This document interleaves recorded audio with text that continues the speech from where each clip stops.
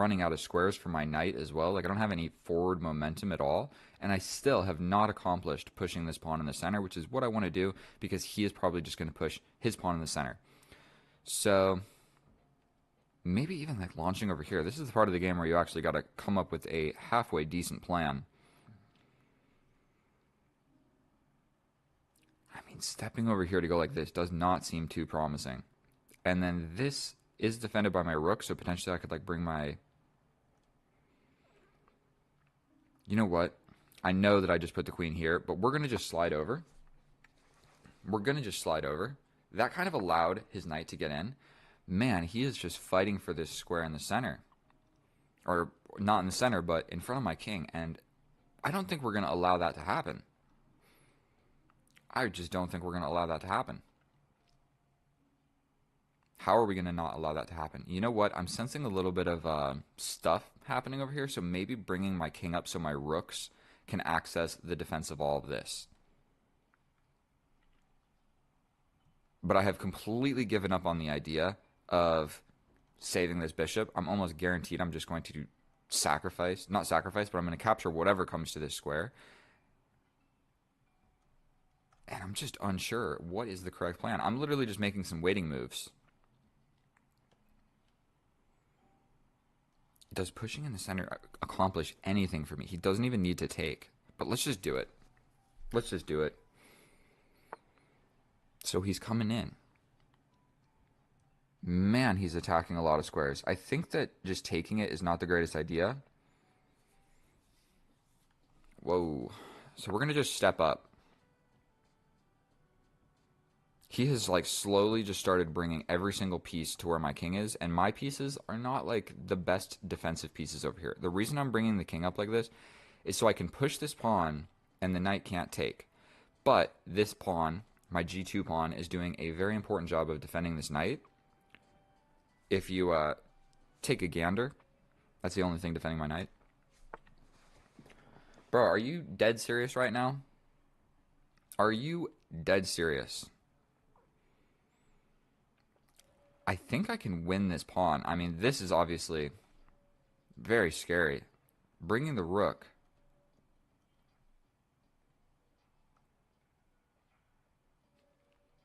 Can I just take that? I mean, it gets his queen in here. We're just going to go for this. We can't push this because this is undefended. But I could just kill the knight and then his rook gets in. Then I play this. Ooh.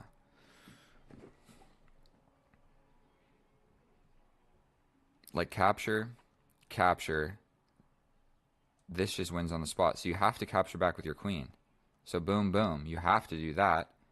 Then I can push forward. This is defended. Maybe eliminating this knight is actually in my best interest. Because I don't think there's really a beautiful way for me to defend this. Like, I can't push forward because he just checkmates me, essentially. I'm just stepping back and then getting checkmated here. So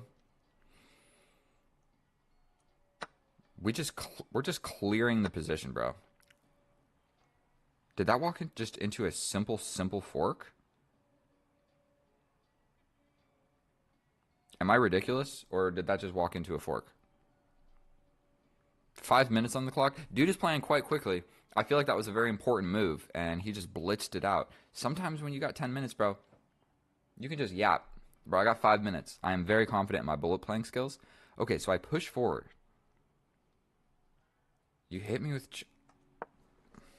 Like, you can grab this, but, bro, I'm grabbing your queen. You have to do something with the queen. And so this is going to really weaken my king. But I'm grabbing a rook, bro. I mean, well, no need to think about it for a million years. Like, I'm definitely grabbing that. He hits me with a check. We go here. He hits me with another check. I step back.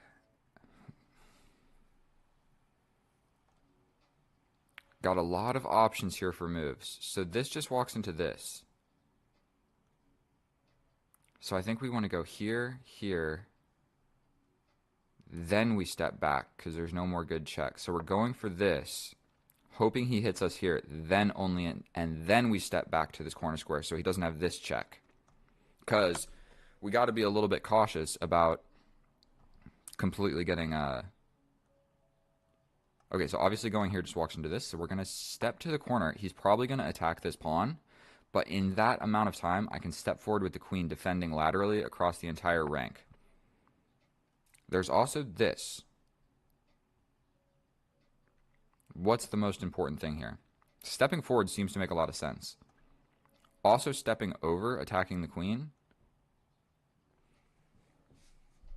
Essentially, we just have to not get checkmated, and we're going to win. So, how are we going to do that? I mean, if we play this, it takes away the rook's infiltration ideas.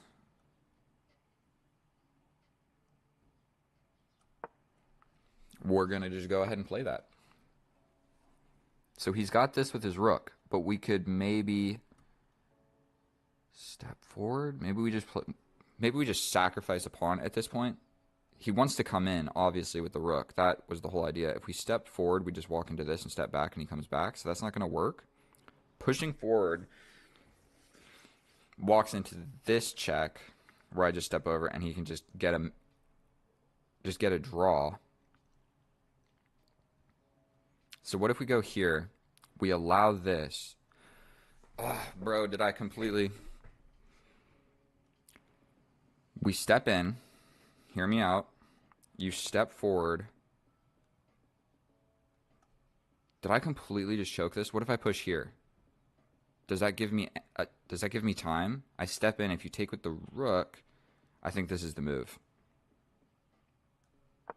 We throw this forward. Now your rook arriving here is not an option, which made me lose the game. So I'm pretty sure that this is like a pawn sacrifice. Or, you know, like if his pawn takes, he gets in the way of the rook being able to get into my position. And that's the only way that I'm losing here. Okay. We solved one problem. Bringing this other rook. Okay, so I'm fairly certain that just going here and just defending this and attacking the queen all in one foul swoop, we need to get this other rook into the action. So stepping over with tempo on the queen, then bringing the other rook over here, seems to make a fair amount of sense. Not sure what that move really did. I can also just like attack the queen.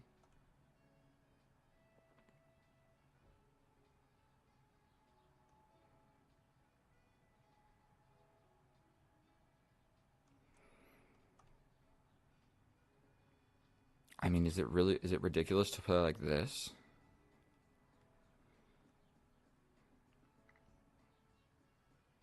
We play this.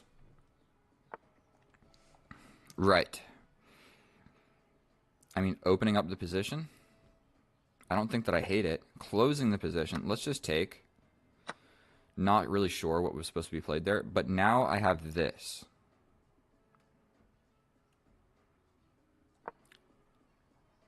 And then I have this. And, bro, I have an extra rook. So, as long as I'm not a retard, I'm going to be able to figure this out. Sorry for saying that word if you guys don't like it. I like the idea of just getting active. We can also threaten this. Ooh. We step in, threatening this, supporting this. We can also pin here. This is also threatening this.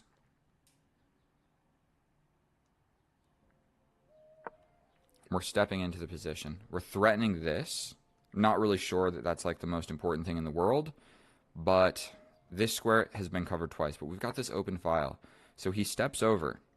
Probably actually a really decent move right there.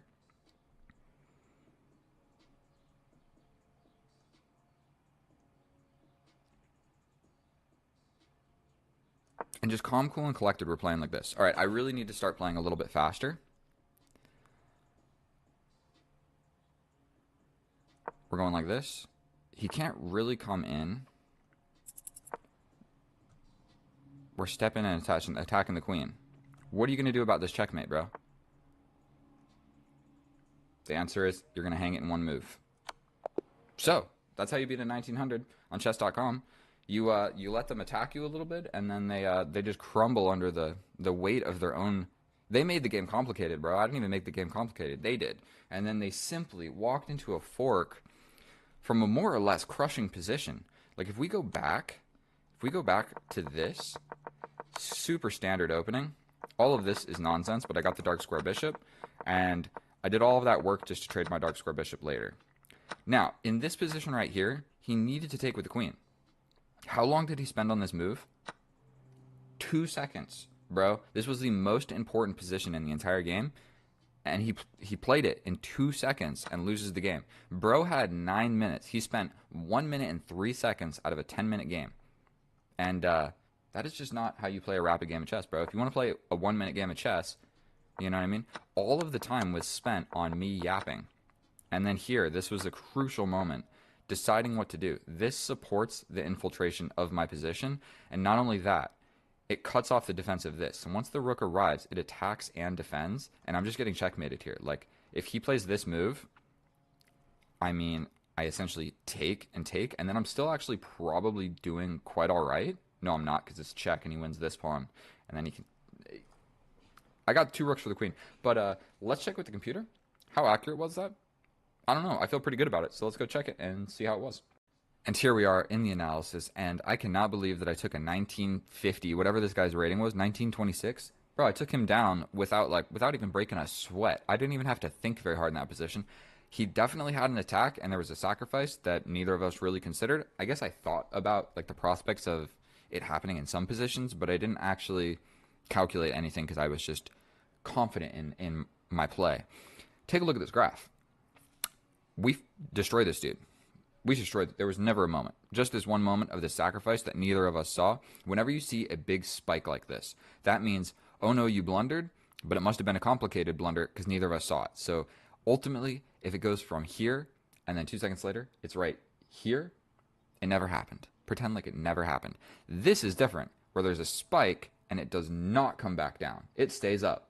Those are real blunders, where they were captured by one side. And so one blunder in my position, 90% accurate, don't hate it, and our opponent 3 blunders, we know what some of those were, and so let's just hop into it. Now, the position that I was alluding to in the center, or in the beginning, not in the center, was this capture right here. I was kind of hoping to play this because I've never actually played it. What I would normally do is capture, the pawn comes, you step back, he gets the knight, you take here, and you have a worse position. Now, why would I go into that line and have a worse position? Because I didn't study openings, and that's just what would happen, okay? And then I became comfortable with it, and I let it happen too many times. The alternative to that is you see the knight come out, and you simply push the pawn, and you defend all of those sacrifice ideas, and then and only then do you bring the knight. But what I wanted to try this game was none of the above. We bring the knight, you capture, and I bring out the queen, where you have to step back to this really strange square. We go ahead and capture, and we go into an equal position. You can... Oh, he's going to capture, and you either go back here or here. Either are pretty much fine. This one's more attacky. This one's more defendy. And so I wanted to try this position, okay? Or you can just be principled and none of the above. None of the above. You push the pawn, no sacrifices, no crazy stuff. You develop another piece. That's all we're doing, playing simple chess. Now, I push this pawn because I don't want to get hit with a pin where this knight jumps in, attacking all of that stuff. So the simple pawn push defends a lot of ideas getting into my position. At the drawback of it's a hook. So if he launches his pawn all the way forward, I'm confronted with a decision, okay? So this move, it gives a place for your bishop. It defends the knight and the bishop from arriving to this g4 square, but you get a hook, okay? So it's got like 3 good things, 1 really bad thing. So it's hard to say it's a okay move. Those are the good and the bad. Now, we just immediately go for this dark square bishop. He can try and run away, but ultimately, I'm just going to chase him around with pawns until I capture him, okay? Now, I could have waited here, and this would have been a moment to where, like, this bishop is never escaping. I'm going to be able to grab him whenever I want. It would have made sense to, like, develop a piece or castle or whatever, because this capture is never going anywhere, okay? So that's 3 minutes into the opening. I think we have covered a considerable amount. Now, I didn't want to capture immediately because it just opens up this file, is why I didn't want to capture. It's actually the best move, but stepping back is just fine as well. And then for whatever reason, a few moves later, I decide to capture, and I give him the open file. And the reason I didn't want to do that, I will be able to illustrate that for you in about 10 moves. So we're just making moves. I'm really not sure what to do. All I know is that I have the bishop, but I have done nothing to get my pieces closer to his king, and I have really done nothing to stop his pieces from getting closer to my king. So you could argue that I'm not playing very good chess. Now, the best move is to step back with the knight. Either way, what move did I even choose? I play a pawn push in the center. Now, this opens up ideas for sacrifices. He can sacrifice here. If I go for this, I'm just really losing, because if the knight gets in, how am I defending all of this stuff? Say I, like, step forward, he's just hitting me with checks. And if I take back, he's just hitting me with more checks. And if I step back, by golly, he's getting into the position with checkmate. So that rook sacrifice, all you need is, you know, more attackers than defenders. And he's got right now 2 attackers, and my rook, you can hardly even call it a defender. So essentially, I've got no defenders. I've got, like, an extra rook, and I'm up, but whatever. So neither of us saw it. That is why this is the spike, okay? Right here in the position. I don't know if it's going to show up on the map. Yes, it is. Can you see the line? Okay. Boom. Blunder, it goes down. You see where the line in the middle is? Then he misses it, so it goes back up. So that's what those spikes are. I blunder, he didn't see the idea, and he blunders right back. So the position is unchanged, essentially, from before and after this blunder. We step forward. Best move. I realize maybe I'm going to want to bring my rooks behind, and I'm definitely going to want to defend this with at least another piece. So we capture, and I capture here for a really simple idea. That knight was attacking crucial squares in my position. My bishop was kind of doing nothing, so trading it off makes a lot of sense. And in this position, he can capture 1, 2, 3 different ways, and only one of them loses. If he captures the queen, it's just a completely equal position. We push here, he gets into the position. I mean, maybe we like launch a pawn, we do something. He's still got the attack. He's still essentially the one applying pressure here. He's attacking this pawn. He's attacking this pawn. My king is kind of ugly, and you're really happy and ready to double up, okay? If you capture with the pawn, then okay. Then I'm just kind of getting sandwiched. Like, you're ready for like maybe a pawn sacrifice here to open up the position, or like even this, and then you are grabbing this square on my position. Long story short, he spent 2 seconds on this move right here, which walks into a simple fork. Sucks for him. I'm sorry to our opponent for playing this, but sometimes this was a little bit of hope chess, capturing and realizing that this option was there, and boom, it's there. And like, yes, we ruined my pawn structure. Now this is a little bit instructive. My little king dance that I did here, I realized that this check was going to be annoying and this pawn is weak. So the best practice here is to step over, then he hits you with check, and then and only then do you step back to the corner, because his queen arriving to this square and giving this check is no longer an option. Technically, everything is winning, so you don't got to worry about it. But we go here, and then best move. So what we're really worried about is this. So check this out. If I play anything else, then I'm completely lost, because the rook arrives. Yes, I can take, but he gets this with check. I step up, and then he gets this pawn. And I'm just completely losing. Like, yes, I have the 2 rooks for the queen, but my pawns are separated. Everything in the position is weak. His king is safe. All of his pawns are, like, super secure. And my 2 rooks kind of suck against this queen right now. And so, yeah, in this position, I just am completely losing. And say that I try and run away, well, then I'm just going to get checkmated. Well, he'll probably bring the queen. I step over, then he checkmates me some other way. I'm going to lose the game. So the only good way to defend that is step up with the king, but that's also not great because you can still just jump in, and then, I don't know, it's just not what you want. Throwing this pawn forward blocks this square from the rook, okay? The rook either is going to arrive here, and we trade it, and he replaces it with a pawn. Long story short, the queen, it just cuts the rook off from the square. So this is just a pawn push, but it's really kind of important. This is the square that we're worried about, so we just jump past it.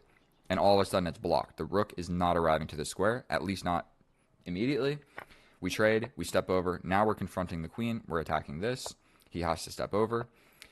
Now we just put my rook to a nice little active square. We trade off. And the reason that I trade off here is because, boom, boom, now I have an open file. Okay? So he steps back. I go ahead and just threaten checkmate in 1. We go ahead and just pin this. So now if the rook goes anywhere, I'm pretty much just going to take the queen with check. So it's just my queen is uber active, and I'm threatening this because I can just take this pawn for free because the pin on the king. Okay? Now, I can sacrifice here, and if he takes, I take here. And then I'm threatening checkmate here. That's kind of unstoppable. The only way to stop it would be to trade the queens. Completely winning. But you can just be simple. Double the rooks. Get into the position. And then what is he supposed to do here realistically? Like, you just step over. I mean, I take. You take with this. And, bro, I've just got 2 rooks versus 1. I'm winning this every single time. Thank you so much for watching my video. Absolutely crushed that guy. I feel bad. We'll try another one. Maybe I lose. But one thing that I've been doing is playing just casual games against pretty much only higher rated opponents. Okay, that's not true. Whatever opponent wants to play me, but I've been doing a lot of casual games against like 2000s, 2100s, and I think that's really helping me out because I'm like 2000 on a good day on Lee Chess, and so I'm just playing people that are better than me, and it's forcing me to get better.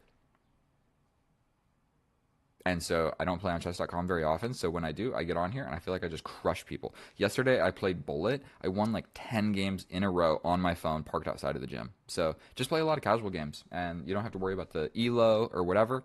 And then when you come back and you play a rated game, I feel like you're just better than your opponent at that point. So thank you so much for watching the video. I'll see you guys in the next one. I love you. Bye.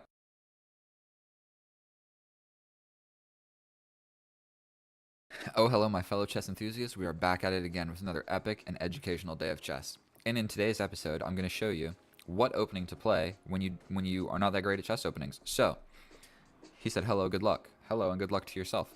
So, we start with c6 no matter what. Because there's a chance we go into the Caro-Kann. Not really anymore, but, you know, it is what it is.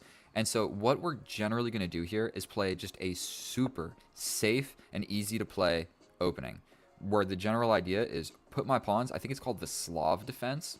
I'm not even 100% sure. I am so bad at the names of the openings. But we're going to lock my bishop outside of the pawn chain. If you see, I've got a beautiful structure of pawns. Now, he could have just simply gone for my light square bishop. Trading this off is such a good idea for me because literally, like I explained, we put so many pawns on light squares, so my dark square bishop is good and my light square bishop sucks. So we have the opportunity to trade it off into complete equality. And so this pawn push, it does work. He can also take here and try and have ideas of this. But now I think we're just going to go ahead and bring the knight. And so this pawn push, the general idea for it is if they capture, we take back with the bishop and we get to develop just for free, essentially. And we have a place to put our knight. This is the natural development square for our knight. So just like this knight, this is the natural development square for this knight. So it's hard to say, am I supposed to play this first or play this first or push forward or capture? It's hard to say. I mean, if we capture, he just comes in with this. If he captures with the pawn, it ruins this pawn structure slightly. I'm not sure if that's like good or bad for either of us, but we're going to just go for it. And if he attacks with the bishop, we're going to just develop our bishop. So easy to play. All of these opening principles are so easy to play. So if he takes with the bishop, we're just essentially going to try and rush into an endgame. And so the best chess opening that you can play is keep an equal position, trade everything off, get into an endgame, and that's where you'll win the game. Unless you're trying to get like some crazy tactics. So essentially what we're going to do here is, we're going to develop the bishop. If he takes here, we take. Then this is still defended. If he slides back, we're going to ruin his pawn structure. He gets a little bit of an open file right here. We're going to take this opportunity to trade. He's going to capture back with something. Most likely this pawn would make more sense. Okay, or you play like this. And he can castle this way. I can also castle this way. As it stands, I'm not really sure what is better. Something to note is this pawn is under a little bit of attack. So castling this way, it just becomes really scary. So what I'm going to do is I'm going to just take a step forward. I mean, this is defended twice, so no reason to panic. But I'm going to develop my queen. Now I have the possibility of castling this way. And I did it with tempo, attacking this pawn. And so essentially, if I attack this pawn and he comes over, I can get this pawn. He comes in here. I can hit him with a check. He has to step up or bring the rook back or something. It's not really always advisable to go pawn grabbing with your queen. So like this pretty much would, man, I'm bad at these arrows. If I capture here, it just walks directly into this. And then I got to step aside. And then he gets into my position. And his rook being here, because at that point he can just castle. And then attack my queen, like, I don't know. And then bring the rook, and then I got real problems. Real problems. But if he castles kingside, if he goes for the castle right now. Oh, my necklace is all messed up. Excellent move. Excellent move. If he wants to get into my position, he'll be attacking a lot of different things. I think we're just going to push this forward so that this isn't scary anymore. His knight can get in. Oh, yes, that's true. But this is still an option. If I castle and then grab this, hard to say. Is he going to castle? If he castles this way, I'm castling this way. And what we're trying to do is just play simple chess. I don't think this entire game of chess I've played anything complicated. Like just pawns on light squares, bishop outside of the pawn chain, trade off the light square bishop because all of the pawns are on light squares. Go for a pawn break so I have a place to put my knight. Develop a piece. Trade. Develop a piece. Trade. Trade. So far, these are very easy moves. Castling this way just seems really scary because he's got these open files or semi-open files looking at my pawns.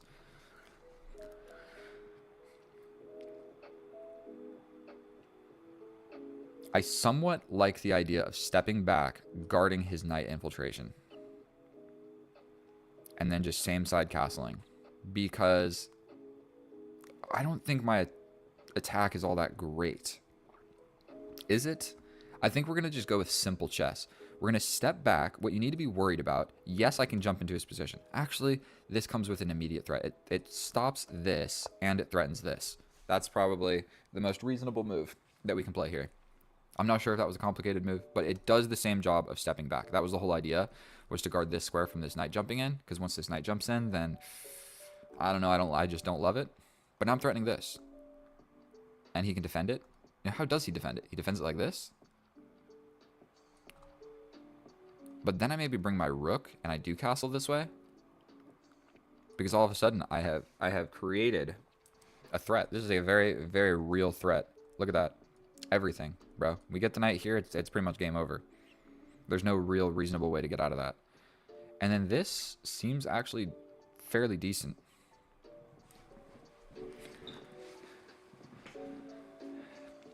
And so we're just playing simple chess.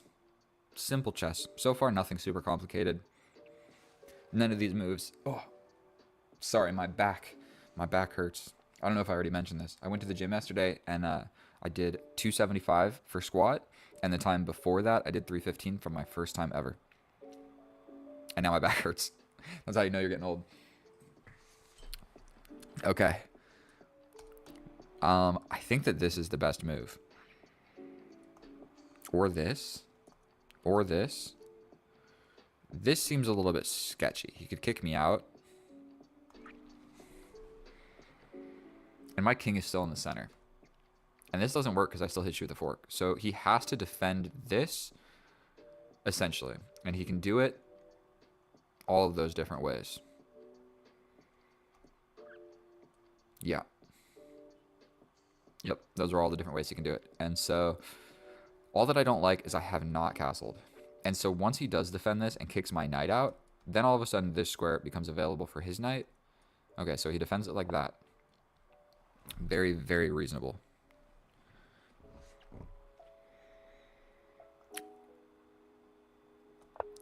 Simple chess. You castled, I castled. Now we've got the kings on the same side of the board. So his little 4-on-3 pawn structure, I don't know how you want to even classify this. I've got 2 pawns. That is just a strange move. That is just a strange move. It still has the forking ideas. But I like the idea of bringing my rooks like this. But he's going for the... Ah, okay. It makes sense now. He's doing that so he can push this pawn so this one is defended. I guess I can slide over. I mean, that kind of would allow this. But I could step over. If this happens, then I get in. Because this cuts off the queen from seeing it. So this move actually maybe makes sense. One of these 2 moves. I suppose this one because I'm going to want my knight to go there. If something doesn't work out beautifully.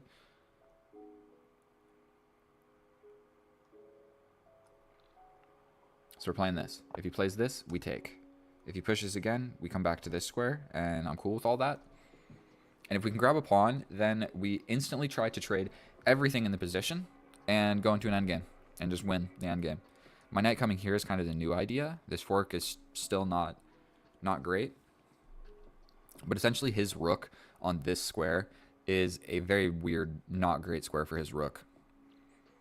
So if he's able to untangle, he's good to go. I need a little bit of water. This is your daily water break. Drink some water. Look how big this thing is. It's not a joke.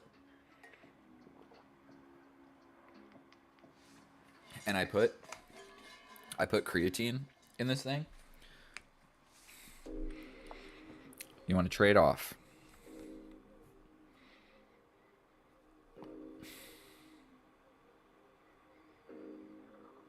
Let's just play simple chess. Simple chess. Did I need to do that? No. I could have solidified it. I could have played more actively. Now I step forward and attack the rook and this pawn. I hope that made sense. We're attacking this rook. We're attacking this pawn. How do you defend both? Not sure, bro. I didn't even calculate that, but I just figured we get rid of the knights. I kind of thought he was going to step forward with the king was my what I thought. But this is all of a sudden the threat.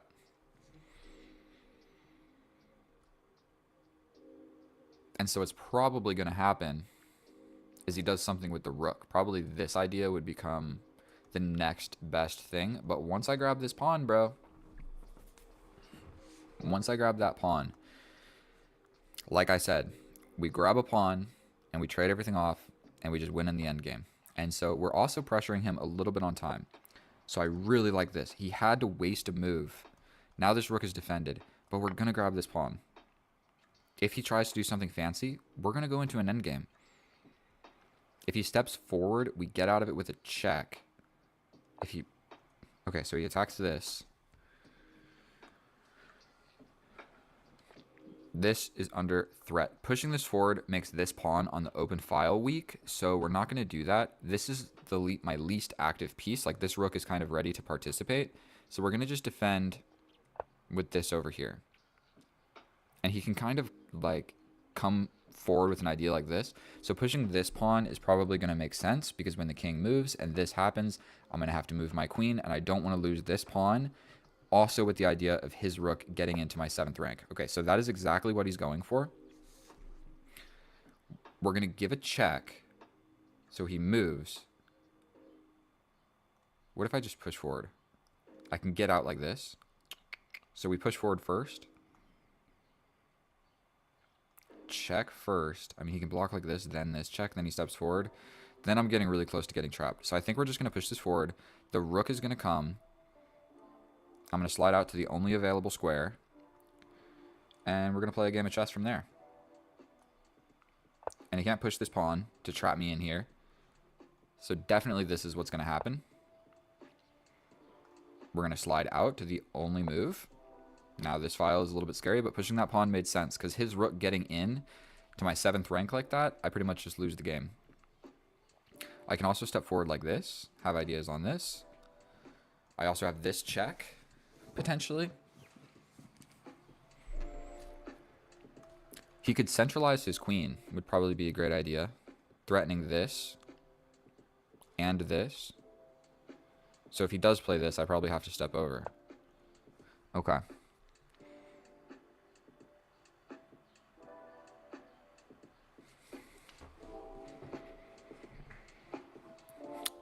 What to play, what to play.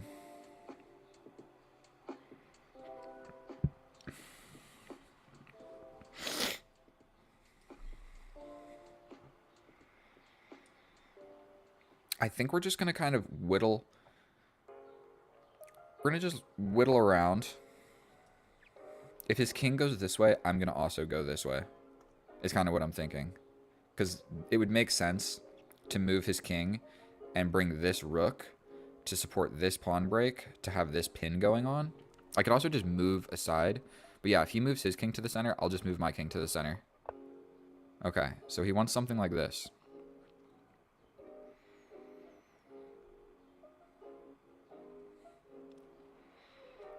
And again, like I said, we kind of just need to make some moves.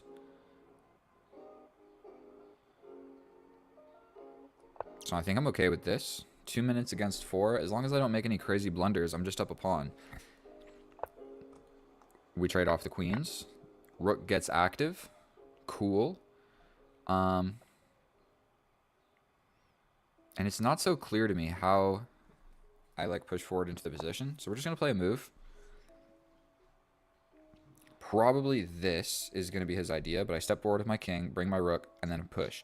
Then go for a pawn break, and when he takes, I take with the rook. Okay, so generally what I'm seeing here is going into a king and pawn endgame where I can just be winning up a pawn. And he has like a kind of weird pawn structure over here. So if he brings the rook, I can bring the king. If he locks it down, I attack. If he takes, then I'm just chilling. Okay. I can also bring my rook here, because now this became an idea. So I can do two things. This type of sacrifice would equalize the game right now, and I would lose my entire advantage. So stepping forward with the king, let's go with the defense of this and blocks the rook. So stepping over like this makes more sense. Then I push. I think this is the more flexible move, where if he takes, I take. No, it's just not going to work anymore because now this is defended, so this whole idea doesn't work. This would have also worked because take. So if I go in, take, and I think we're just chilling. We push forward. He's going to step back. I push, take. That's weird. But if I push in here, take. So it's not going to work immediately. So if I bring my king to this square, it does work. And we're going to do so like this. If he pushes forward, this rook no longer sees this square, so then it does work. So take, and I could even take with the rook at that point. And if he takes, then my rook gets active. He's getting dangerously low on time, which I don't want to let him lose on time, because playing this up a pawn rook endgame is very important. So he's going for this, but I'm okay with it. So we're just going to step forward. If he goes for this, we just take. Rook gets in. If I go for this, then take. Ooh, scary. But okay, so now this works, right? I've got enough things looking at it. Here.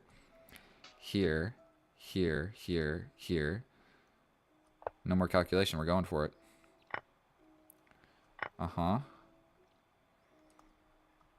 And now this is the moment of truth. My king is touching this square. If he doesn't take, I push forward with check, and then my extra pawn becomes a passed pawn. So we're going to do this. We take. If he takes, we take, and then my king is in the center. So potentially this has, we have the potential to trade off everything in the position. He can run away and keep the rook on the board. That's the best move. That was the worst move. I'm very close to just coming in. I think we just go ahead and play a pawn move. You got to be careful here. These pawns suck. So what if I go like this?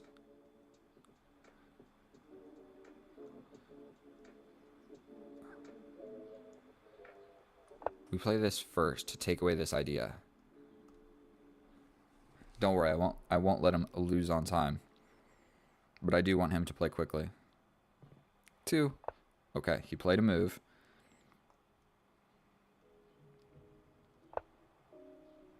Not sure. This is my extra pawn, but this is a weird structure. So now I can't actually get into the position. If I play this, he just pushes, but then I can step over. So I'm going to play this first. I gave him time. I almost let him just lose on time right there. Now do I step over? If he steps in, we do some stuff over here. I think it's kind of interchangeable. I think we're just going to push this. And the general idea is to trade off the pawns. We're trying to just trade off these pawns here. We push. If he pushes here, I take. What if I just go for this? He steps in.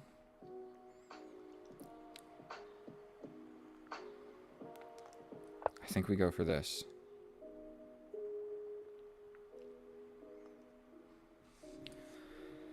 He takes, I take. He's kind of slow on getting in, so I push this pawn. Right? He could stop it. But if the king leaves this file, I can distract him. He resigned. Okay, so generally what's going to happen here is, say he steps back, I step forward. If he blocks this pawn, I go for this one. And at some point, I can just push this pawn. And once this one's gone, we're good to go. And so that was a super simple, easy game of chess. It took 20 minutes. I think I played fairly accurate. Let's fly through this real quick. Was there anything I missed? We play the easiest opening known to man, trade off the light square bishop, pawns are on light squares, make a pawn break, put the knight on a natural square, knight on a piece comes to our side of the board, we get rid of it, trade off equally, trade equally. His position is a little bit funky at this point. Now that the rooks don't see each other, it's very unadvisable to play a move like this. You don't want to make a rook on the side of the board to defend a pawn push to attack a knight. It's just not a good use of a rook, and because of it, this rook became undefended. Now, how would it have worked? Yeah, if I would have just taken here and he stepped forward with the king, that is kind of what I thought was going to happen, then this whole idea didn't work. And so he took with the queen. I didn't like that move because I felt like getting the king off the back rank just made more sense. I didn't even see the whole tactic of this, but whatever. We grabbed a pawn, and then we just slowly started advancing things. And so we completely dedicated ourselves to this pawn push. We brought the king, so now we have a pawn, 2 rooks, and a king looking at this square. And basically, this offers the trade of those rooks. He could have stayed in the game by just sliding all the way back. That is what he should have done. And so it's still, I'm slightly winning. But once he trades here, then I'm up a pawn with a ruined pawn structure. So I'm still winning even if he plays this. But when he captures, he's guaranteed to lose. If you keep a rook on the board, you've got checks, you've got different ideas, you can very easily go up some pawns. But once he trades off, and this is the position, he's screwed. There's nothing that he can do. And so let's check it with the computer and see how accurate that actually was. I hope that that was a simple, easy to digest way to play chess. And so we're going to check out the computer. I'll see you over there. And here we are in the analysis, and oh boy, I played a very accurate game. And so it was all just came from playing simple, easy to find moves. Nothing crazy, no crazy tactics, nothing like that. And we just get up a pawn and we're good to go. And so if we look at the graph, we can see this was generally just a slow conversion. There was one tactic that I missed where I was going to lose a pawn. So he had an opportunity to go up a pawn as well. But then once I go up this pawn, we just traded things off equally. Here it says that I threw it away to a draw, but I'm going to be straight up with you. It wasn't a draw. It sometimes says that when it's like a king and 1 rook or whatever, and I have an extra pawn. It's still a draw, but I'm going to let you know that like 90% of the time, neither of us are going to be able to play perfectly, and it ends up in a draw. So one mistake will be made, and it's no longer a draw. So it will say that sometimes. But if it's rooks and pawns, or like even like a knight and pawns or something, it's hard to play it 100% accurate, so it's actually a draw from both of our ends. And so the easiest chess opening known to man, we put the pawns on light squares, we develop the bishop, we close the pawn chain, we're good to go. All of these moves incredibly simple. We trade this off because we put all of the pawns on light squares. All right, I've explained that like 4 times. I'm not going to explain it again, but we have pawns on light squares. We trade off the light square bishop, okay? Then we push this. It's not the greatest move, but whatever. We have a place to put our knight. Not there, but there. Okay, we developed the knight. That's why we pushed the pawn. Then we develop this knight. We take, and I step forward attacking this. Now, the reason that it doesn't work is I step in. If he takes, if I take with the queen, he can take here, and I can't take back this pawn. Because if I do, he hits me with this, and then I'm losing. So I would lose the bishop. So essentially, if all of that happened and he captures this pawn, I just can't take it. I just have to step back, and he's up a pawn. And so that was his opportunity to see all of that, and he didn't. So we trade this off equally. Maybe I should show the best moves. We trade in the middle. We get active with our queen. We're attacking something. Even if I had the opportunity to grab this pawn, I don't think I was going to do it because it's just too risky. We then push this forward, best move.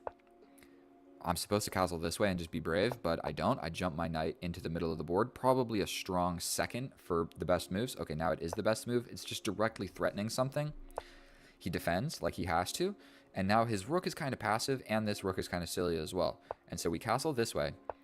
He pushes his rook here. It's one of the best moves.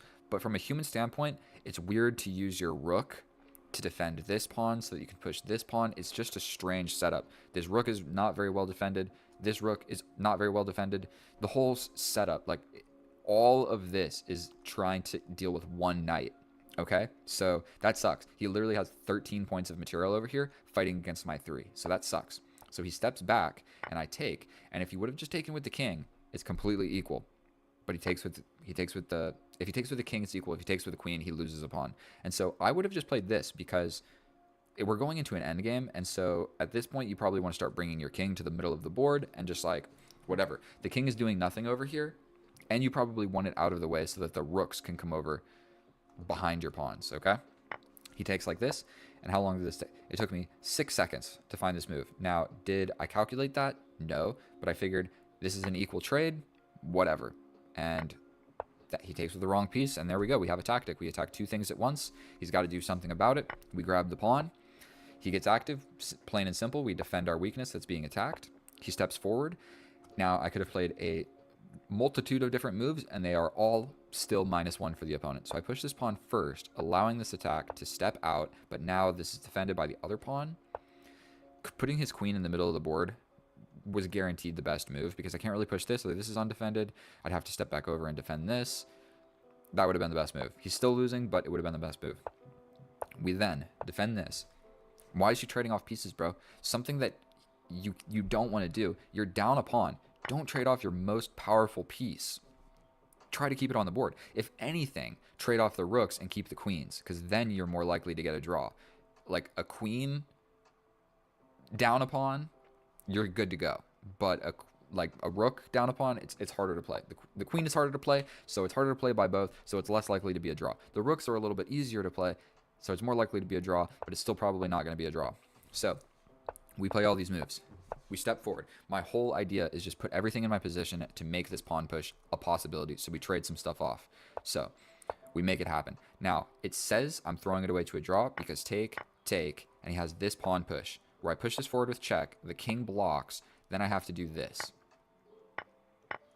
And it's still a draw. They're saying that it's a draw, but I'm letting you know right now, probably not.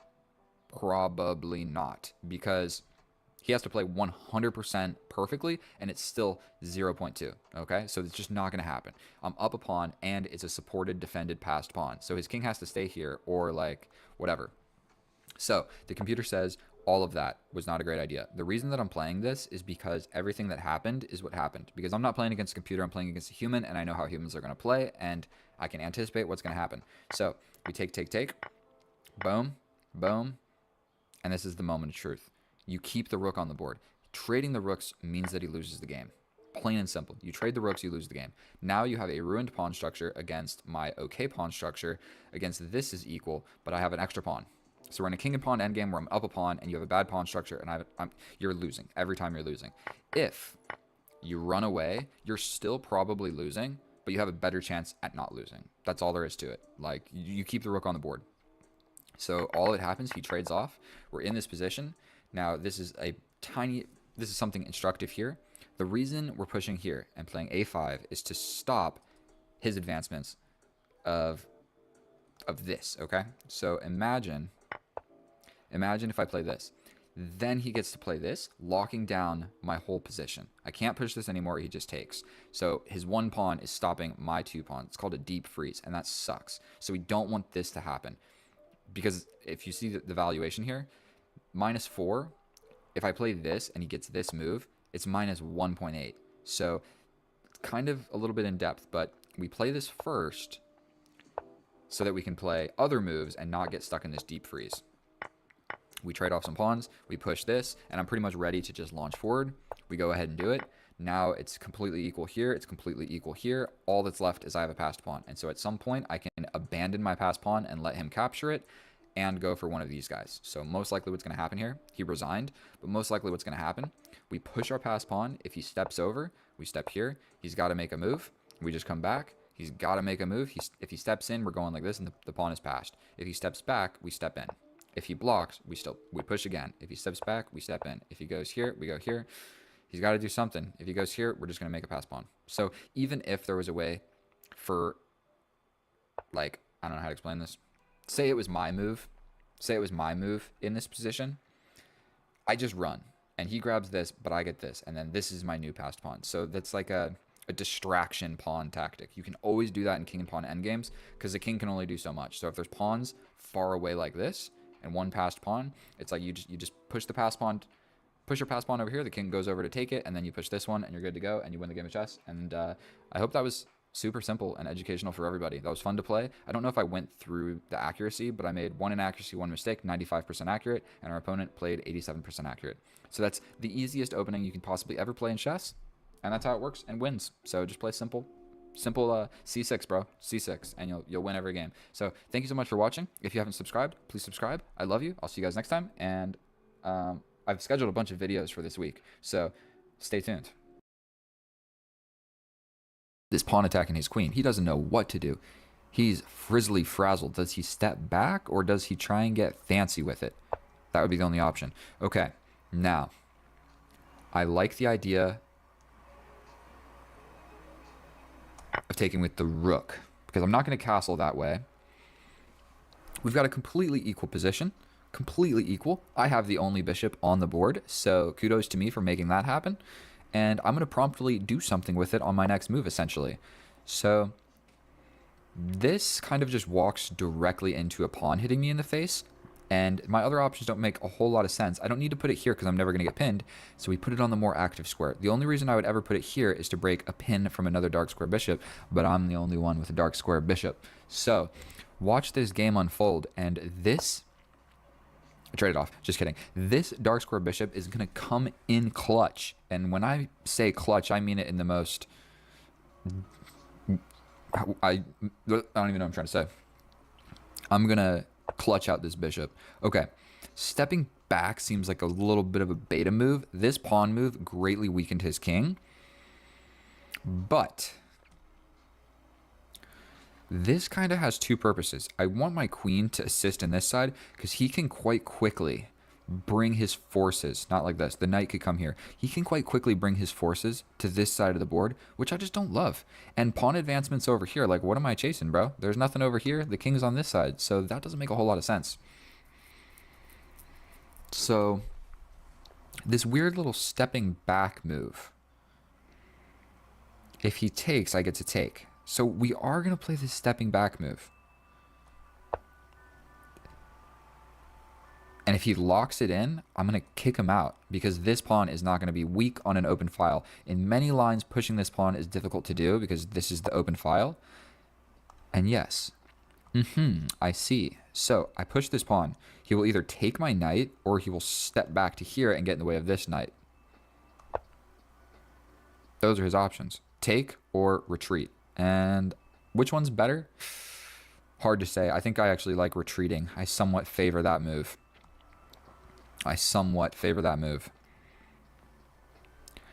And we're in the thick of it. We're in the thick of it, boys. And my one female viewer that... I'm not even going to give myself... like 1% of my viewership is female, by the way. If there's a girl watching this, go ahead and send me your Instagram or whatever. But... in the case, I get like 100 views a video. 1% of that is females of my entire time making videos. So the probability of a female watching this video, it's just us, boys. It's just us, and we're just moving horses and bishops around the board. I like the idea of this. Immediately apply pressure to this pawn. What I am scared of is this. So hold on a gosh darn second. Luckily, all these pawns are on light squares, so my dark square bishop is the best bishop on the board by far. So what should I do? What should I do? Scoot over with the queen? I feel like an attack is kind of brewing. This side of the board is like frozen. So you know what?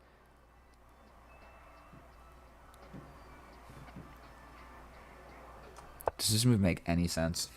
What am I even trying to accomplish here? I want to share something with you guys. I only drink water, for one. Coffee and water.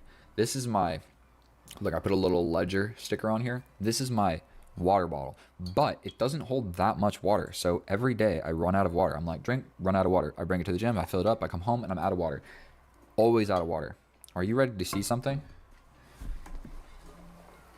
Your boy is never going to run out of water. Look at the size difference. Look at the size difference of this thing. This is you. And this is the guy you're worried about. All right? That thing is a gallon of water in a metal casing. Okay. He's got the double-barreled bazooka. Rook's looking at my position. Bro, what if I just take a little cheeky step forward?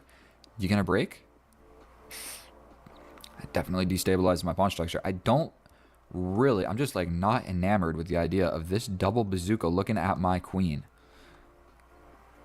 seems to be a little bit of a peculiar situation for my queen, because do I step into this or do I step aside and step one step further away from this potential onslaught with these pawns pushing down the board? And once this guy slides over, the knight's coming, and then this is coming, and then I'm going to take, and then the knight could jump in. Oof. Knights are good in closed structures. Bishops suck in closed structures, and this would be a closed-ish structure. What if I just push, bro? How many pawns are you really going to push? We go here. If he pushes, we take. If he takes, I push. If he pushes, I push. If he takes, I take. If he slides over, that's all I'm going to calculate. That's all I'm going to calculate. Now I have a place to kind of hide my queen behind the pawns instead of getting a little pawn jammed in my face. Got a little place to hide. Yeah, we need some. I need to make some pawn trades is what I need to do. So, like, is all of this a terrible idea? We lock it down. We lock it down. No questions asked. I don't have to take that. We lock it down. This pawn push comes in, we take it for free. We locked it down on the light squares. One more pawn push, and I have my entire position. So he's going for this. But you know what? I think I'm in time to step forward. If this file opens up, this move might be a tad bit unnecessary. And I've got a couple holes in my position for this knight. So if the knight jumps in right here, I'm just going to kill it. We're going to step forward. This is what we need to be worried about. I've got a couple holes on the dark squares because I have so many pawns on the light squares. See how that works? So when a pawn is on a light square, it also attacks the light squares. When a pawn is on a dark square, it attacks the dark squares. And so it looks like he's going for this. And if he takes, I'm going to push here. And if he pushes here and he takes, these guys see each other. If he pushes, and that's already there. So if I go boom, boom, and he hits me with a check, yes, I have to do something with my king like this. And it's really, really slow. Like I push, you know what? Did that just happen? If I lose the game now, we get to blame it on that. I made a mouse slip. We blame the mouse slip. Does it even change anything? The position is still more or less the same. Obviously I meant to go here to address the file opening with my super uber duper defended rook. And this rook is doing a great job defending this pawn. Unfortunately, I don't think anything is ever going to be attacking this pawn. So this rook needs to get a new job, such as boom, or like trading here and then being the rook over here once this one dies. Okay. That's a little bit spooky. I'm still quite content with my calculation here. Boom. So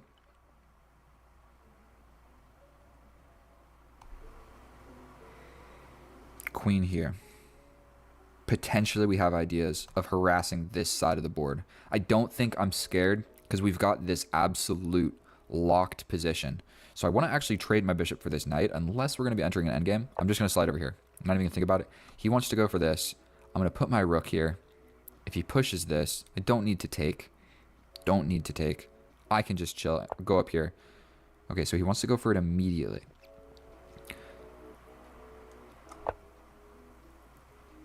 So we're doing this.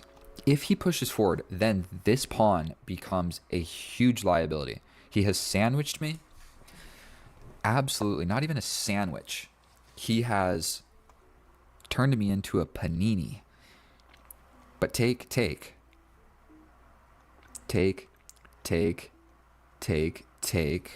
check.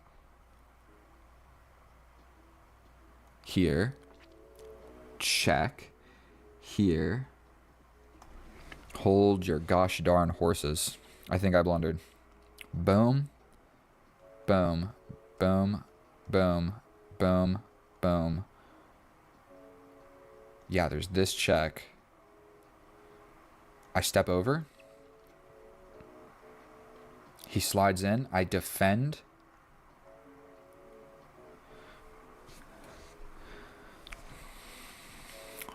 We lock it down on this side of the board, just doing absolutely nothing. Oh boy, I'm a little bit scared.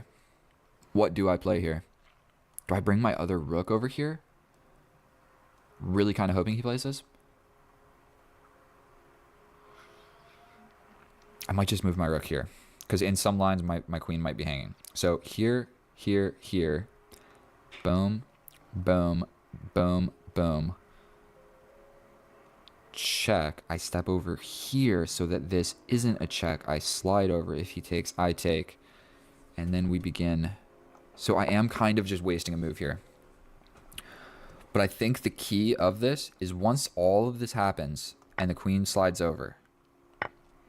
So boom, boom. Please let my calculation skills be somewhat decent. I can, for two, I can just block. And then we hop into an endgame.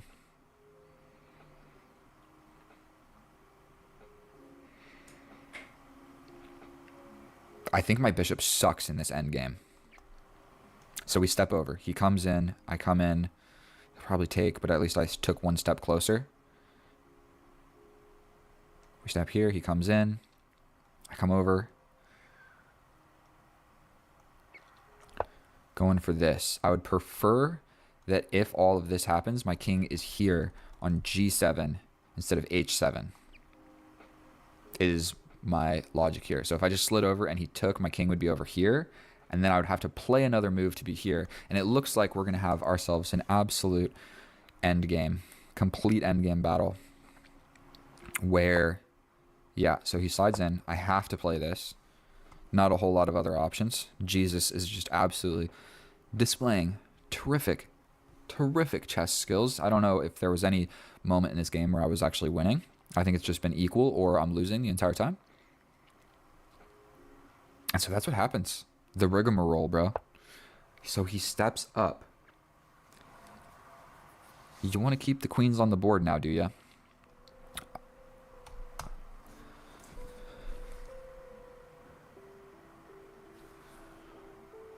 What if I attack here? And we let this happen and we go into a queen endgame? That locks your pawn. Let's just go for this. I would be okay with a trade occurring, actually, because I think his knight, believe it or not, is better. Like if his knight gets to this square and I'm not able to trade it off, I'm actually in a little bit of trouble. So if I can just kill the knight, the only benefit is if he pushes this. But the only time that my dark square bishop is a good bishop is if I get behind the pawns. And that is just looking like an impossible challenge. I can't do it over here. I can't do it here. I can't do it here. So yeah.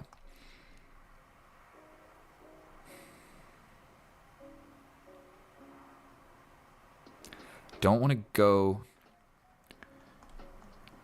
We're going over here. If this pawn push comes, we jump forward. If he trades, I take. And then him bringing the knight might be hard because I do cover a lot of these squares.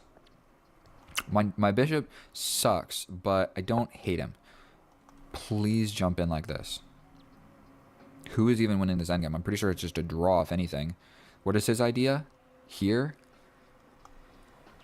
Here, here, here. He jumps in. I take. Let's just go for it. King and pawn endgame. How good is your king and pawn endgame skills, bro? Because I got my bishop, bro. Your knight, I'm killing it. And sort of ruining your pawn. Yeah, ruining your pawn structures. You could, however you take, you are weakening something in the position. So I don't know if he really wants to do that. He could step in. But by golly. If he chooses to do so, I step forward. Now would you look at that? We do this. If he takes, I take. He has no great way of attacking it. I push, I'm defending, and I'm ready to push and sneak behind. So what we're going to do is have a little Mexican standoff with the queens looking at each other right now. The kings touching. Is this my time to shine? I step forward. This is the square. This is the square I want my queen to be on. Just like he wanted his queen there. All right, maybe I shouldn't demonstrate this. You jump in. I hit you with a check first. Oh. Okay. Now I kind of like the idea.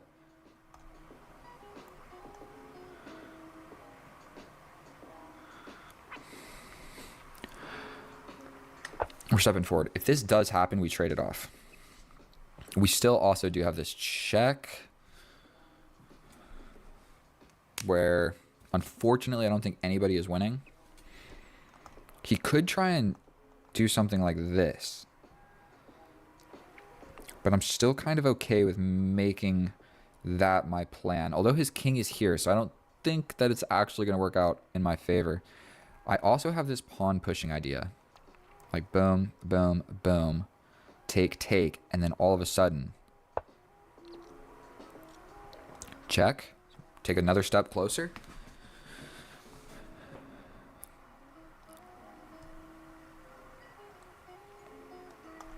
We step in. Here, here, here.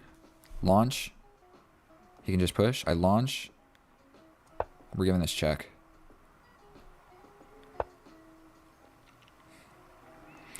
Let's shuffle around a bit. I'm lower on the clock.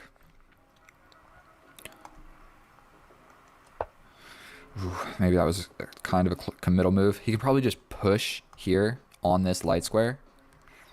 And then it's a little bit tricky. A little bit tricky to make a pawn break. So yeah, he can just play this. Come on, bro. Let's trade something off. Let's not make this a draw. This is absolutely a drawn position. But with 1 minute and 2.5 on the clock, actually perfect play. Ooh. Ooh. He wants to get in. Check.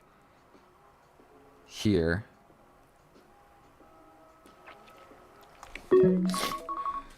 Sorry, that was my alarm.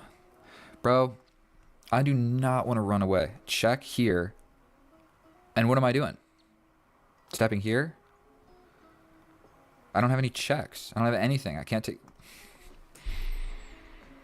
He launches in. Boom, boom. 35 seconds. What do I do here? Do I slide back and just play uber defense here? I can defend like this. Sliding over here. This. This. This. I mean, I'm pretty much going to have to do this, but we don't like this. So we're sliding over with the queen. 23 seconds. What am I doing? What in tarnation am I doing?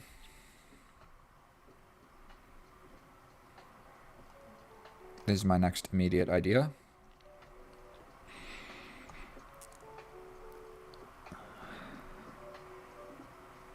We're stepping the king over. Looking like he's also got this. So if I was to step here, he's got... We step in like this. We are defending both pawns. He's got this check. But now the queens don't see each other, so it's less scary. I will still have to trade this off.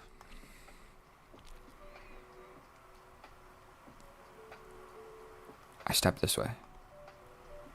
I have to, right? I can push this pawn. You can push this pawn. I'll just take.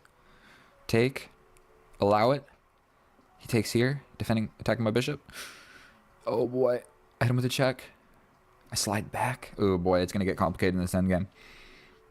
It is about to get balls to the wall complicated. Our boy's got 1 minute. I got 19 seconds. Ah! Let's go. Come on, bro. Okay, we just take. Not even going to think about it. He does have this now. He does have this. I can push forward. I have this. Excuse me, my friend. You have the potential to make a passed pawn. I have a passed pawn. Oh boy. Push.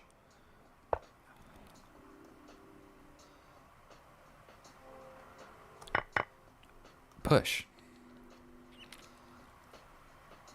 Here, here, here, here.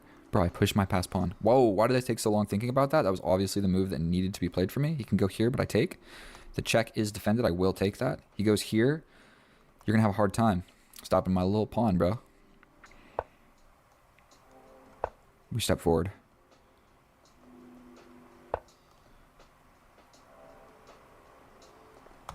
We super activate this.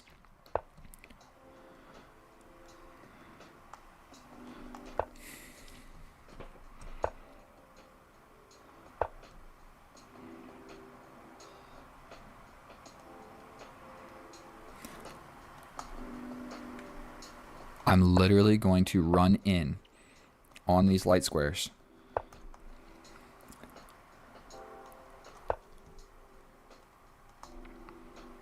I'm coming over here, bro. I am not afraid. I am afraid, but I'm going to pretend like I'm not. If he takes, he loses, I believe. If he goes back, I step here. He can push and go for the potential. He can make a pass pawn over here. And if my king is all the way up here, I'm not really going to stop it, but I think that I'm just winning. My stuff is pretty advanced. Here, here, here. Here, here. I'm going for this. Take, take.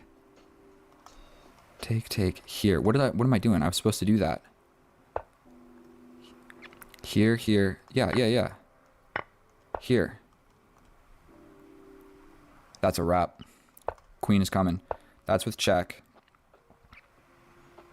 And I'm going to be honest with you. In this position, my straight up strategy, probably here, check. He comes back up. And then I mop up these pawns with check. No funny business. We get rid of the pawns. And we're good to go. Now, that was a lot of fun to play. Right here, this pawn break. You got the potential to make a passed pawn. You got a 2-on-1. I got a defended passed pawn supported by my queen. So, absolutely that was a blunder. Once he allowed that into the decision, jumping in with the knight and letting me vanquish that knight to yet again ruin your pawn structure in some sort of way was not the move. Like, after this, he potentially just locks us down and nullifies my bishop, but you jump back and you like figure out how to defend this square with your knight. That's what he needed to do, because this pawn is more scarier than these two pawns. So either way, we are going to check how accurate that actually was. Let's check with the computer. That was absolutely a terrific game. Thank you so much for watching, and we're gonna check with the computer, guess the analysis. I think that I played. Let's run through it real quick. I think, by golly, 95%. 95%. That's my guess. Let's go to the analysis together. And here we are in the analysis, and that game was a doozy. And if we take a look at this graph, before we even go down there, I think that generally the way that I win chess is, bro, I just play it chill and even, and I don't go for anything crazy, and I keep it simple, and I wait until the end game. And because I play a lot of bullet with like 1 second increment, that I'm just better in end games against people, and they blunder, and I'm able to okay, let's be honest here. I don't find it every time, but I find that the vast majority of the games that I win are just like equal the whole entire game. 20 minutes into the game, once we get down to like 1 minute each, they blunder and I find it, or something of the sort like that happens. And I'm not sure, is that like how you're supposed to play chess and get better at chess? I want to learn how to attack and sacrifice, okay? But I win a lot of games just by playing chill, and that is an excellent example. Like, there was really no opportunity for me to get an advantage until the end game. And so all I did during the opening and the middle game was kind of screw things up. And so if we look at this graph, let me scroll this thing over it real quick. This is the opening. Completely even. We go into the middle game. Completely even. It fluctuates tiny. Then I even had a -1. I had a -2 right here. But he needed to find the correct continuation, which actually wasn't hard to find. He didn't find it, and then that advantage slips away. It goes back to equality. And then all the way here, when we both had less than 30 seconds is when he makes the blunder and I finally get an advantage. I threw it back to equal, but whatever. I played 90% accurate. Now, I made a blunder and I made a mistake and I made an inaccuracy all here in the end game. Okay, so inaccuracies, my mistake is here. That mistake does not matter. Look at that graph. That does not matter. This blunder very much did matter, but he didn't see it, so it went right back down. So that is what this symbol is. Like I threw it to equality, he didn't see it, and went back right to where it was. And so without further ado, let's just hop on into this. And so we have this position. I'm not even sure what you call this one. Maybe I should pull the thingy up to the side. Whatever it is, what it is. We get in here. It's not the Carl Khan, but it is my sort of Carl Khan structure, all right? I understand it. So we're about to put a lot of pawns on light squares. So as you saw in the game, I had literally like every pawn on light squares. So we do just that. Boom. We have a lot of pawns on light squares. Then I spoke so highly of this pawn break. Wasn't that great? He just simply trades, and I play the best move. What we're worried about here is this check. And then what we're worried about furthermore is this check coming with attacking this pawn and this pawn. Getting rid of this knight gets rid of a lot of stuff that's important. And this knight is about to jump in. So now I let the computer think about it for too long, and I look stupid. But this move made a lot of sense. It just shuts the queen out. The queen's got to step back. Then we capture back. I captured with the rook because this seems like what we're going to be doing here. Like boom, boom. And then we trade here, and then it's defending here. I don't think that this pawn is going to be the one that needs to be supported. I think this one is. Really, I think this one's going to die, and this one will replace it, and that's where it's going to be defended. So sometimes it didn't really all that matter that much. Now, this is about the moment where I spoke, and I mentioned, I have the only dark square bishop on the board. My dark square bishop literally did nothing for the entirety of the game, did nothing other than like make one wiggling around move, and then die for a knight. And so early in the game, I was like, I'm not going to sacrifice my bishop for the knight. And then by the end game, I was dying to have this same exact situation so I could kill the knight. So we step back. It's not a terrible move, but it is a terrible move because I was supposed to step over here. Either way, if you see in the top corner, it's completely equal. He trades, I step forward. I'm supposed to break in the middle, but this is one of my weaknesses. I don't break in the middle. I don't do it. I'm supposed to push pawns, and I always am moving pieces. And so there's always a pawn break that you need to do. This one makes sense because it's like boom, boom, boom, boom, boom. These are open. It's looking real even. If anything, it's looking real good for me after that. Instead of doing that, I scoot the queen over, and then I pushed a pawn. Still totally equal. So all these moves, it's not like they're blunders. Like even though that this is an inaccuracy, it's still equal. So it doesn't even matter. Then we lock it down. Essentially, I have literally every single pawn on light squares other than this one. And I have a dark square bishop, which makes me think, oh, my dark square bishop's so good. But that is only good in an open position. And this is anything but an open position. This is literally just about as closed of a position as it gets. And potentially this could have happened where his pawn arrives here. And it is like closed like a jail cell. And so we all know what happened here. This was an inaccuracy, but it was a mouse slip. So if we check, this is the best move. Did I play it? No, but did I try and play it? Yes. Now, I spoke about bringing my queen out here to do some harassment. This actually, now that I'm looking at it, makes a lot of sense because it forks these pawns. So you'd have to do this. Yeah, makes a lot of sense why I should have done that. Instead, I scooted this over. I took the time, so I do have a little bit of a disadvantage. I'm down one. I'm supposed to get active with the queen.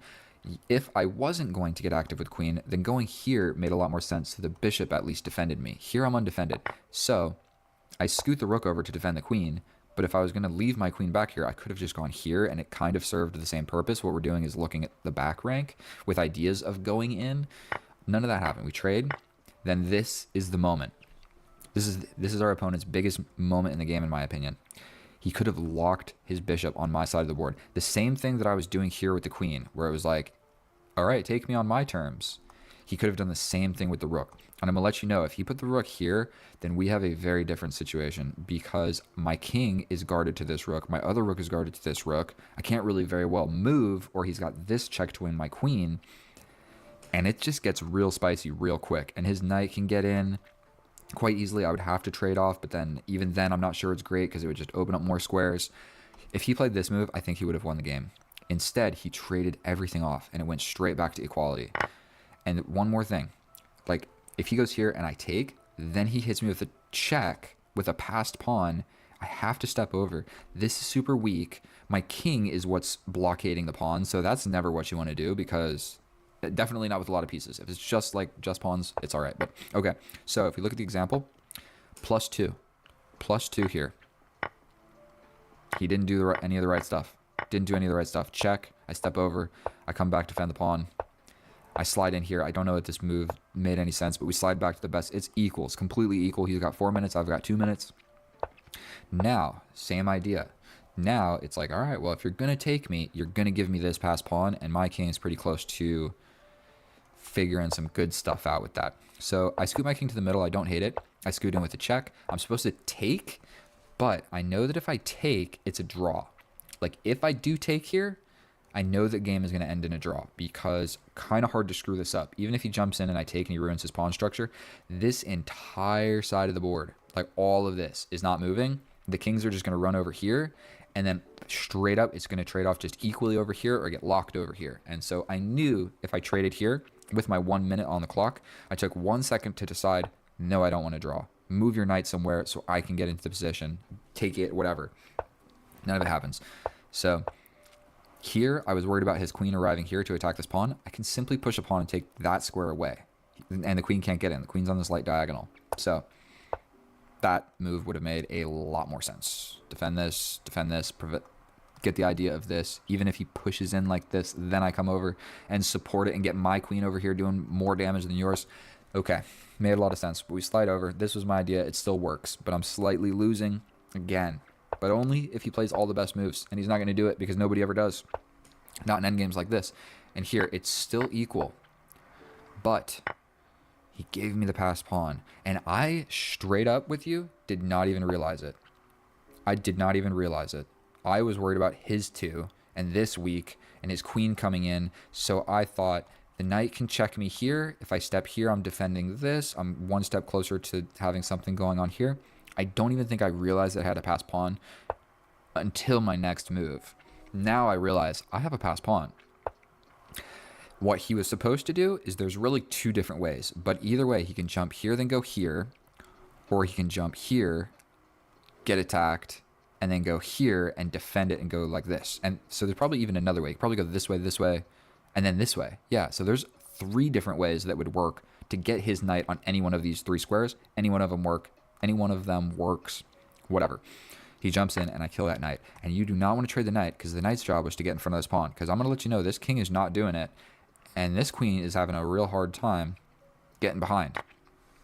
So he has to take back, and then I push. He goes back with the queen. I push. My pawn is now 1 square away. Active with the queen. I'm eyeing this. I'm protecting this. And now the best way to win was to push this, because if he takes, I can take this with check. If he steps here, I can just harass him, and I got that pawn, so I'm chilling. But it opened up the position. He's got ideas. And so bringing the king was simpler. He could have locked it down like this, and then it would have been hard for me to get in. Yes. Did I see that? No. But I could give him a check. If he steps over, I hit him with this, and it's another check. Then he wins the pawn. Then I trade the queens. I'm going to win. So, did I see that? No, I did not. Absolutely, I did not. We step in. Now, my queen is undefended. What would defend my queen quite wonderfully? Another queen. So they're seeing each other. Obviously, that's the best move. But, unfortunately, I'm not that good at chess. I had 13 seconds. So, I step forward. I think, okay, this is a passed pawn. It's defended. I want my king to come this way and support it like that. That was the whole idea. Now, it went from mate in 15 to still -6 for our opponent. So that's a mistake, but it does not matter, because I'm going to win one way or another. So, yet again, now I can do it forcefully. I don't know what made me think that this pawn was blockaded, or like, I don't know what I thought here. All I thought was, I want my king here to red carpet technique is what I wanted. And I wasn't accepting it any other way. I got my king here. We got the red carpet. My pawn is going to promote. I don't know why I think that every pawn needs to be promoted like that. Whatever. Sometimes it really just is that easy, bro. Like, I don't have to come in here and trade things. So just push. I don't know how I didn't see it. Whatever. I can also deep freeze these guys with 1 pawn. So he has two pawns that can create a passer, but I can just launch forward, and you can't really push this, or I just take, and then it's kind of equal, essentially. Either way, In this position, our opponent ran out of time or he resigned. He did resign, but it's over. What I'm going to do is check wherever you go, I'm taking this. Wherever you go, I'm taking this.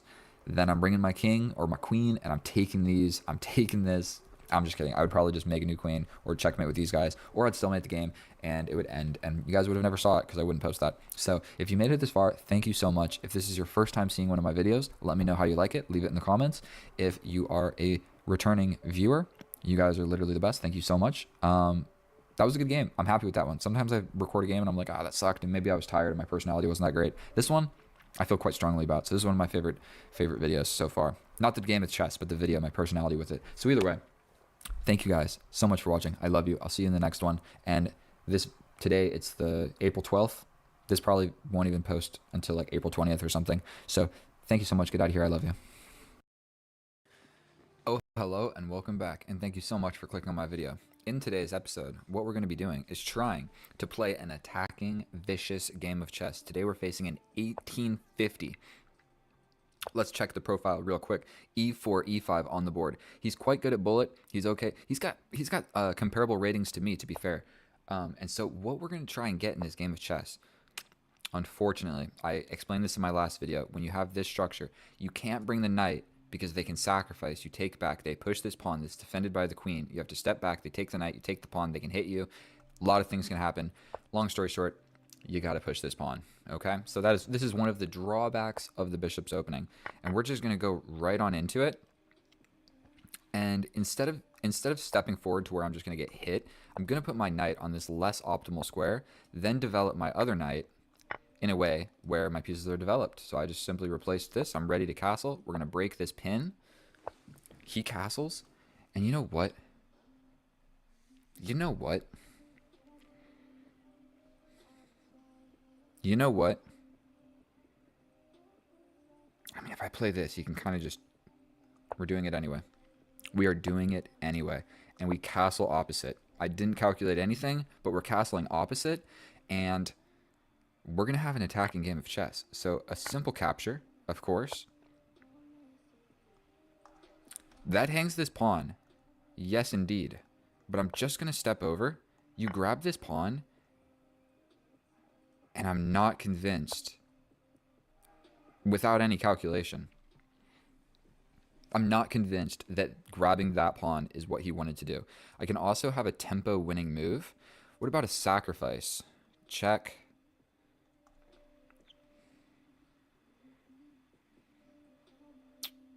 I kind of like the idea of just attacking this queen.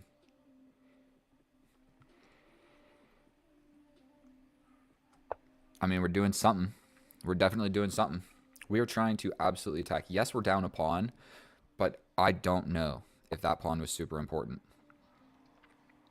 We now have this. We now attack the queen yet again. And he has to do something about this. So I think this is just a winning move right here. We're going to completely lever it. We can do this, but he can attack my queen. But then I take the queen. No. If he comes in, I just take. Then he takes. We play it. We play it. We are absolutely just... Grabbing my g2 pawn just opened up the file. And now we just have avenues of attack. And look at my bishops, bro. Like, nothing about this position seems even remotely fun to play for our opponent here. And at the very least, I can grab this and get the rook.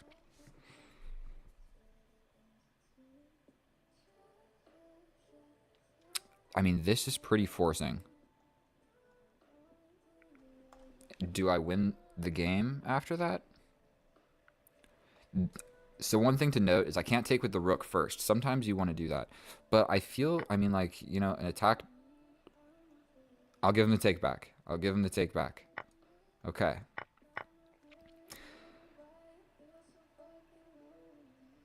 I mean, I step forward with a check. This is actually quite an interesting position we've got going on here. I can hit him with a check, but then he just steps back. Then do I bring my rook? I think I probably want to bring this first. And then at some point, we're going to launch these pawns. I can also give this check, but he just steps back. So, like, check, steps back. Then check again. check here, check. Steps to the corner. First things first, we're just going to put the rook on this. I'm pretty sure we can take. Simple tactics here. We bring the rook in.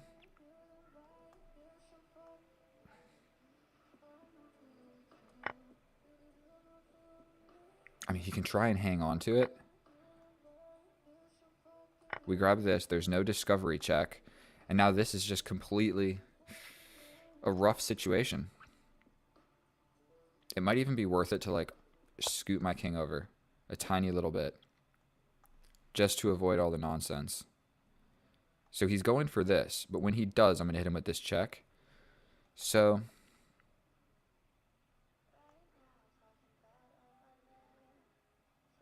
we're going to play a slow move. I still need to win this. I do still need to win this. Winning this pawn actually, what's more important? Actually, this one will be left alone. So I think I'm going to hit him with this check. If he steps back, I'm going to grab this. You always want to look how can you grab the most amount of pieces. So this is a tempo on the bishop. And he resigns. So pretty much what's going to happen here is, I mean, they're both undefended as well, but I'm pretty much just going to, like, slide all over the board and win all of these pawns. And I mean, dude, look at my pawns. I got so many pawns. Let's just check the evaluation. 8 minutes, good enough. We put him down quick. He didn't have to suffer long on that one. Let's check this position. How much? +5. Yeah. And so pretty much my idea was win this pawn. Like, win this pawn, and it's just, bro, you have a very difficult to play position. Make no mistake about it. I'm not even sure what he's supposed to do at this point. His king is naked, not defended by anybody. His pieces are undefended, and his pawns are just getting ready to get mopped up. And so that's how you attack. That is absolutely how you attack and win. I mean, let's check it with the computer and just see how accurate that was on my part. I think because he resigned, it might be more accurate than I'm anticipating. But let's just hop into the analysis, and I'll see you over there. And oh boy, I just played a perfect game of chess. Now, that was quite easy to do because my opponent played terribly. I'm not trying to be rude. I'm going to message him and say, hey, I'm going to make a video out of this if you want to watch it. But he definitely made a lot of blunders. And so there were a few things. For one, he grabbed the poison pawn. Like, bro, you just opened the file allowing me to attack. And then the queen got battered around after that. So not only did I get an open file, I got tempo on that file. And so if we look at the graph, I was never in trouble. Not a moment, not even a second was I in trouble that game. 0 inaccuracies, 0 mistakes, 0 blunders, 94% accurate. We're not even going to talk about our opponent. We're not even going to talk about it because I feel bad. Now, we get the bishop's opening. E4, E5, bishop C3. He brings the knight. Like I explained, you can bring the knight, but it walks directly into this type of stuff where you're actually supposed to, like, bring the knight, let them capture, and then you bring the queen out. You do this, and then they have to step back. And you win the pawn back, or you block. I don't know. You know what I mean?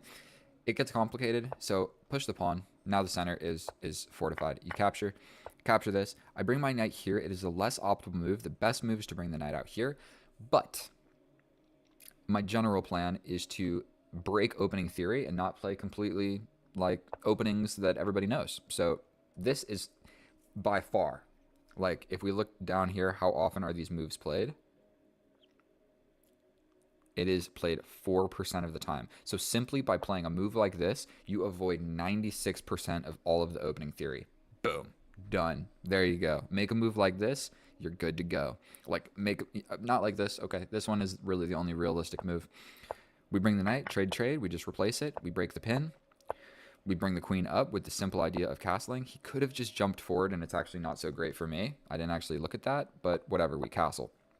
Then trade. That didn't make any sense for our opponent because that just put my bishop, like, that's not safe. And you just gave up your bishop for my knight for no reason. So not only did you better place my bishop, you also gave up your bishop for my knight. So, like, that was a lot of arrows going on. Boom, boom, boom, boom, boom. But terrible.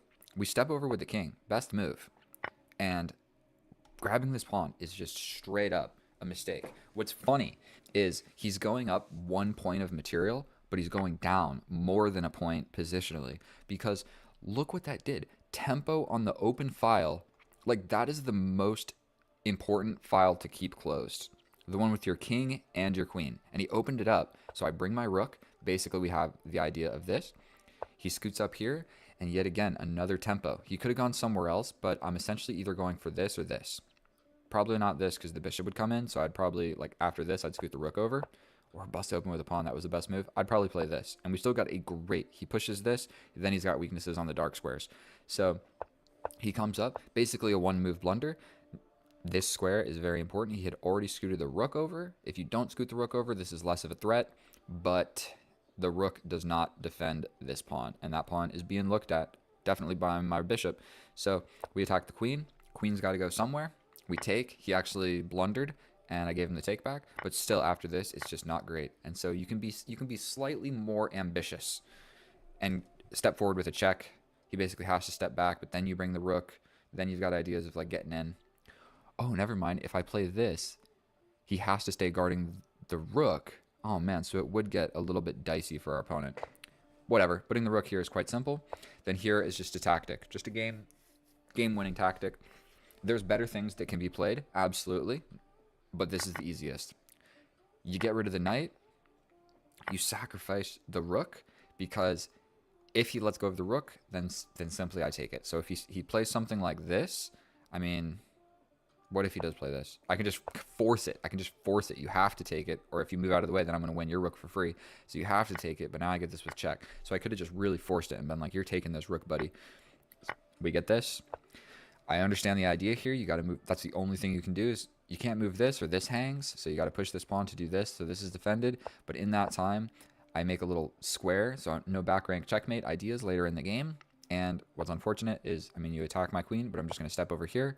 King goes somewhere. I grab this pawn. Wow, that's the best computer line. That is a ridiculous move to play. I guess it makes sense. You get really far away and safe from my queen, and you maintain defending the rook. Crazy move. Computers are wild. But in this position, I'm giving this check. Wherever you go, there's opportunities of me getting this at some point. So the rook is undefended, the bishop is undefended, the pawn is undefended. I'm going to mop everything up and completely destroy him. And so, long story short, if you're going to learn anything, look at this position. Opposite side castling. What do you not want to do? Take this pawn with your queen. That's it. That's it. That's the major pitfall in this position. Any other move would be fine. Any other move, essentially. Like, even if you play this, it's still... Okay, never mind. Whatever. You got to play something. But taking this pawn absolutely just lost him the game. Then I just wanted to take a look at this tactic here. I mean, we're attacking the queen. The queen's got to move somewhere, but we are just applying pressure to this. And the f7 square is always the weakest square in the enemy's position, generally before castling because it's only defended by the king. And it's still weak in this position. We take. That's a wrap. Then this tactic here, I guess, is worth taking a little look at. Stuff like this does happen. Boom, boom.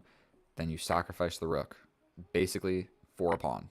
We get the pawn. You have to grab, let go of this. You can find stuff like this when there's a piece only defended by a king or a queen or something like that. And you can sacrifice a piece close to it so they step away and let go of whatever piece they're defending. Because, like, the king and the queen suck at defending pieces because stuff like this happens. And so, either way, thank you so much for watching my video. I know that one was a little bit shorter, but I sure hope you enjoyed. That's how you attack and win. If you learned anything, please subscribe. And I'm going to schedule more videos to come out pretty consistently is the plan. Like once every 2 days or something. So thank you so much for watching. I'll see you guys next time. I love you and get out of here. If I step here...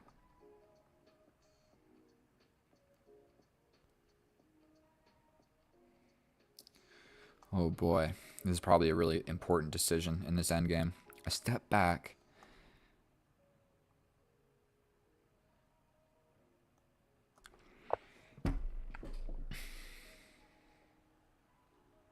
I am dying on these dark squares. Okay, so he wants to come in with the knight. Very, very reasonable. Like, bro, seriously? Seriously. We attack the rook. We get a rook trade. He hits me with this check. I step up. He takes, I take, he takes, I take, he takes. I think I'm just losing that endgame.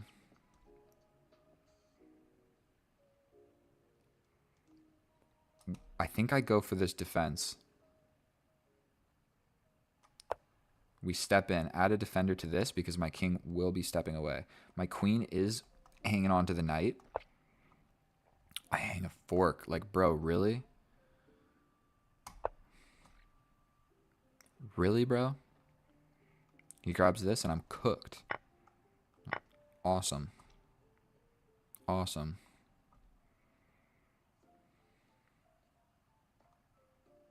This is not even all that great, even if my knight ends up here. Oh, I'm fighting back from a completely lost position at this point.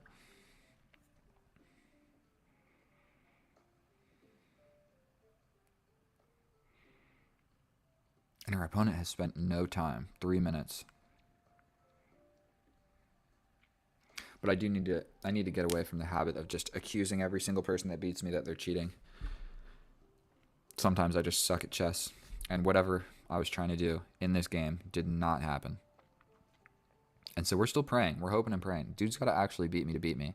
And so this is going to be an instructive how to fight back from a losing position. We get a fork immediately. Awesome.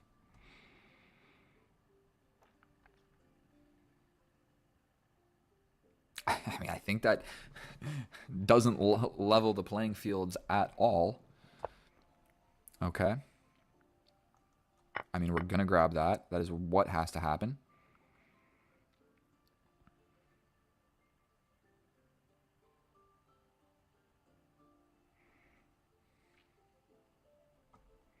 What about a push? And then we experience this. Pushing this pawn seems just too slow. Here to apply pressure to this.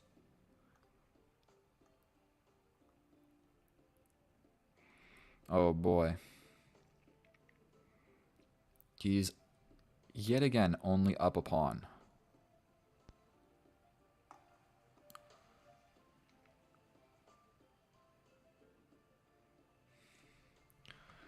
I literally don't know what to do. I feel like maybe this pawn break was what needed to happen. He can slide in and it gets scary. Yeah, he can get in. That gets scary. I can block. Straight up get my piece in the way. But if he forces a queen trade, here, then I step back and I'm good. Block, push. Here. What did that even threaten? And now we're at the point in the game where I'm really scared of blundering. Push, push. You know what? I think maybe this. I don't think it gets me anything. What if I just go for this? And he has to block, but then I take, then he takes, then I step in. Bro, this might be the dumbest move ever. But we're going to go for it. Because this is held down. Like, if he sacrifices the rook and I take and he hits me with check, I step up, this is held. You have a passed pawn. But sacrificing the exchange for my bishop and pawn, now arguably this bishop and pawn is more valuable to me than his rook. So he steps all the way back.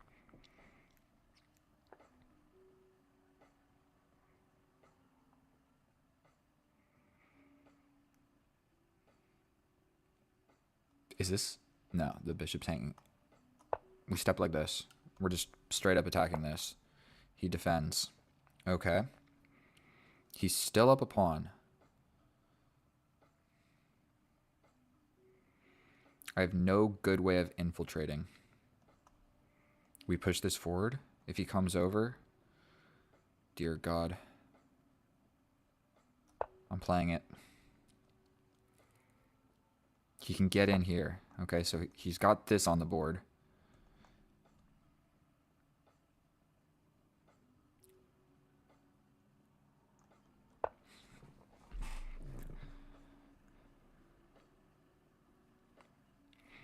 Dude has 6 minutes. Are you kidding me?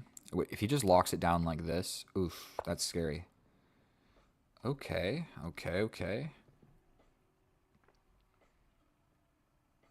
What does that accomplish? Here. I'm not sure that that's If I push, he just takes with the queen.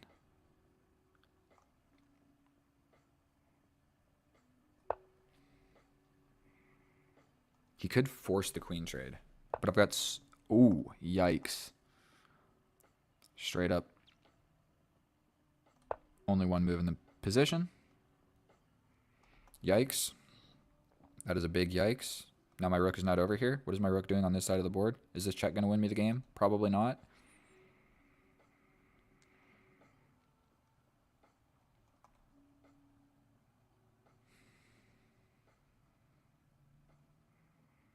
Bro, I need... My king is so unsafe. Like, the most unsafe king ever.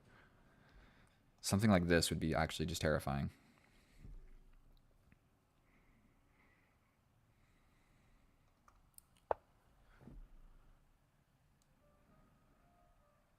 Okay, so he shuts it down. If I push...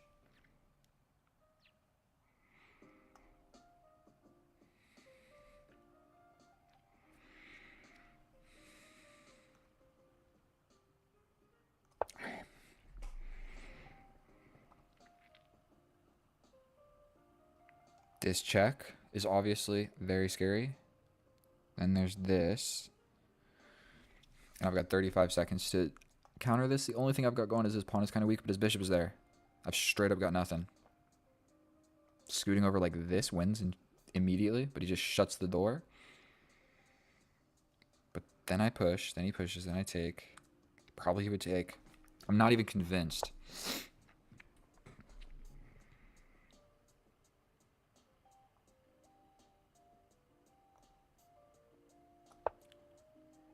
We step back. We're threatening this. This. Are you kidding me?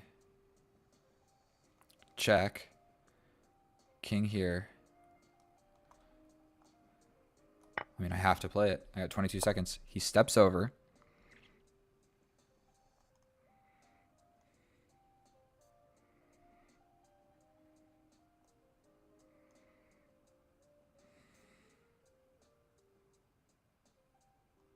Oh my God, I don't know which one to play.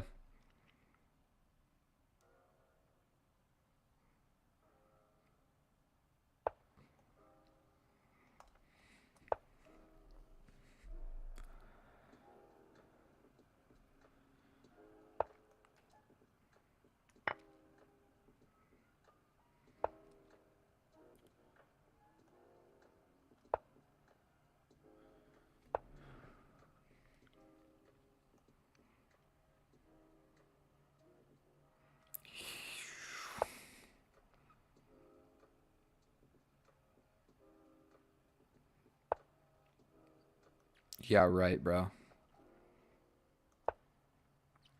Try and run. Checkmate. Oh my God. Oh my God. Oh my God. Dude, absolutely positionally just crunched me that entire game. I bet you would check with the computer and the computer's like, you were fine. But I absolutely got positionally squeezed for the first entire portion of that game. And then he just made a blunder at the end. Oh my God. I don't think that I played this very accurately at all. None of this defense made any sense. Like sacrificing this pawn, losing my rook. I mean, he hung that, so we're chilling. And we got lucky.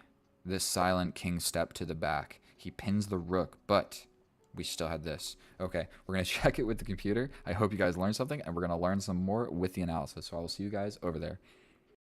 And here we are in the analysis, and you and me both have some things we need to learn, because that was one of the worst games that I have ever played on this channel. I'm questioning right now if I should even post this game or not, because for one, I almost lost against the 1600, and then for two, I completely malfunctioned and just fell apart. Look at this graph. It looks like the stock market today, this part. And our opponent paid 65% accurate, and I paid 69% accurate. That means 31% of my moves sucked. That's pretty close to half. That's pretty close to half of my moves sucked. Now, there are a few things that we can learn from this. For one,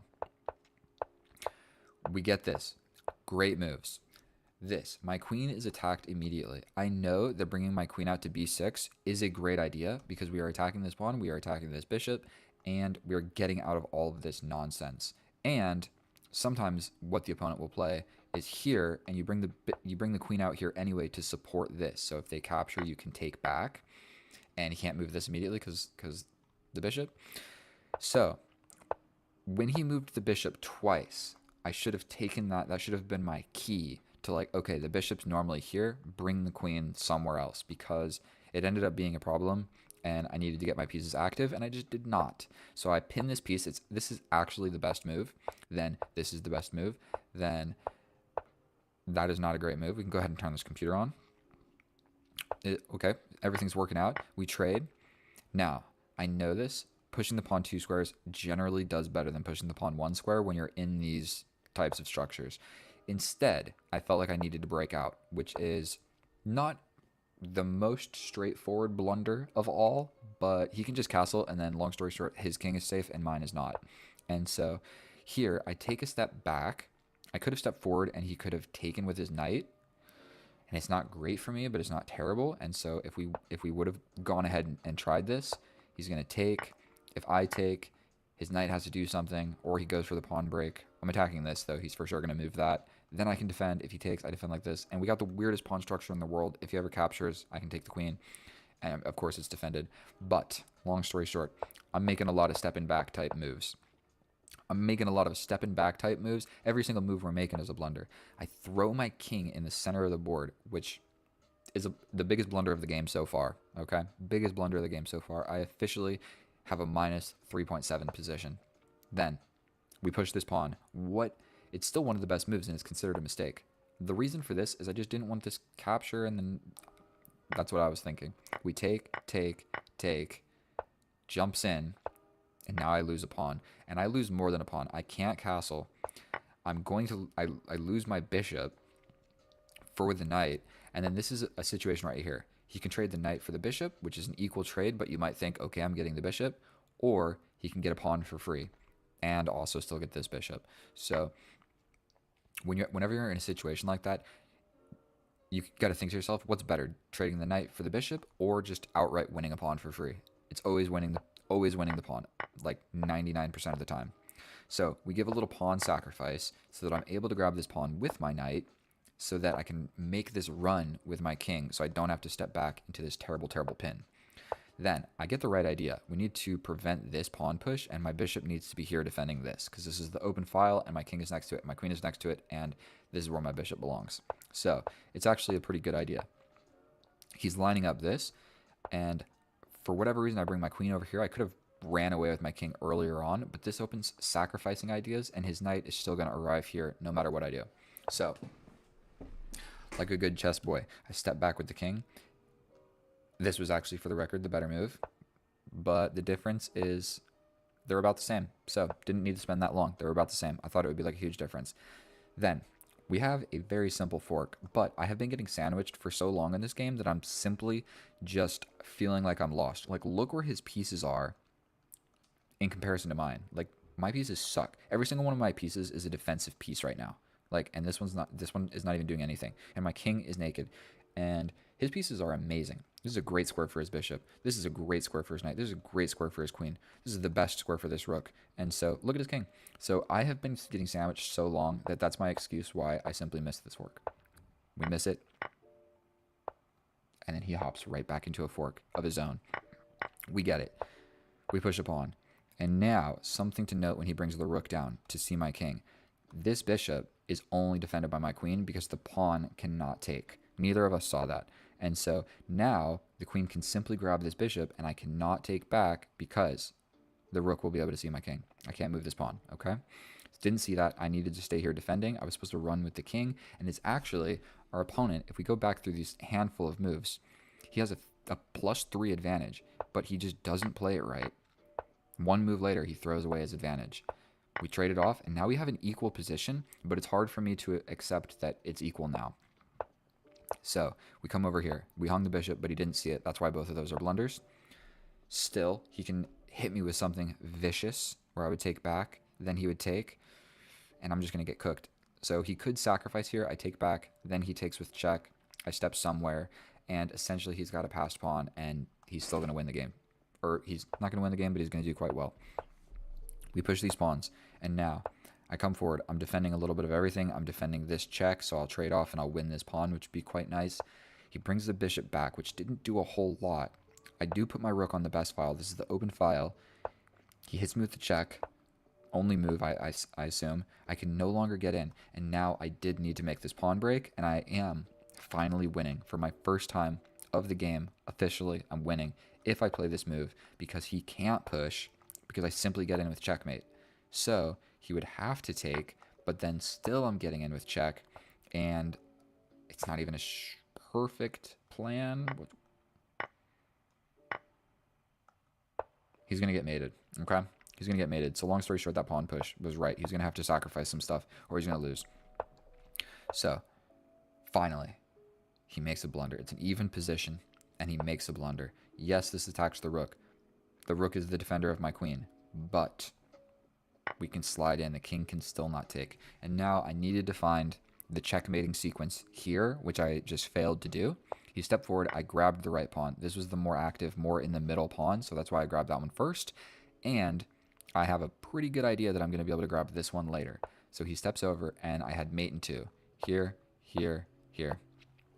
Mate in 2, did not see it. Did not see it. Instead, we repeat the position. We grab a pawn. It's a blunder because it was mate in 2. And then now I have this nasty, nasty pawn push check, where if he takes with the queen, I just grab the rook. Okay? Plain and simple, I grab the rook. Now, my king is still naked and whatnot, but I'm up a rook. Or, if he takes with the king, I force the queens off the board, all with checks, and then I grab the rook. And so, all of that could have happened if I just pushed a pawn 1 square. Push a pawn 1 square. Instead, I had 15 seconds, so I want to just keep giving some checks. If anything, I can get a draw. It's an equal position. Or maybe he tries to run away and gets checkmated. So we hit him here, and this is just mate in 1. What his idea was to run over here, like so, but it's just not going to work. It's just not going to work because my queen is going to cover this every single time.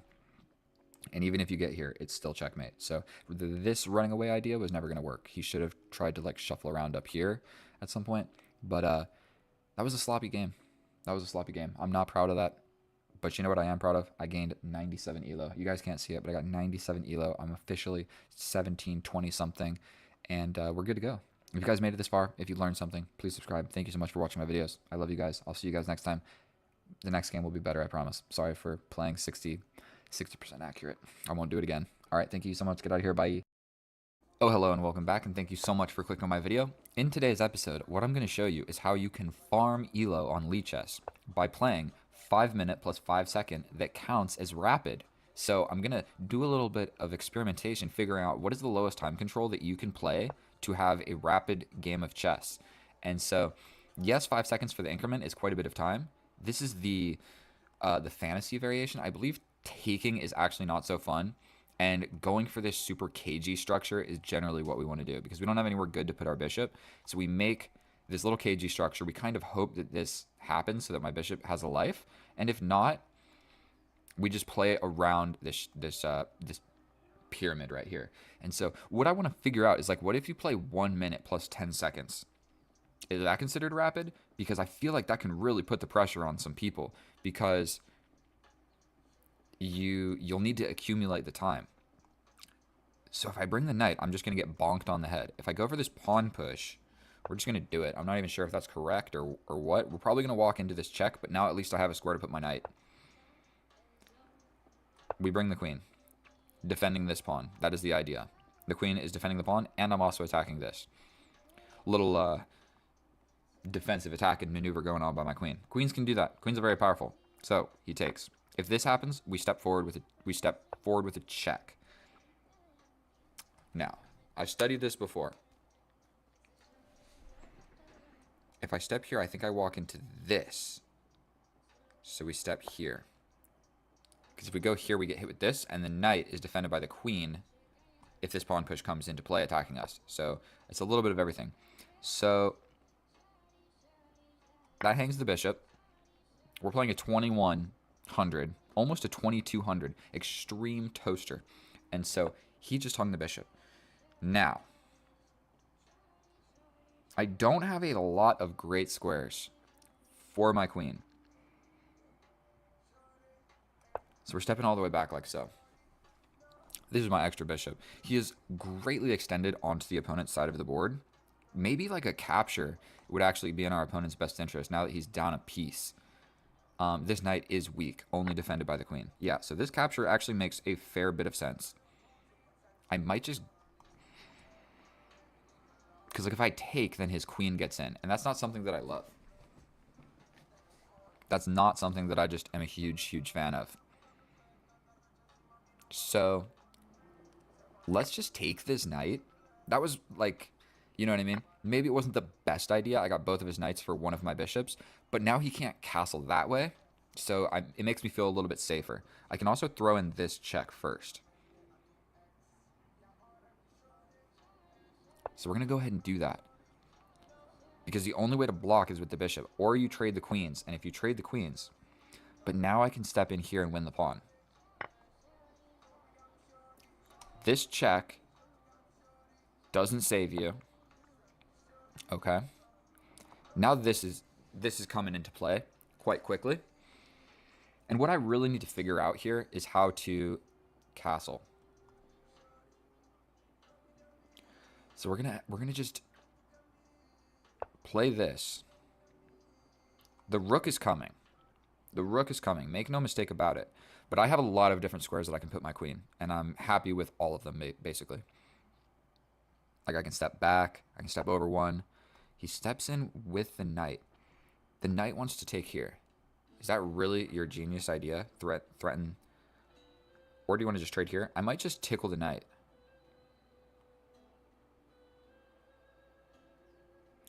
Ooh, I tickle the knight. You attack me. I step back. If you take, I take. I think we're going to be chilling. We stay protecting this diagonal.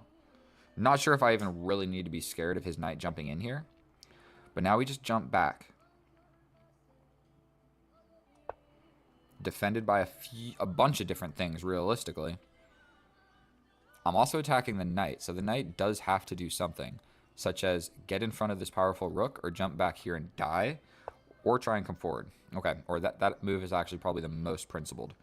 Now this check all of a sudden becomes a problem. And my knight can't even get involved. So is there a way for me to stop this?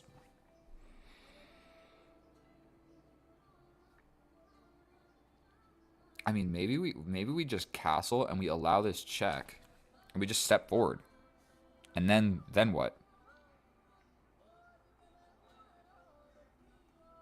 I think we do it. We jump forward, we allow this. If the rook comes, we step back.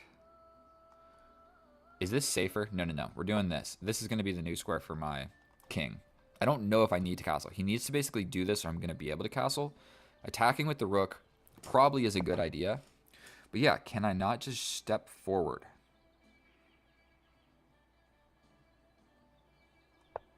And like, you've got this, but is my queen getting trapped? I mean, I got up a piece, but I lost the ability to like castle and develop my pieces naturally. And right now my pieces are all in the way of this knight. And if I can't move this knight, I can't move this rook. So that's really the issue of the position right now. And when you get a crazy position like this, sometimes breaking with the pawns is like what you need to do. Okay, so he steps forward. What if I jump forward with my knight? That's kind of my immediate idea. I am attacking this. So I jump forward.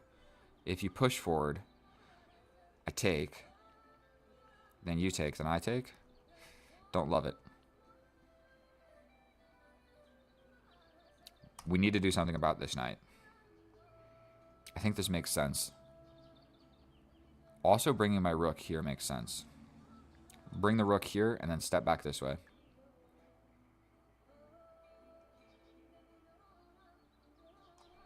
We're doing this. This rook is going to be undefended by the king. But if I just am able to castle by hand, is essentially what I'm going for. I'm going to step over and step over. This is also hanging if I move the knight, so that was another thing to think about in this position. But I'm literally going to just, like, step here, bro.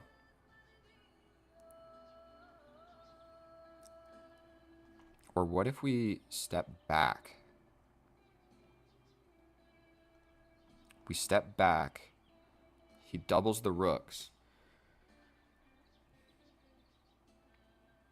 No. We're stepping back with the king. He's doubling these rooks, dude, and there's not a whole lot I can do about it. I might have to push this pawn so I can develop this gosh darn knight this way. And he does still have tactics here like this. Luckily, this bishop is like the most defended piece in the entire position.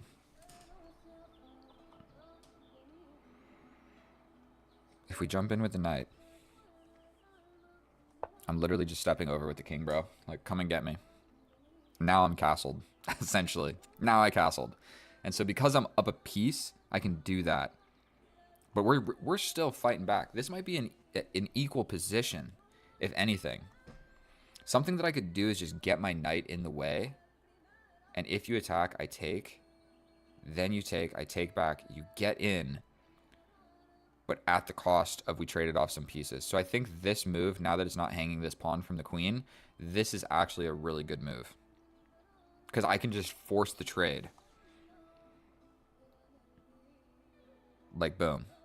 Boom. Right? I jump in. He pushes. I take. He takes. I take. He takes. I take. He can't take this yet.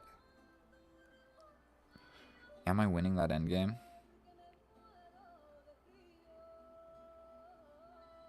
What if I step back here and then move my bishop up? Step back and bring the knight. That's actually not a terrible idea either.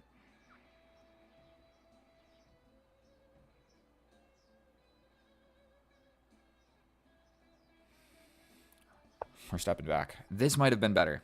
Putting the knight in the middle of the board, forcing this whole idea. I can still do it. I'm still touching this, but I need to get this knight involved. I needed to get the knight involved. Or put my bishop here, actually. Like, I could step forward and step back. Boom. Boom. If you take, I take. You take, I take. Okay, what is correct? If I go here, he can jump in and I attack. We move the knight. He can pin it, but I'm not going to be pinned forever. Now the rooks see each other. Now I've got my knights developed. His knight in my position totally still sucks. But now I think he's really forced my hand. I think I jump in. If he attacks, I just take. He takes, I take, he takes. And I mean, at the very least, I can grab this. Okay. At least we got the knight out of here. Jesus.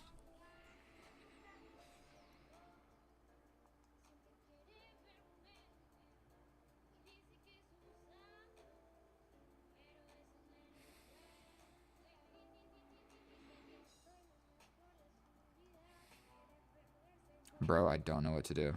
If I go here and this comes... Stepping back. This knight hardly defends. Oh my goodness. If he pushes, I jump in and attack the queen. It's defended. If you take, I take, you take, I take. You move your queen, but I got the two rooks from... No, that's not good. Oh boy. This became more than I bargained for. Okay, we move the bishop. That was the whole idea here. We move the bishop.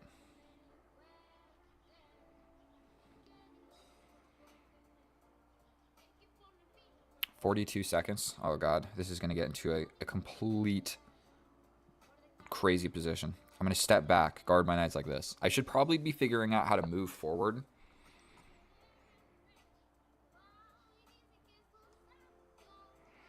This seems risky. We're going here. This knight can jump back in, bro. Like, Jesus. This is being attacked.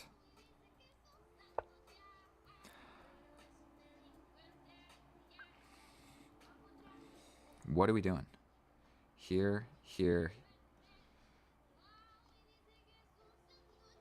If I step over, if he attacks, I can attack the queen. Here.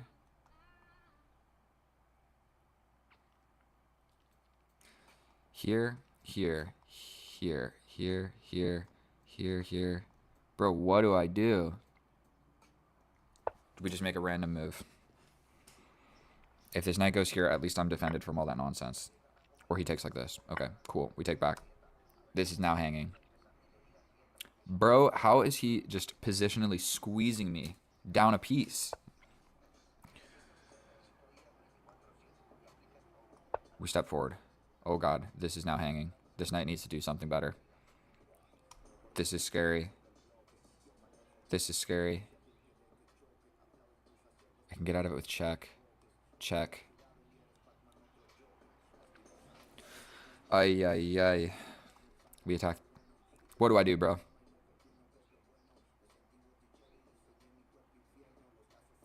What do I do if this happens? I have to jump in, right? But then he takes. I take.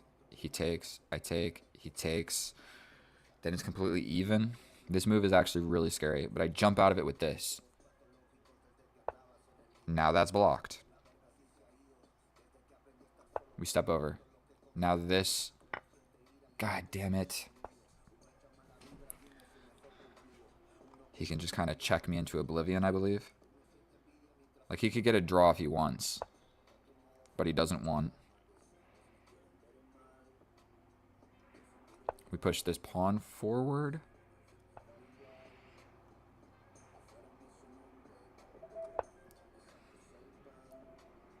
Yikes. The queens see each other. That's the trick. This, I'm sliding over.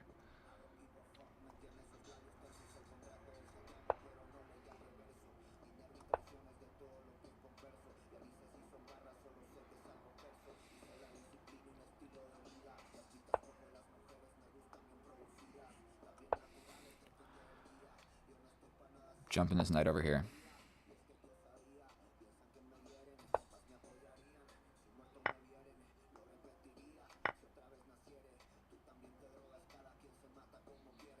Yikes. We trade that, correct? We take that. Oh my goodness.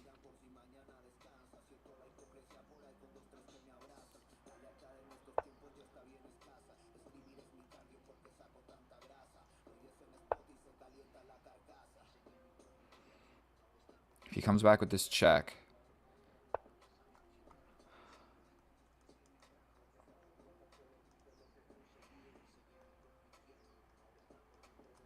We're playing this. Oh my goodness.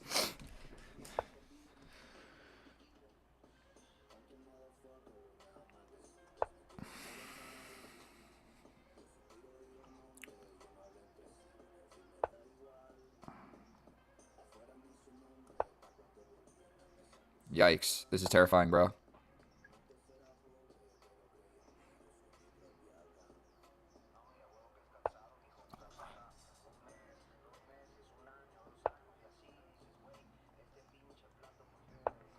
He's got this. But I block.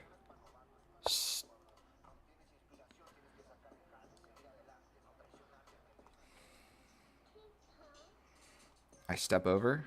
He comes in.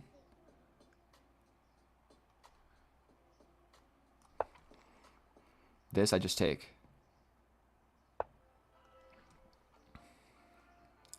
Bro, if he does not ease up off the gas, oh my goodness.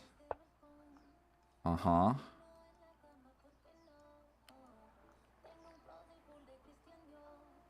Okay. Held.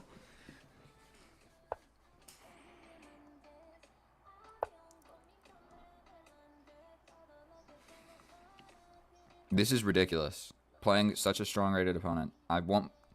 He can play this, but I've got this check. If he moves this pawn, it gives up a lot of stuff. I play into position more.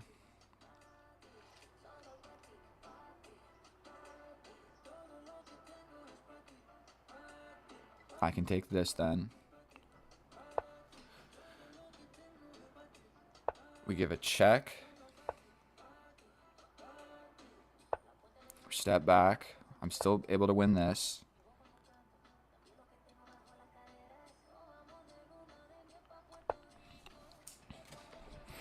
You can get this pawn.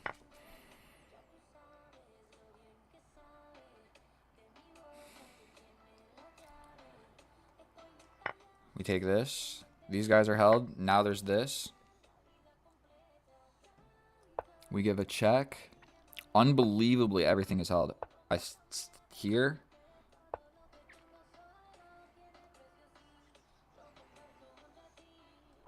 This check. This check.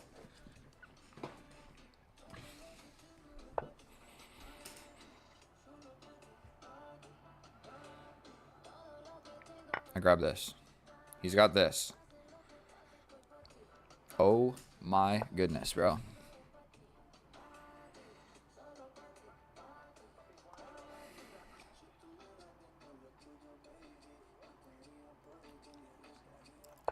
We slide all the way back. Literally, bro, this is the craziest game of chess. We step forward. He's got this check.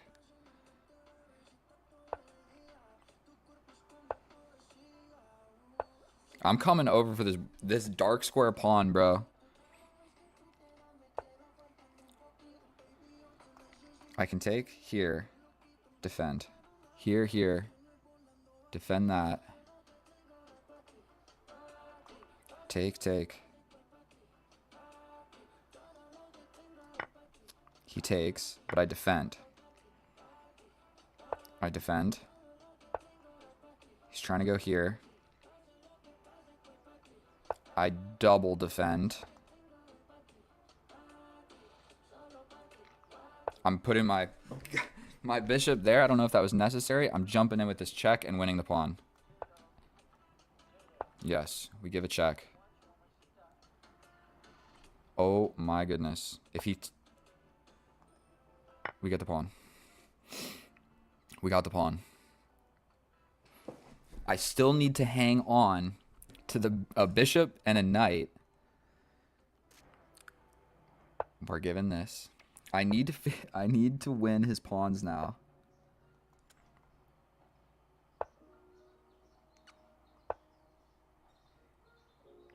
Check.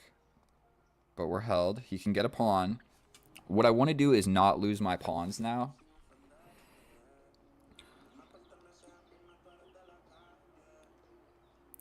I mean, we hang out on this diagonal. I need to attack this pawn. We attack the pawn. This check, not scary. We get the pawn. We come back and defend against this pawn. As long as his bishop does not... I could just sacrifice here, but that seems a little bit sketchy.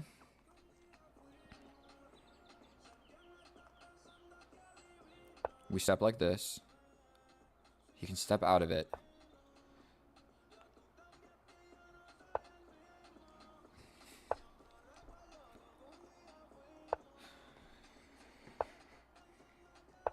We're stepping forward.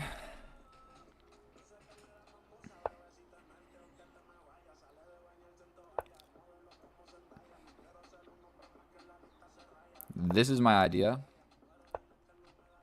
Yes. We now have a double attack on the bishop and this pawn. We take the pawn. And that's it.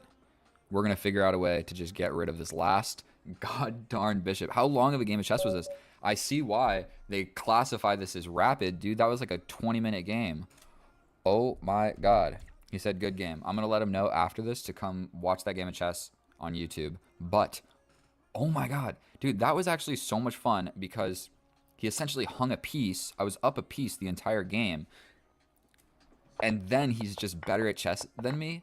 Like, boom, he hung the bishop. And then after this moment, he like kicked into high gear, and oh my god, I was totally winning. But man, that was not easy to win at all. Like, oh my goodness.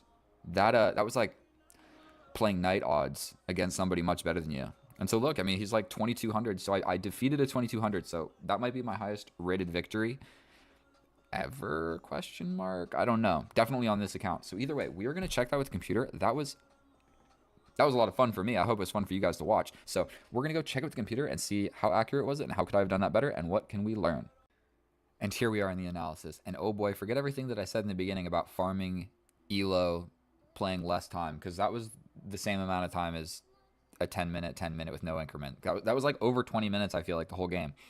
So arguably it's more intense than 10-minute versus 10-minute. I think that this is better with the increment because nobody loses on time in the end. And so flagging somebody at the end of a 20-minute game of chess is not the way you want to win. Like, getting into crazy time scrambles is more fun. And so we have the Caro-Kann fantasy variation, something that I don't play all that often. The best move is actually to bring the queen out, but this is very, very solid. Taking just gives them the center, and it can get quite scary quite quick. So this move works. It is good in most of the Caro-Kann lines, but apparently not in the fantasy variation. So this move is immediately not good because, and then also this. So this is, the fantasy variation of the Caro-Kann is apparently very different than most other lines in the Caro-Kann because bringing the queen out here to b6 is a good idea, and then also the c5 pawn push is generally a good idea. In this line, apparently not. So we bring the queen out, and it's a blunder. It's a blunder. Even though it's only less than a pawn, a blunder. Whatever. We take back. Right in this situation, we put our opponent in the hot seat. If we come here, we just get hit with this pawn. Then our queen is hanging, this is hanging, it's attacked by two things. So the only move for me to stay alive, essentially, is to play this. Now, I threw the ball right back in our opponent's court. If he pushes this pawn to defend the knight, this is hanging. If he moves the knight, then this is hanging. So the only move is to scoot forward with the queen, and then if I take the knight, he takes the bishop. If I take the bishop, oh, then I hang the queen. Duh, the queens see each other. And so the only move was here, and we go into this line. Then the knight comes back, and then we're just in equal position. We're not going to go into any further computer lines. There we go. He hangs the bishop, and now I have. Why did it go from -4? Never mind. Whatever. I guess you got to let the computer think. So either way, he attacks my queen. He hung the bishop, and now I am completely winning. All I have to do is win. And so unfortunately for that, we have another 10 minutes of this game to go, and I need to win. So I trade this off because this bishop is kind of weak. It's an undefended piece. So I literally just take for this knight. He can't castle this way. If he castles this way, it's kind of sketchy. And so also I have the idea of check and winning the pawn. So he takes back. I give this check. If he blocks with the queen, I trade the queens. If he blocks with the bishop, I take the pawn. If he trades, I'm happy. Unfortunately, he doesn't trade the queens, so I got to play more chess. So we go here. The knight jumps in. Great square for the knight. The only way I can really get rid of it is by pushing this pawn. So we do so. But he just leaves it there because now he is attacking my queen. So I scoot back.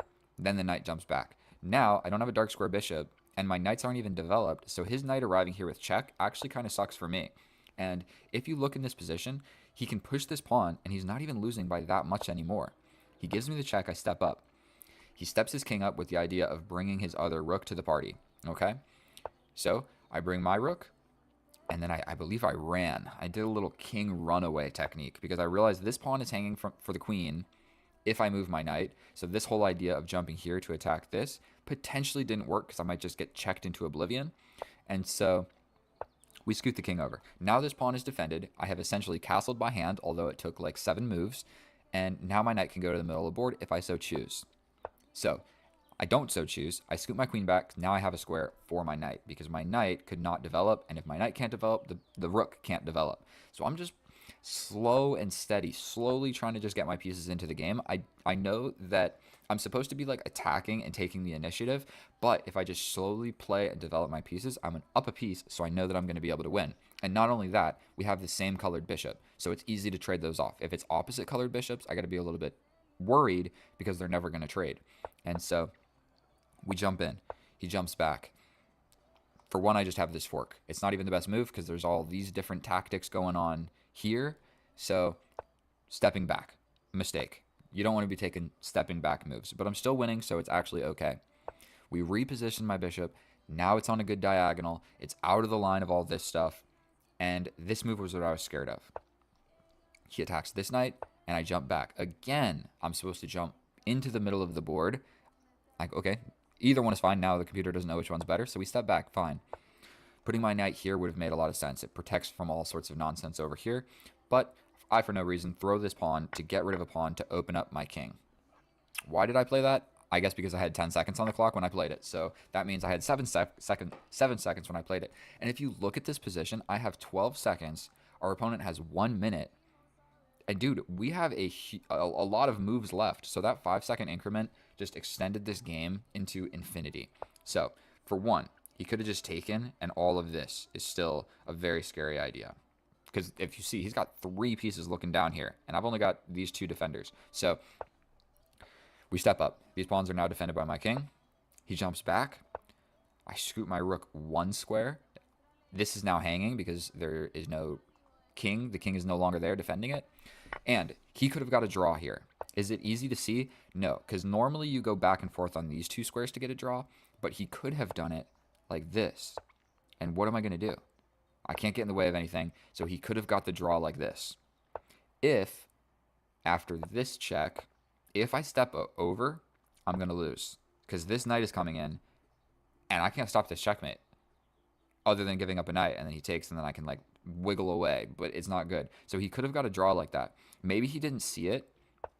Most likely what our opponent saw here was I step back, he gives this check, and I block with the knight. And it's still a draw, because now my position kind of sucks, because now this knight does arrive, this rook is going to arrive, and I got to play like super defense even though I'm up a piece, because this is my extra piece, and it's not really doing a whole heck of a lot. And so he could have gone for this. This was the pivotal moment in the game. I screwed up. Okay. Let's get back to where we were. He doesn't see it, and he brings this rook, which is actually like, I get the idea. He wants a rook over here doing something. Obviously, that makes a lot of sense. And this looks like the fastest way to do it. You could have also gone this way and then moved the knight, and potentially that would have been better.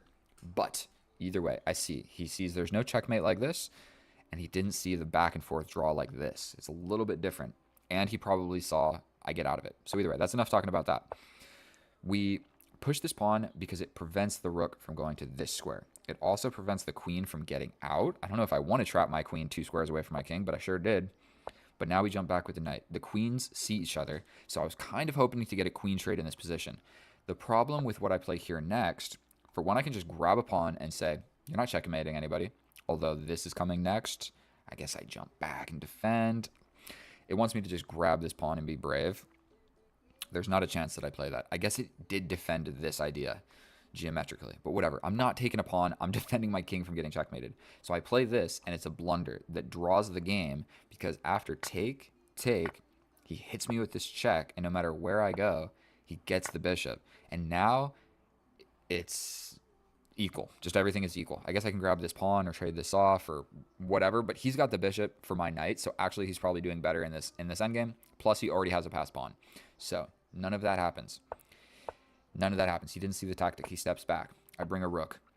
I bring the knight. Now everything is looking at everything. I literally brought all of my pieces to surround my king. Look at this. My king is hiding amongst all of my pieces because I was not checkmating anybody. So I went full cocoon defensive mode in this situation. So he trades off a rook. He trades off another rook. And then he loses the knight. So this was just terrible.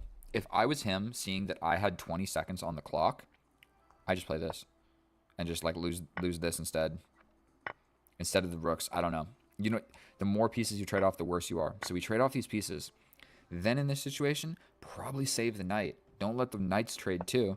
Absolutely don't trade off the rook. So now we got rid of the rooks. And the more pieces we trade off, the more powerful this extra knight is going to be. And now I have 2 extra knights. So now I just have 2 knights for nothing. And so he can give me a lot of checks. It's kind of scary. My king is not the safest queen. But we step over here, and essentially we're attacking this. We're defending this. We're defending this whole 7th rank. We're essentially almost forcing a queen trade. And he steps over here. So I'm supposed to just be brave and take. And wherever the king goes, I win this. But then you win this with check. I step up, you'll win this pawn. But I have 2 knights. Going into a line like that is scary to do because I don't have much time, bro. Okay. I don't have much time. So I put my bishop into a better square. This is defended. Bishop is better than your bishop. You can't really trade them. So now I start bringing my knights. I literally have 2 extra knights. So my idea here is to wiggle around enough to have my knights be doing something. I put the queen here. This is literally just like to negate his queen. He scoots back. I was kind of hoping that this idea would work, but he blocks with the bishop. I can win this pawn. I can also threaten this pinned piece. I can also take this pawn. Could have done a lot of things, but I'm like still in defensive mode, so I'm not trying to grab pawns and attack pieces and grab other pieces. I'm still like worried about getting checkmated or draw it, and I got 16 seconds. So we're kind of just shuffling around. We bring the knights back. The knights are protecting each other. My king is really safe at this point. So we take here. We give a check. He steps forward. I'm supposed to sacrifice or give this check. Not a sacrifice. It's defended. Whatever. We step over here. Check. Check. We win a pawn. Okay? Now he's only got 1 passed pawn instead of 2. It could have been scary. I like my decision there. We slide all the way back. Our next focus is to get rid of this pawn. So we put our queen in front of it. He doesn't trade. Now we're going to bring the king. All these checks, you're not going to checkmate me with just the queen. Plus, I've got all of my pieces sort of defending it. He comes back, and all I needed to calculate here was, after this capture, does this pawn promote? No. I can cover it with the bishop. I can cover it with the knight. And then I can put a defended piece on that square. So that's what I did. It's defended. There's nothing he can do. We defend with the knight. I literally put this piece here because I'm scared. Okay, I got 9 seconds. I'm scared. So now I grab the pawn. And all we have to be worried about here is, like, say in this situation, he just takes here and I take back. We have to be worried about losing this pawn. It's not really going to happen because he doesn't have a pawn on either one of these files, so he can't really trade it for a pawn, but that's all we need to be worried about. I guess he could have done it like a different way somehow. I don't know. Whatever. All I need to be worried about is not losing both pawns. I can lose one, but I can't lose both. Because then I got to checkmate with the knight and the maybe 2 knights and a bishop. And I've done it before. I learned how to do it, but I don't know if I could do it on command with 15 seconds. To be fair, I haven't actually done that in quite some time.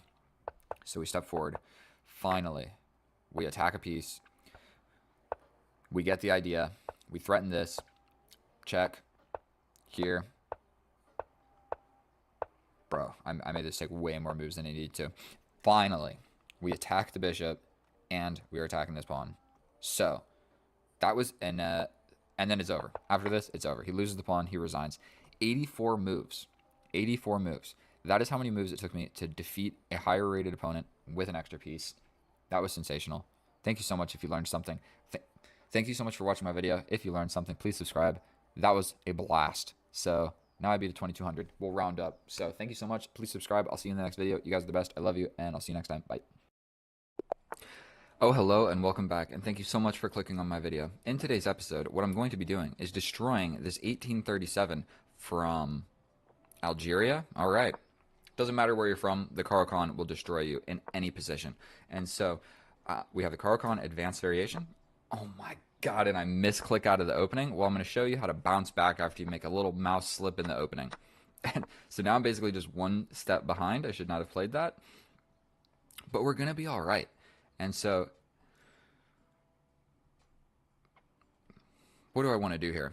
I think we're undecided, so we're going to just do this, okay? If he pins us over here with the bishop, we slide on out and attack this pawn. So if he plays this, we just get out of the way instead of trying to, like, overly protect this knight or whatever. And so there you go, bro. Even if you study openings and you know the best moves to play, it doesn't really matter all that much, because if you just make 1 mouse slip, you know what I mean? Now it is for no reason at all. And so I really want him to capture so that I can recapture and have a natural development square for my knight.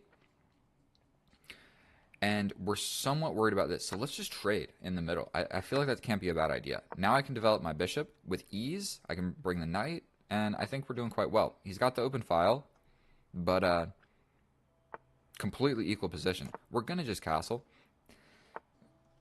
Dang, bro is just trying to steamroll me. We're going to go ahead and push a pawn over here. And now I'm going to bring the knight.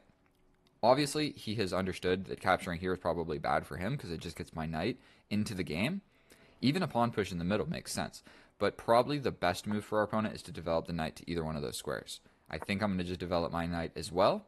And I haven't played on chess.com in a while, okay? So yesterday I played 10 bullet games in a row, and I literally just won 9 games in a row effortlessly. Either I just won on time or smoked the opponent.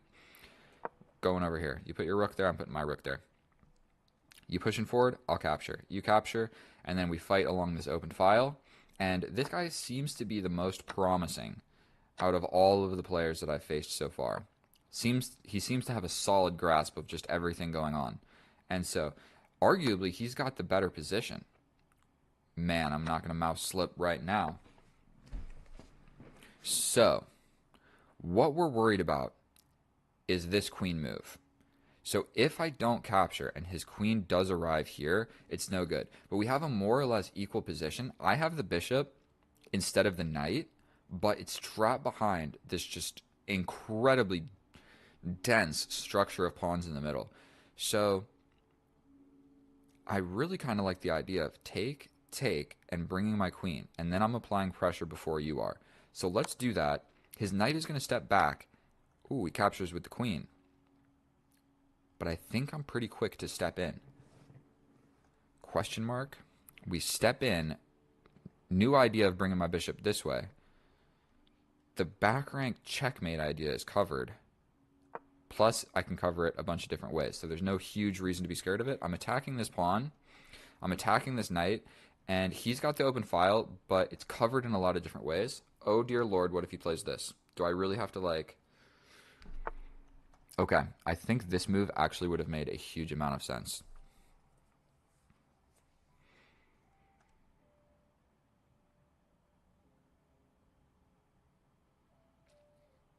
I don't know what to play.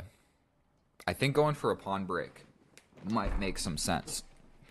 But I think we're still actually pretty scared about him playing this. And I don't want to just spend forever and let our opponent figure that out. So what if I step over? Trade, and then I have a 2-on-1. But he has a passed pawn. And he can just push it, and then defending it becomes kind of hard. What is the move to play? Step over. Take, push, here, push.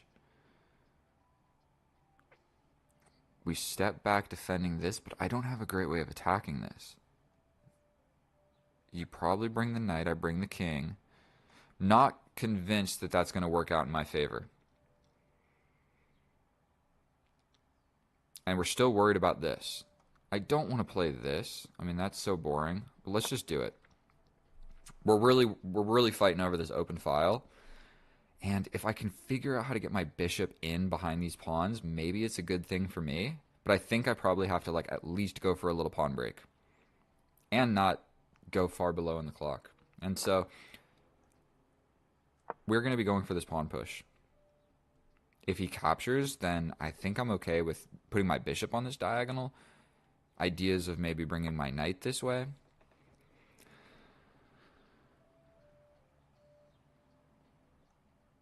I think we capture. If you capture with the pawn, that really weakens this.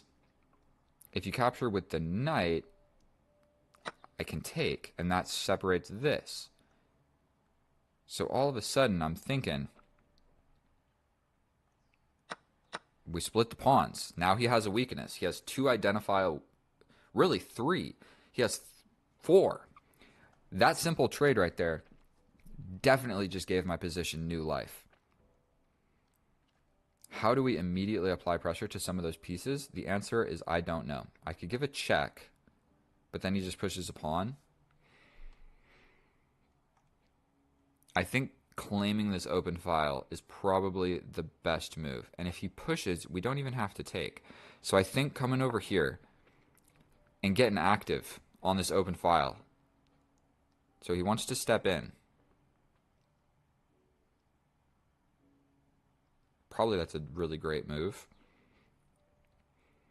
We could induce this and then come back. I kind of like the idea of giving this check so he covers it and then I come back and play the move that I was already going to play because I don't want him putting his pawns on these light squares. So it does not make any sense. I can also step forward. And if he does play this... Okay, so actually, we're playing this. He's got to do something. But now we're coming back to prevent all of this nonsense. Like, if he comes in, I think that in this queen and pawn endgame, queen and pawn endgame, I think I'd be okay with just trading this off. I can even push forward. No, he would go here, and then I give him a passed pawn. So boom, boom, boom, but everything is held. I can step forward. If he comes in and hits me with this check, I can step up. He can get here, but I get in with check as well. Hard to say. If his knight comes in, is it really worth it for me to take? That is what we're trying to figure out in this position right now. He's got a lot of weaknesses, but the weaknesses don't mean anything if he gets his queen to this square, long story short. So what I'm calculating is boom, boom, boom. I mean, I can come forward, and if he takes, push here, queen. Not beautiful. Okay, so he just attacks all of my weaknesses. Very, very reasonable move. I feel like essentially I have to step over like this. Or I step up with the king. Or I give a check first. Defending a pawn with my king seems sketchy. Definitely when I step up, he could play like this. Then I have to push. Then he can get in. Seems sketchy, but I don't want to give my open file ideas away. So everything is feebly held.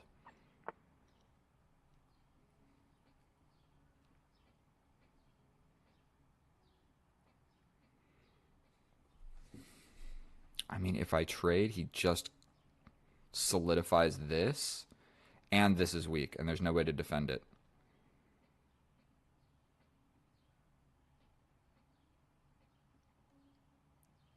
Step forward. Yikes. But then he gets in. I come over here. I think I'll be all right. Will I be all right? I step in. He gets into the position. I can just step over. I step over, but then he can just attack. I can also just go for this at some point. What do I play here? Take. Attack this. You get in. Then you're attacking this. Here.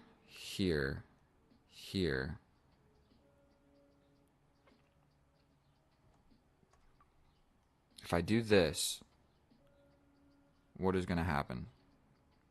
He gets into the position. I step up. He steps in here to attack this. I can take this. He can take...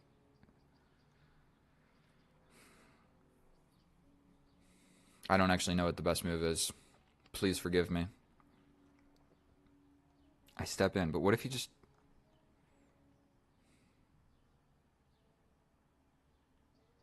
First of all, there's a check. But he just steps up. I block here, then he takes. Then what did I really accomplish?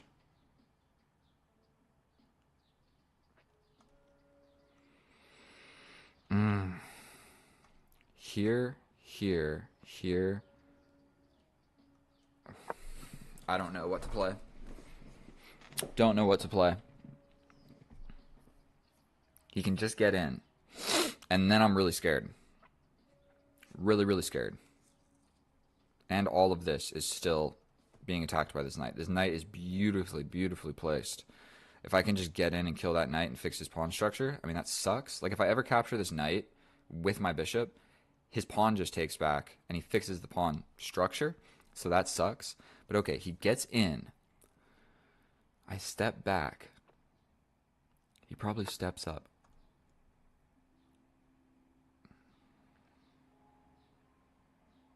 We go for this now. Here.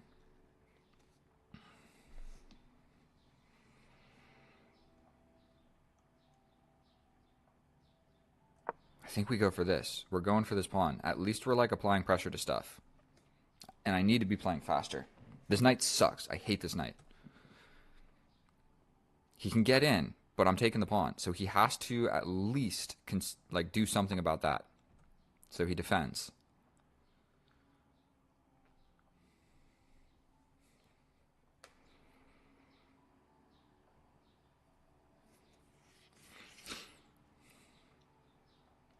We come in, take, take. Is that promising? Here, here, here, here, here, here, here. He could actually push in the middle of that. So boom, boom, boom. Boom, boom, boom, boom, boom, boom. 1 minute on the clock. I think we just rush into this endgame. Grabs this.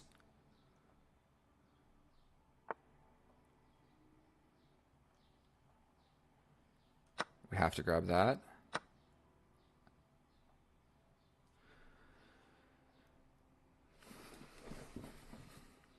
I think that I capture this. He captures this. I step here. He steps back. I push. He takes, takes. I come here and I play on these weaknesses. I can just push, but then he pushes. So I think it's probably better that I grab this. He grabs that. I attack the knight. He steps in. What do I do? What do I do? What do I do? We grab that. Grabs this. For one, I can attack this pawn first. And instead of jumping here, he'll jump back. So we're going to just go for this, attacking this, so that his knight goes here instead of here. And I think that's slightly crucial.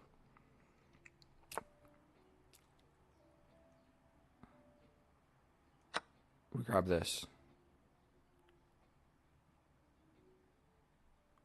40 seconds against 5 minutes. All of a sudden, I'm up a pawn in an endgame where I have a bishop. I can do this, this, this, this, push. I think there's no huge rush. His king can't actually come closer. And when the time is right, we sacrifice this. Boom, boom, boom, boom, boom. He steps over, but I step here.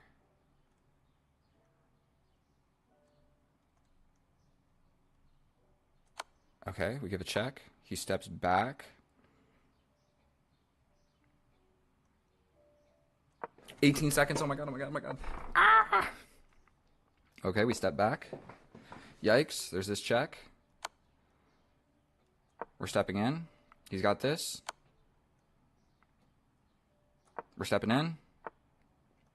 Touching the dude. He's coming back, but I'm grabbing this pawn.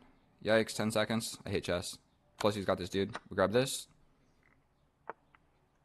Coming to touch it. We're going here.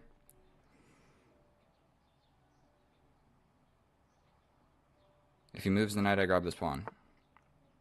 Here. Touching 2 pawns.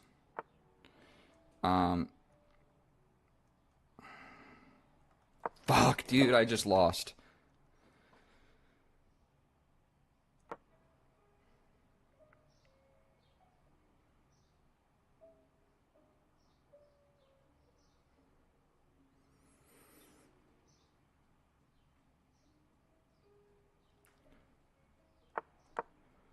Yikes.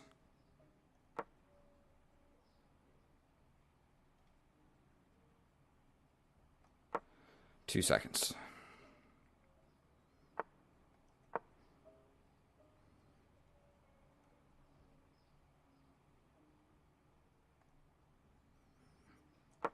Pre-moving this, bro. Pre-moving it. Gotta hope for something.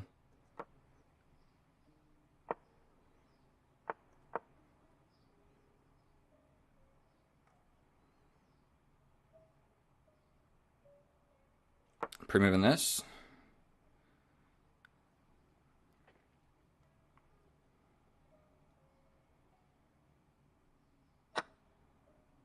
Pre-moving this. Fuck, bro. Oh, hello and welcome back. Thank you so much for clicking on my video. Are you ready to get better at chess? Me too. Let's do a 10-minute rapid game of chess where I'm going to manage to beat the opponent. It might not be 100% accurate, but we're going to get it done. And then we're going to go to the analysis and we're going to check what did I miss? What did you guys miss? So follow along during the game. Like, question what type of moves should be played. This guy is slightly rated higher than me. We're getting a weird opening out of the gate. Dude is rated like near 2,000 in everything. So in this situation, we're going to just resort to my custom opening because this guy might be slightly more booked than me. And so what we're going to do, he's making a lot of pawn moves, but so are we. But we're basically going to go for my custom opening where we play the bishop's here, the knight's behind, we bring the queen up somewhere, and we castle. And so guaranteed our opponent has not seen the likes of this opening ever in his life. These are some weird moves. And so we're going to just stick with it. Stick with it. We've got our minor piece structure. My pawns in the center are defended like a million times. He castles this side, so you know what? We're going to castle this side as well. Not even going to think about it for too long, but generally, if your opponent is rated higher than you, you want a same side castle because you don't want them hitting you with an attack.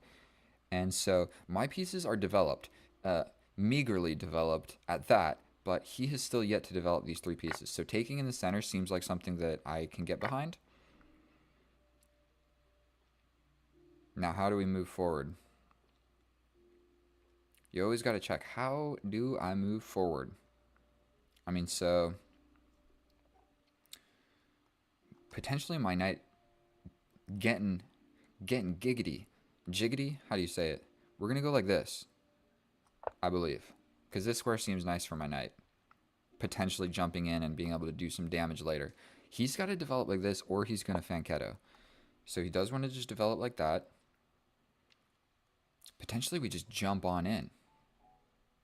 And if he takes, then we take. His rook would come here. I could scoot over like this. Don't love it, don't hate it. We can I gotta scoot up at some point, don't I? So we're gonna just scoot up. Gotta do something with the queen. Definitely don't want to be falling behind in time as well. Okay, so we're pushing pawns on the side of the board. If I go like this and he makes a weird move, then my knight potentially can get like trapped. We don't love that. But I think we're gonna just go ahead and put a rook on the open file. He will probably do the same. Okay, so I got to move this knight. Like I said, moving forward, he can potentially move and just not go for that. And then my knight can get trapped. I don't want to go back to the back rank. This kind of cramps my position a little bit, but we're going to just go ahead and do it. This guy is undefended, but it's kind of hard to exploit that in a number of different ways. So he wants to go here. I don't see a huge reason not to just push this pawn. If we see this trade, we open up this file, we can bring a rook over. Sorry about that. So we're going to just push here. If he takes, we have defended those two squares from his knight. Boom, boom, boom. Maybe a pawn push is what we're going to see. But now he's got his pieces developed. But we have a new position. Neither of us have ever seen this position. I can guarantee it. Okay, so this is being attacked. Moving it forward, essentially cedes what it is doing. Its whole purpose is to do this, but I would like to just match our opponent here.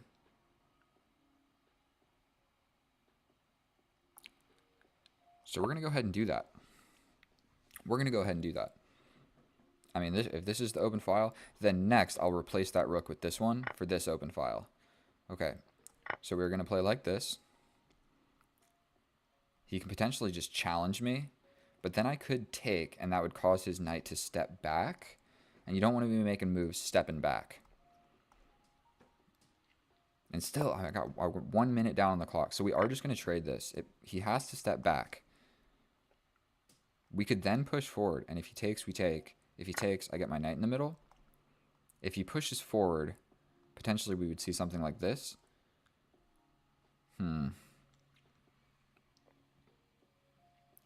I can also scoot my queen here and potentially attack the knight. But the knight will just come back. Correct? But what about step over?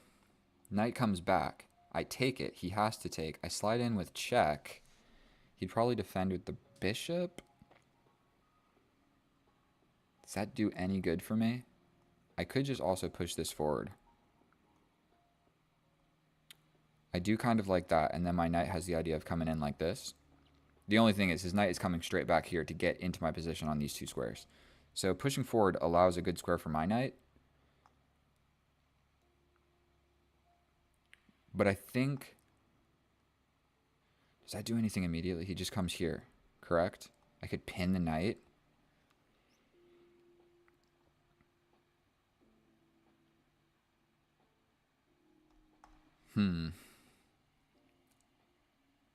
Here, here. And then I pin the knight.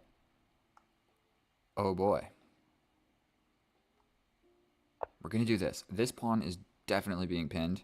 Luckily, my knight is defending it as well. So when I slide in, the knight is doing a great job of defending this. So he slides in. I think I can come in here, and I'm attacking the pinned piece. And what are you going to do? I think that that's just the move. My calculation skills are just magnificent. Right? He's pinned. He can't go here. Let's not spend a million years thinking about it. We are literally just applying pressure to this pinned piece. He brought the other knight. Makes a lot of sense.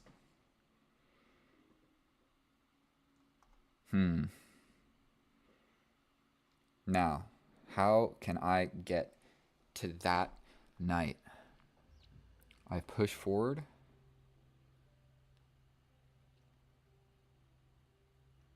If he doesn't take, I just push forward with the pawn. If he does take, potentially I take like this. I think this pawn push is what needs to be played.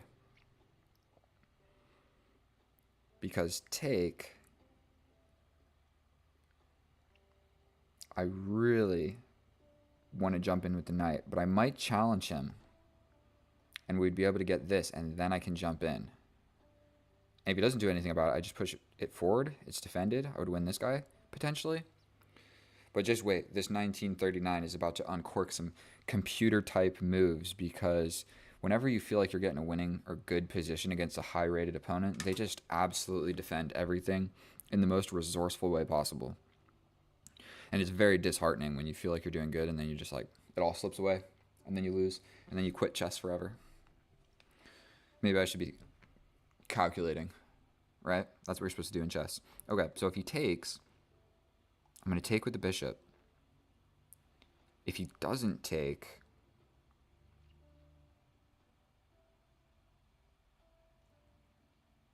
If he doesn't take, what are his options even? He can't really move anything. Temporarily jump into here. Then my queen is also potentially pinned. So this move would actually make a lot of sense. He can just jump in like this. I suppose I could have an in-between check that would work. He could defend, but then I would win the knight. So this doesn't work immediately because I do have a check. So if he takes, I take with the bishop. If he takes back, I jump in.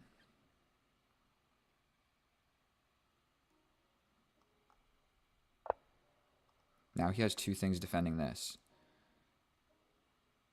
What if I just take... What if I just go up a pawn here? I just go here, here, and then I just grab this. Is that silly? I can also bring my knight, because this knight is absolutely doing nothing. But this no longer works. because he would take, then I take, then he takes, and then it's just no good.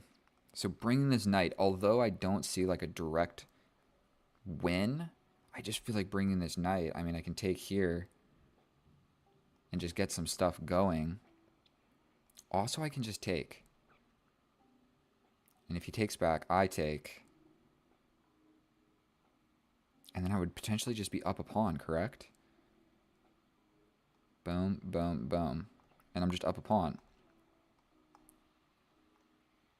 Oh, man. I feel like my computer is lagging a little bit. What do I do? What do I do? Do I bring this knight? Because then if take, I take. Boy, oh boy. Only one move is correct, and I know it. This, I think I just am able to sort of get up a pawn. Like he takes back. Ooh. I think we're bringing the knight, because the reason for that is if that happens and he takes, if I take, he could have slid all the way in with this check. And then I potentially am in trouble, I guess. I decided on this move because of the other, because bringing another piece is generally a good idea. We're leaving the tension on the board. But this knight was defending this square. Also, this knight was defended, so the check is not even that scary. I could just step up. But now this guy is only defended by my queen. So if I take, complicated situation. What is the move to play? Now there's also not a back rank check. So this does work all of a sudden now. Like he could just step in. And then like, then what am I doing? So he steps in. This is being attacked.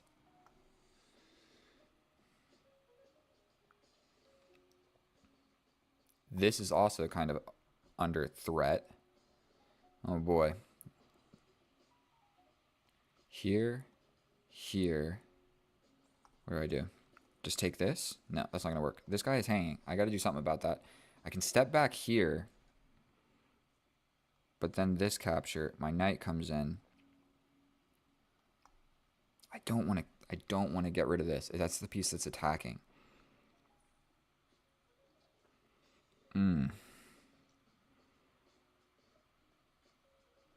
Capture. Can't work. Stepping back, I just don't feel like it's going to work. Because take. I'm just going to do it. I don't know what else to do. This capture. My knight jumps in. You capture. I capture. So scary. 2 minutes and 38 seconds. This is a tense position. I was hoping for a friendly and fun game of chess. But this is just downright terrifying.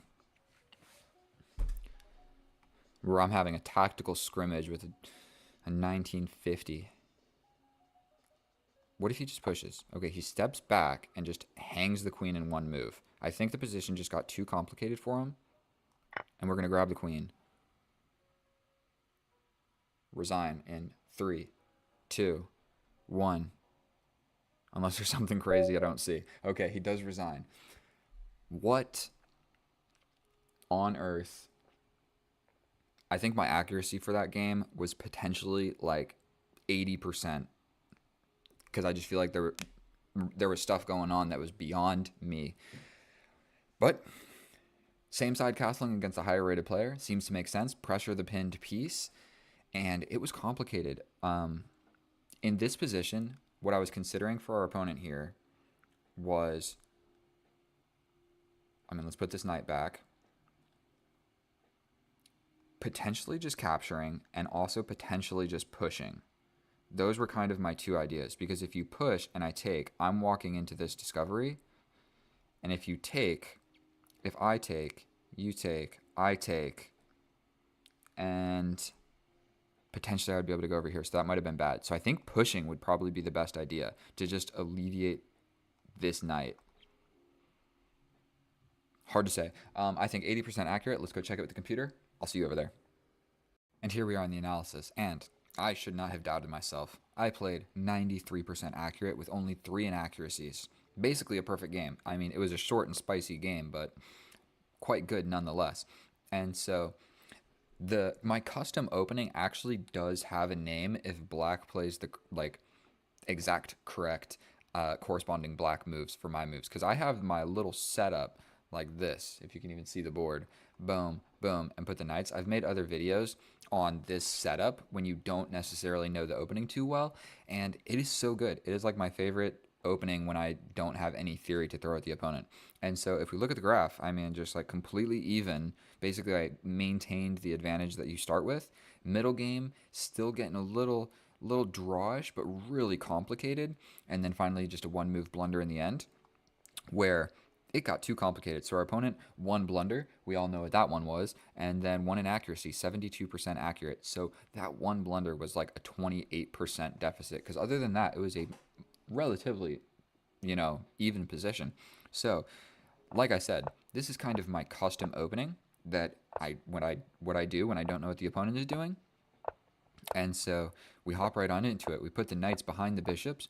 He castled, so I castle. One tidbit of information: if you're playing somebody and they're maybe better than you, it might be a good idea to just there's 2 things you can do. Just launch a full out attack and maybe you just get them, because it doesn't matter how good you are. If you get attacked and just get a bad position, then that's that. But that's less likely to happen against somebody that is stronger than you. So you're generally going to be safer off same side castling and just trying to hold down the fort. So we trade this off. Put the knight over here as in inaccuracy. However, it's half a pawn. One of my weaknesses is not wanting to push my H and A pawns. There's always a situation where you're supposed to push it forward to confront this pawn, and I don't do it because it's a scary move to play. It's like it seems scary. I don't know why I'm so opposed to playing that. The correct move was bringing the knight all the way back. This kind of cramps my position, but nonetheless, everything is still equal. We go for a little pawn break over here. We challenge the open file. Boom, boom, boom. He goes here. The only reason that I did this is because it gives me a tempo. Basically, he has to step back with the knight. This is literally the worst, other than this, it is the worst square in the position for the knight, other than a square where it's going to get captured. So it's like it only sees 2 squares. And, okay, long story short. And it can just directly be attacked. So I got a little bit of a tempo. I get the open file with the queen by trading off the rook for that. So it was not without reason. We go ahead and we pin the piece. He steps back and defends it. We go for a pawn push, because what we're trying to do is figure out a way to attack it again or bring one of my little dudes to the party. And so I was supposed to just capture here. I was considering what to do for quite some time. I spent 2 minutes, over 2 minutes, considering, okay, not over 2 minutes, like a minute and a half, trying to figure out what to do here. And this is an inaccuracy. However, still a more or less equal position. And so the reason that this is good is because if he takes, then I just straight up go up a pawn. Can't be bad, right? I just have a passed pawn. That is what I calculated briefly, but what I was worried about was infiltration ideas of the queen or something like that. I was really worried about giving the queen the open file and my king being back here all alone. Now that I look at it again, my indestructible structure is actually quite solid, because, I mean, you can't infiltrate because of the knight. Even if you were able to get here, everything is defended. This knight is defended. This is defended by the queen. So it wasn't as bad. So the reason I decided to bring this knight was I was scared of capture, open file for the queen. So it wasn't a terrible move, but it didn't make any sense. So I figured just bring the knight is what I was thinking. So we hop on in here. I was even considering this, scooting all the way back. We defend the back rank check ideas, and it's a defended square. Instead, we step back here because I was worried about this. The knight already defends that, bro. So what am I doing? What am I doing? I was worried about this because it attacks the queen. However, Now that we are in this position and the bishop is here, he has stepped back and defended his back rank like I was kind of considering doing here. This knight move does work because you attack my queen and I can't slide in with check. So that's what he needed to find. You jump in and I have to trade. Like, there's really not another great alternative. And so the reason it wouldn't have worked all these moves back is if he plays here, I have this check and he has to address it, and then I just grab the knight. And so I calculated that before. Now that the bishop's there, that does work because you step forward, you defend your queen, you attack my queen, and you basically force a queen trade. He doesn't see it. He moved the right piece, but he moved it to the wrong square. And basically, we grab the queen, and he resigns because, I mean, you're down a queen. So that's what you do when you hang a queen. You resign. Everybody watch Queen's Gambit. So that's what you do. Handshake, buddy. Sorry about that. But man, that was complicated. But I was applying pressure, so I'm quite proud of myself for just not necessarily outplaying our opponent, but I played with the white pieces the way you're supposed to play with the white pieces. And so, again, look at these stats. 93% accurate, 3 inaccuracies. Come and get me, bro. Thank you so much for watching. It's been a pleasure playing for you. Oh, hello, and welcome back, and thank you so much for clicking on my video. In today's episode, what we're going to be doing is playing a 3+2 against this 1767 opponent. And what we're going to not do is lose my light square bishop. So we're going to scoot forward. Please don't go for me. He might just do that. Okay, we're going to capture.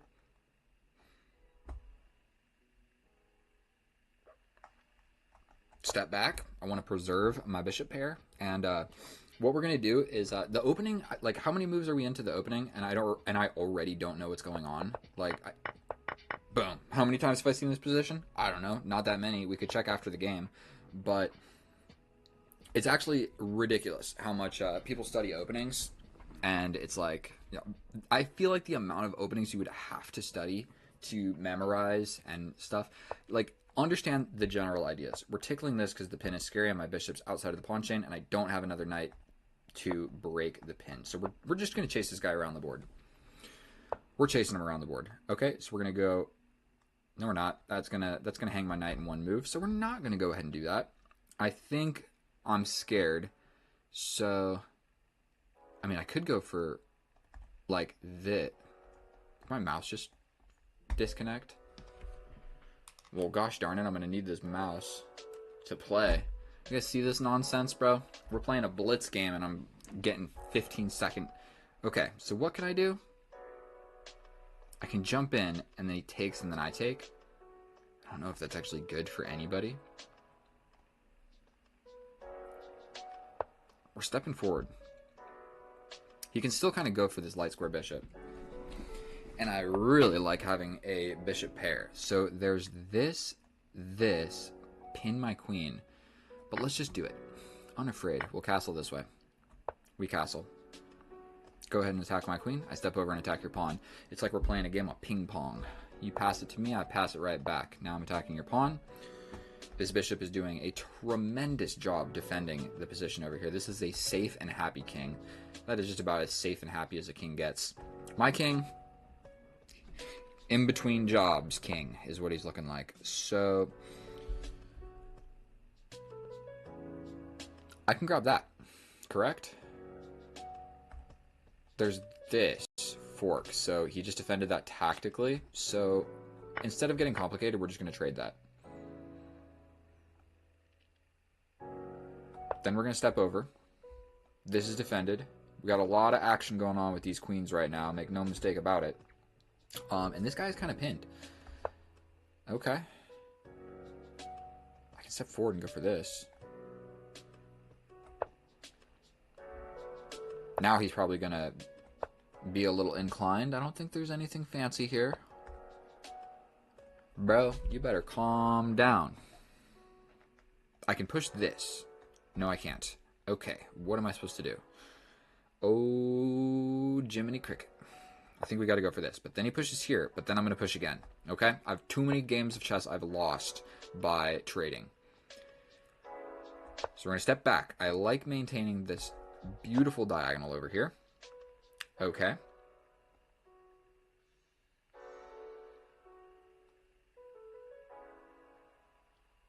here, here, here, here, here. Let's go for it. 1 minute and 20 seconds on the clock. How am I down an entire minute? Don't ask me. I could also try to do this, but I think trading off everything is going to be in my best interest because I'm losing on time. Yes, that is what I think. I can also go for the same idea over here, but it's completely equal. Completely equal position. He's thinking about it. He's thinking about it. He's probably thinking to himself, man, I have double the time that this guy has. I'm absolutely smoking him on the clock. Okay. Okay. Okay. Okay. Okay. Okay. Okay. Okay. I think we're going to be chilling, bro. We are going to be chilling. Go ahead and try. You could step back. So one thing you want to do in a situation like this, where we're going to threaten checkmate. Checkmate in 2. Will he see it? The answer is most definitely yes. And he will step over with the king, or he will push this forward. It's hard to say which one he's going to do. He could even play this. Did he just blunder mate in 2? Queen sacrifice, mate in 2. Let me just look at this for a second.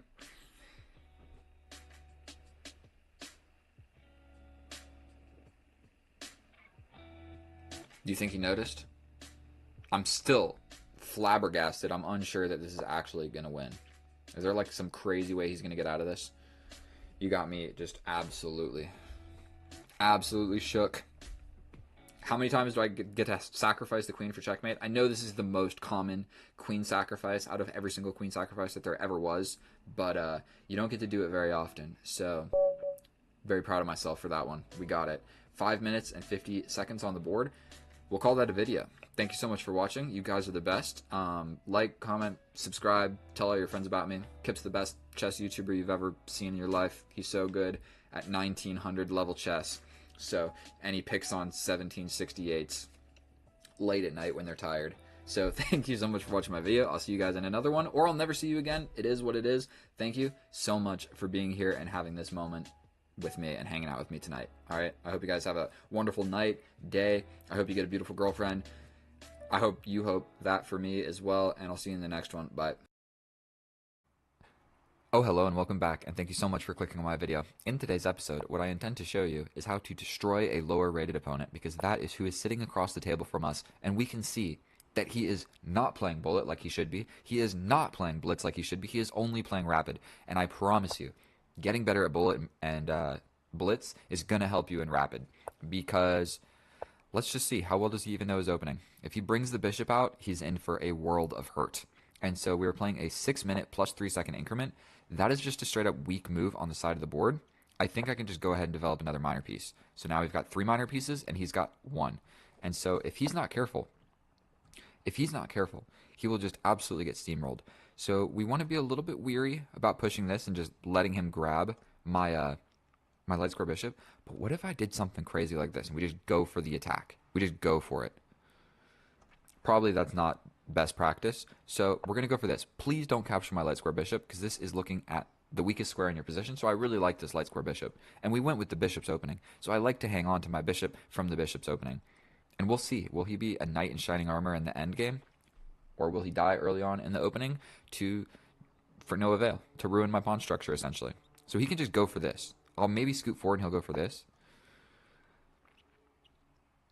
And we're going to do this. Potentially he pushes his pawn and he gets like a pyramid of pawns. It's not really good or bad for either of us. And it's going to let him get caught up in development. If he develops the knight, he's just walking into a pin. And if he pushes the pawn, then he can't develop the knight to this beautiful square. But really, my game plan as follows is to move my queen up and castle opposite. And, well, he hasn't castled, so there is no opposite. We are directly across from each other.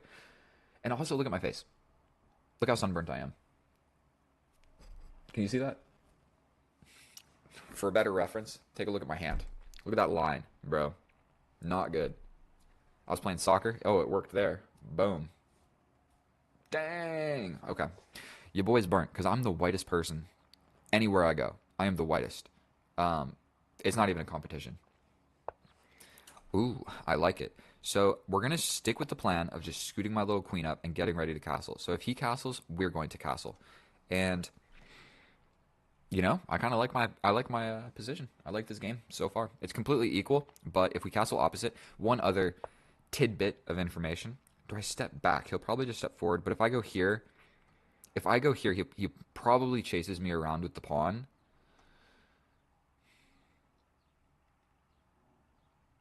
And then he's not going to castle this way. But then I can still castle this way, so I think we're chilling. But if he gets this and I step back and he changes his mind about castling this way, well, if I castle this way, he is very quick to just have, you know what I mean, all of these pawns on his 4th rank or my 5th rank or very far advanced pawns. My pawns are not ready, have not advanced, and done anything substantial. And I'm just blitzing out moves, so I'm not even really thinking too much. I think we're going to step back for no particular reason. If I take, then he was going to take. So we're just going to go ahead. He can pin my knight, but I don't think I really care. I can also apply pressure to this knight. He would essentially have to push this. And then, I trade the knights. I don't know if that's good or bad for anybody. And we're just going to push a pawn on the side of the board. Because I think he's a hankering to castle. That's what he's thinking about. He can also kind of develop the knight with tempo on my bishop. Great. Absolutely love it. We're going to just step back. He can plant his knight firmly in the middle of the board, attacking my pawn. In which case, castling this way becomes increasingly risque. This is the moment of truth, ladies and gentlemen. We're playing a game of chess today. We are playing a game of chess today. My king, we got this open file. I don't think that was the greatest move in the world. If he takes, I just get an open file. It's kind of what I see. If he takes, I just get an open file. And I kind of like that. I can also get my knight one step closer to the action. I'll take it. That also prevents this. So pushing this pawn, don't think it's really good or bad. But we're still in the essential middle game. We've traded off one piece. We have the imbalance of opposite side castling. And all of a sudden, this fork is what I see immediately. Only defended by this knight. So push, push very rapidly gets the idea of the fork. So we are just going to push this pawn. So this just loses on the spot because there's the fork to win the queen. So he's going to have to, push this pawn essentially would maybe be an idea. But then maybe I jump forward with another knight and I slowly but surely start mobilizing my pieces.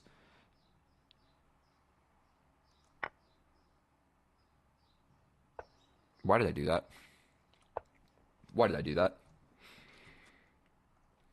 It's not looking so pretty anymore. I think I have time to tickle this guy. I think we got time to tickle him. Make no mistake. I just blundered horrendously. But I'm confident that we're still going to be able to wiggle our way out of this one. He could just... No, he couldn't move there. Bro, never give up. We're grabbing this queen. We're also grabbing this bishop. We're also going to ruin the pawn structure over here. We grab the queen. Most likely he takes back. Probably what he should do is save the... Oh, he can't even save the bishop. Oh, this is just getting beautiful. We take this defending the pawn. Oh my goodness. From completely lost to completely winning in a matter of 2 seconds. This pawn is weak. He's probably going to push it forward and plant his knight here. So one thing that I could do, I can also put my knight on this delicious, delicious square. We're not too worried about this guy, and we can always defend this open file like so. So I don't think it's such a terrible idea to go for this. He can't even immediately kick us out. So I think I'm just ready to jump in. So he is attacking this. Is stepping this way or this way more preferable? If I defend like this, that comes with a check all of a sudden because my knight is not defending it. So we step up. He steps in. He's attacking this yet again.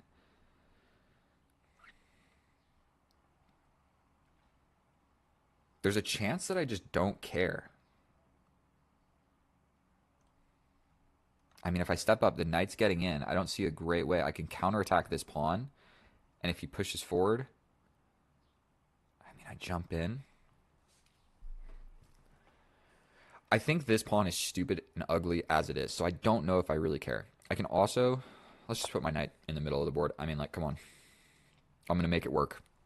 And he can't even really kick me out in the most beautiful way because I'll take back with check, and then he has to take back like this. And I'm just not convinced that opening this file is going to be a great plan of action for you. Okay. So he wants to just jump in. He wants to just jump in.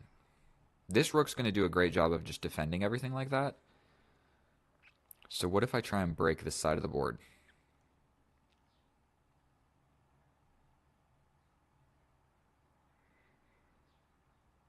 Or we just put this on a little bit of a light square.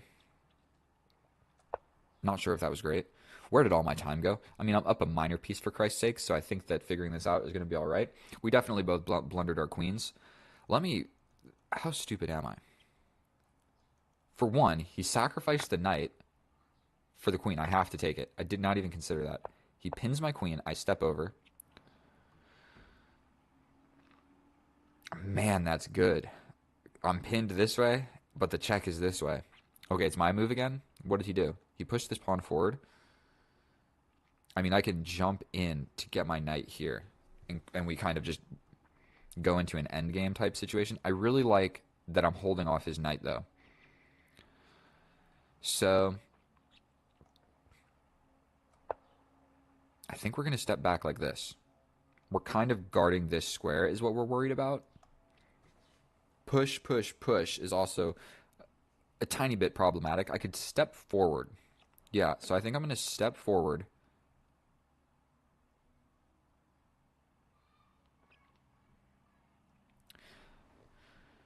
Just straight up push, push. I mean, 2 minutes. I can just bring my rook, bro. Like, you gotta play something like this. I can step up. Pushing, I just don't think is gonna work.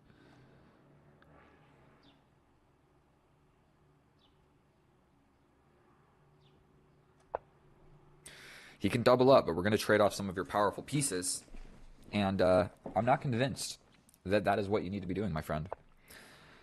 Yeah, he doesn't want to do it. I can just step up.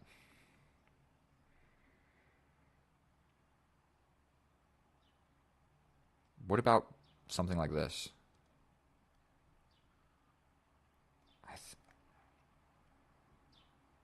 I think we step forward. Because if he pushes, I can just push up. And we've got a really clogged and kind of ugly position. Yeah, so he's attacking it, but it's defended enough. And until that knight moves, I just don't think that I have a great plan. But I have this fork, so this is threatening the fork. Pushing here, I push up. Pushing here, I take. You ever try to bring the knight, I kill it. You would also be attacking my rook. Now there's a fork here. So he avoided this fork, but he just walked into this one. So we'll go ahead and throw that on him. We are now attacking both of his pieces. I didn't steamroll this guy like I had planned, but you just gotta never lose hope. You know what I mean? Never lose hope. Even after you hang your queen, if you're playing somebody a little bit lower rated, you can MacGyver something effective to happen. And oh dear lord, he can't even go for this cheeky pawn push. And I guess one thing to note is like my two rooks are here, so we should be like just kind of aware that a fork can happen.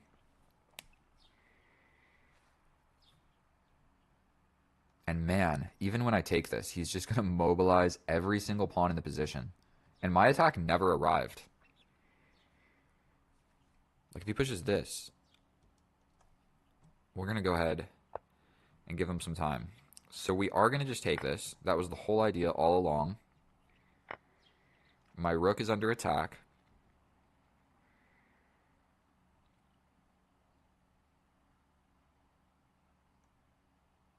I mean, I'm fairly certain that that's just okay. If he hits me with this check, I can step up.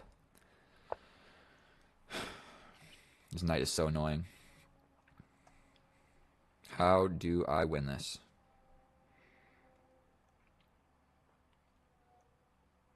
I'm scooting my bishop here to cover both of these squares. I'm trying to cover every single approaching square of this knight.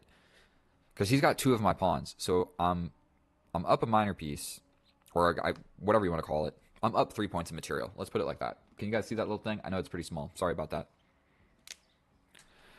And with 20 seconds, let's just go ahead and give him some more time. I don't want this guy to have a heart attack or anything. So just take your time, take a deep breath. What's the game plan? You gotta conjure up some sort of attack. Yeah, that is the correct idea. Then getting in with this check. I mean, I'm not even 100% sure. My rook is pretty safe. I think we're going to just go for a pawn break. The knight coming in, I mean, I take, and I at least open the position a little bit. So I think we're going to just take there. I'm not sure which way he's supposed to take with, but that allows ideas of this. I can also mobilize this rook. Getting into the position is probably best practice. And what is this rook really doing on this square? So I think stepping over and grabbing the open file makes a fair amount of sense. If he plays this, I might just push forward. So what does that threaten? Check here, and I have to step back here.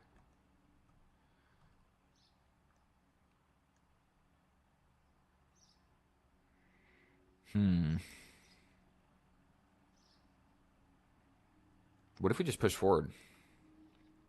We push forward, take. He hits me with this check. I step back.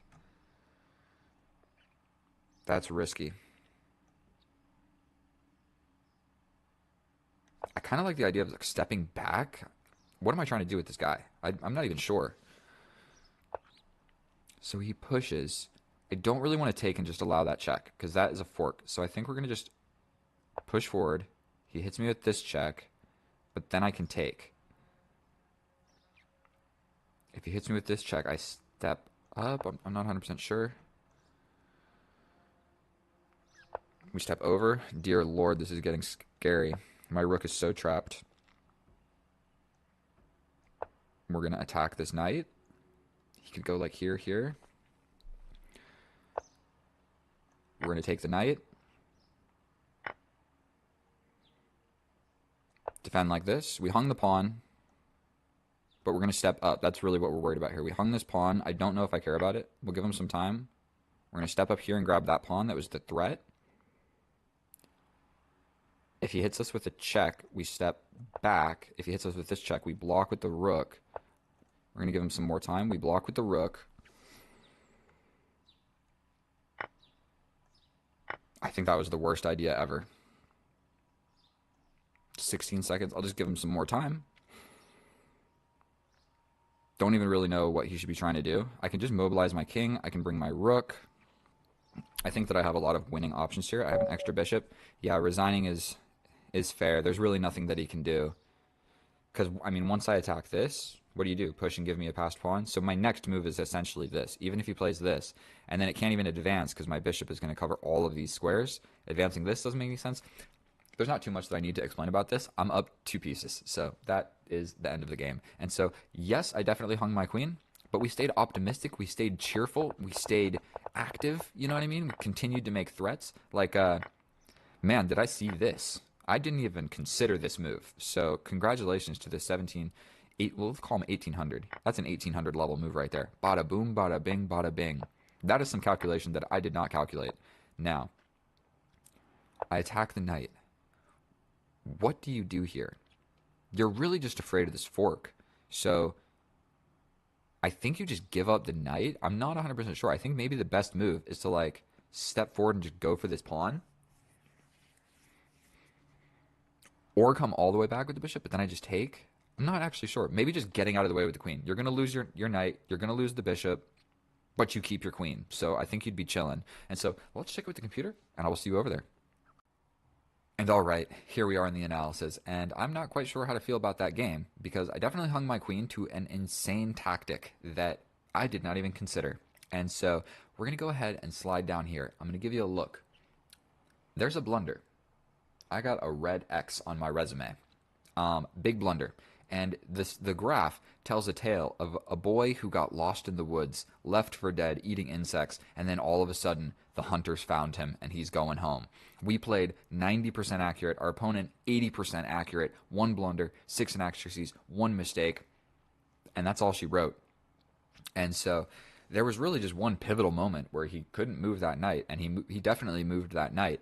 And so let's just hop into the game. Now, because we have such a symmetrical structure, if you note, these pieces are completely equal.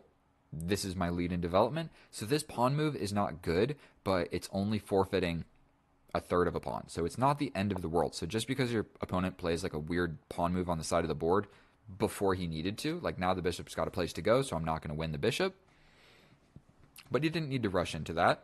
The bishop is not even trapped yet. But you know what? He's probably scarred. He's probably scarred of this knight coming over and grabbing this bishop, and he said, no more. We're pushing pawns on the side of the board. And you know what, bro? Me too. Me too. I feel you, 100%. Now, in this position, I didn't even consider this move. I was like, oh, you're going to have to push the pawn forward, and then your knight can't go there, or you're going to have to walk into a pin. No, he doesn't. He can just play the best move.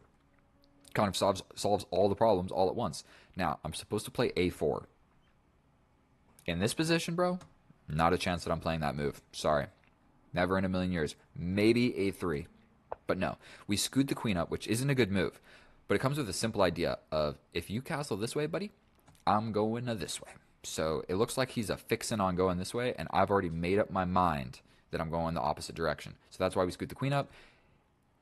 In contrast, that the reason I don't go here to e2 is because the knight can jump forward and hit me. So my other knight, my f3 knight, is fixed on this square defending the advancement of the...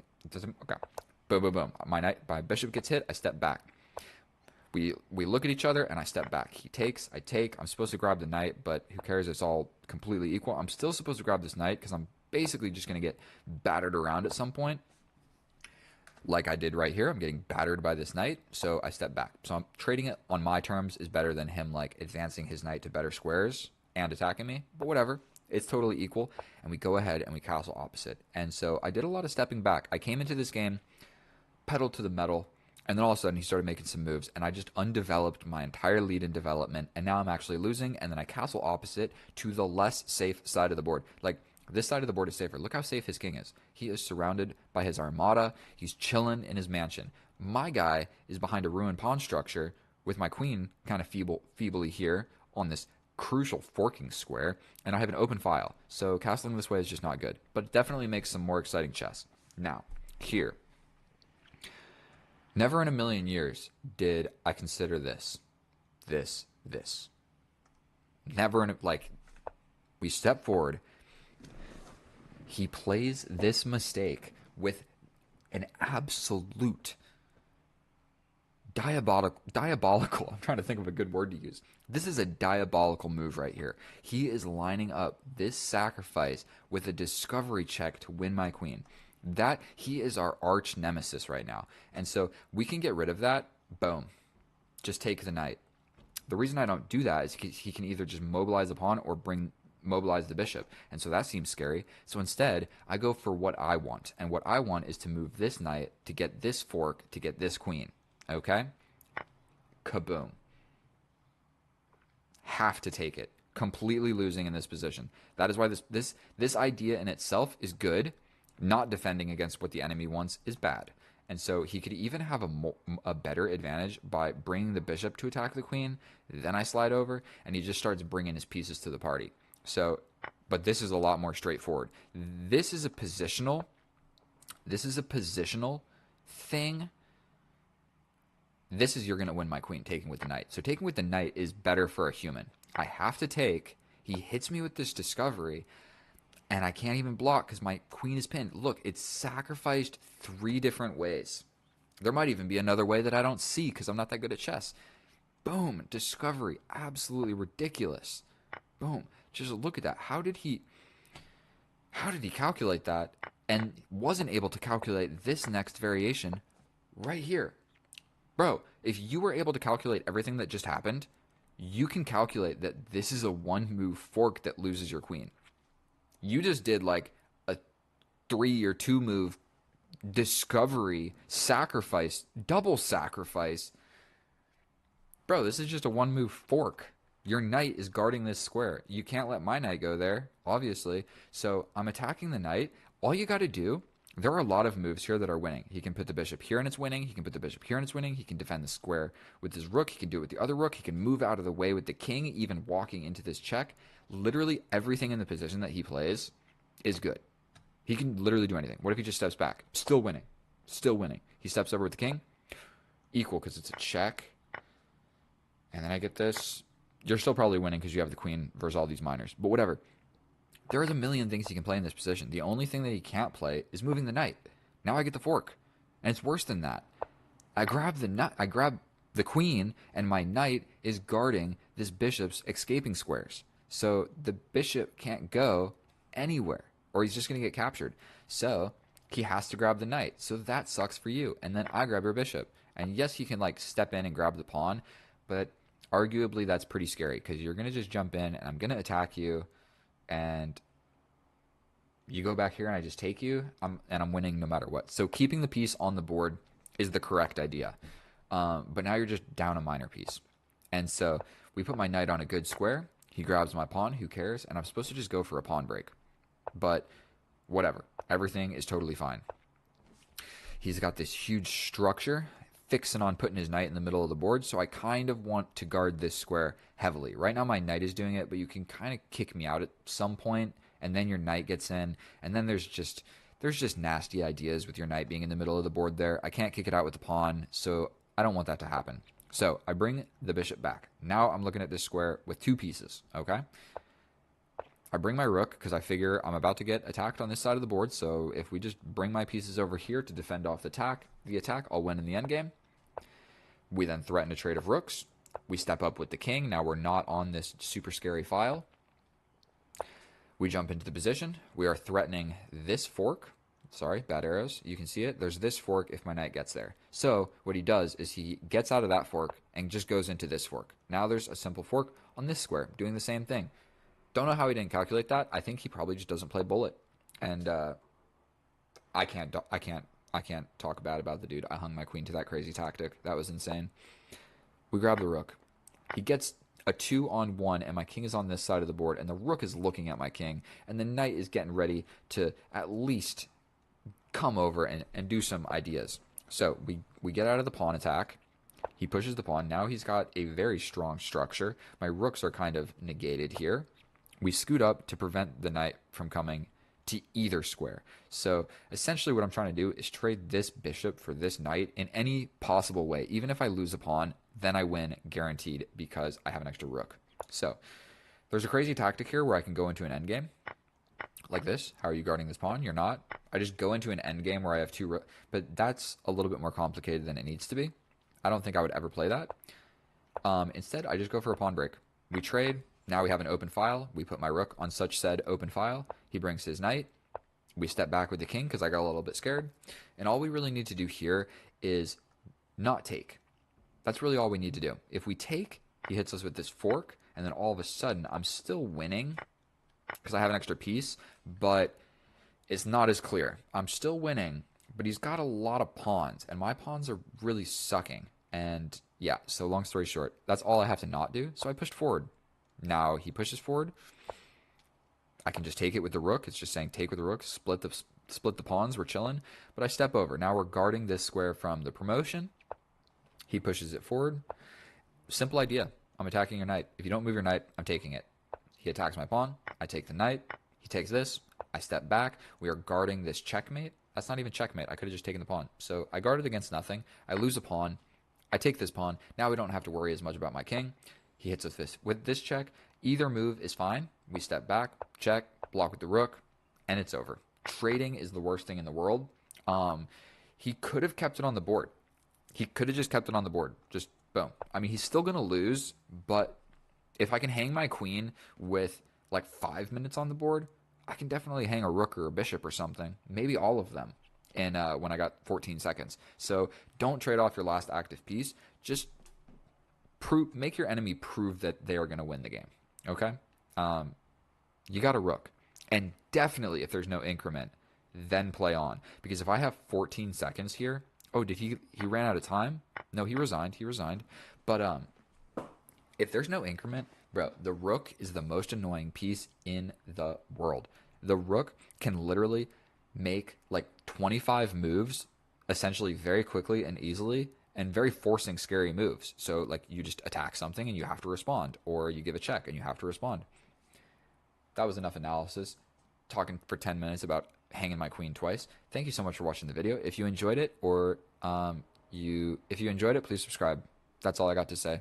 I scheduled a lot of videos. Sorry I hung my queen, but we got them back. We got the dub. Thank you so much for watching. Get out of here. Bye.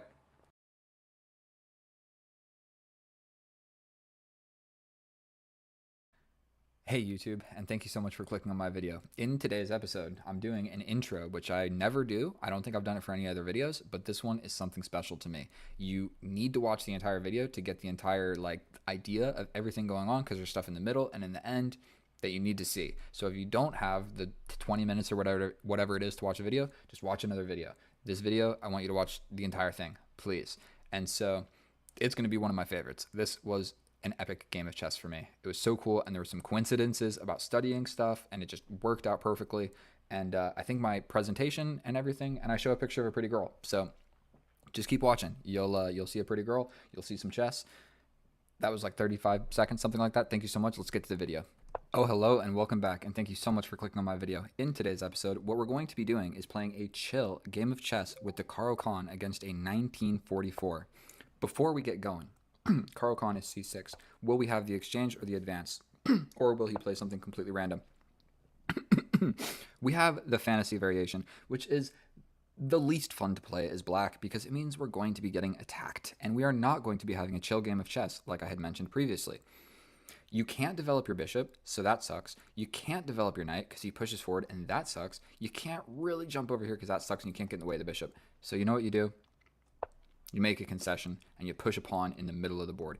It hurts, and it sucks to play, but here we are playing chess. So that's what happens. You know, you get to a certain level, and people just know their openings. And so, we developed the queen, okay? We're pressuring this pawn. Now, I want to show you something. First of all, I tried this for my first time ever. A kumato. Kumato, tomato, I don't know. But check out how this thing looks. It's like a green, funky tomato.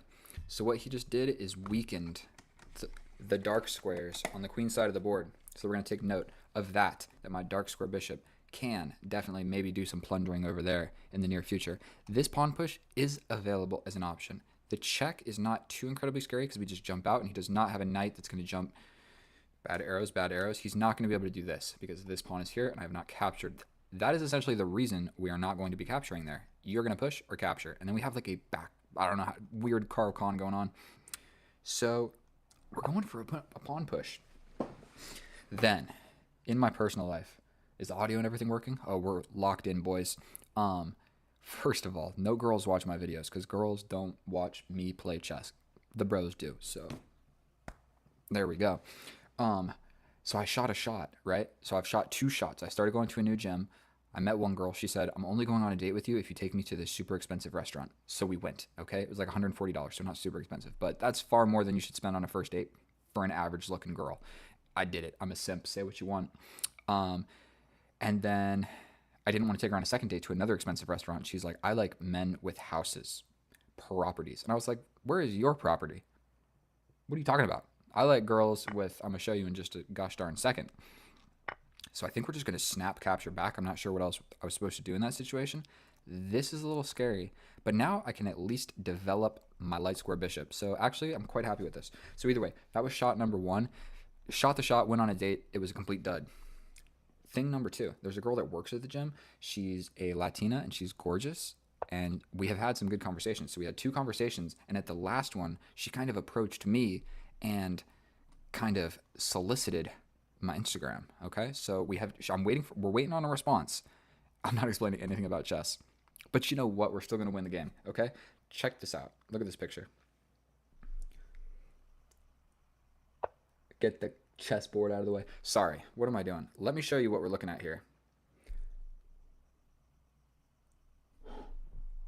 God damn. So, please throw something in the comments. If you believe in God, you're religious, go ahead and hit a prayer for your boy, because I need that. And so we can have some isolated queen pawns in the middle of the board, but you know what? I do have this. If the knight comes, I take. He'll take here. I'll develop. He'll hit me. I'll hit that. The pawn will be defended. Is there attack? What if he just takes back? I hit him with this check. He develops a knight like this. Then I develop my knight. Some isolated queen pawns in the middle of the board might not be such a terrible idea. Unless I move this and he hits me with a check at some point. We're just going to snap capture. Queen is under fire right now, so everything that I said is going to happen. So as you get better... Check. Don't even care, bro.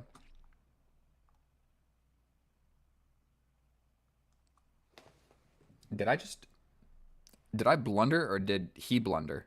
We got 3 minutes and 21 seconds. Is he going to run away like a scared little boy to the side of the board?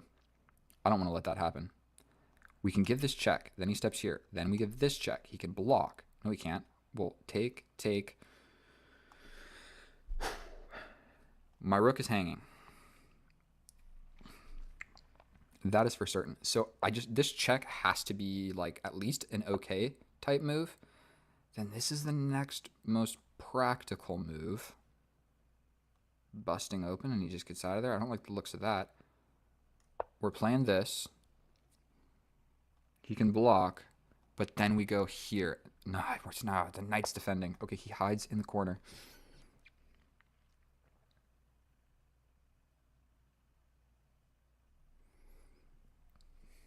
Moment of silence for my rook. Moment of silence. But we're not going to need him where we're going. We're not going to need him. This is also hanging. I don't know if I care. Is there any good move? I can take the knight. He'll take this. I quite like covering this diagonal. We can go here, threatening this. So we can go here. If he takes the rook, this knight is too far away to like actually be able to develop with any meaning at all other than just dying right here. And he's got this move. That's horrific. That's horrific. If I play this, he can just go here.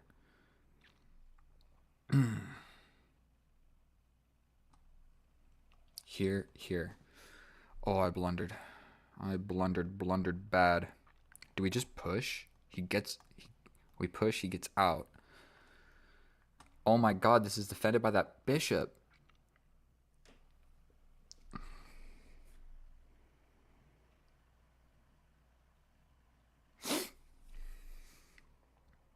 One minute on the clock. What do I play?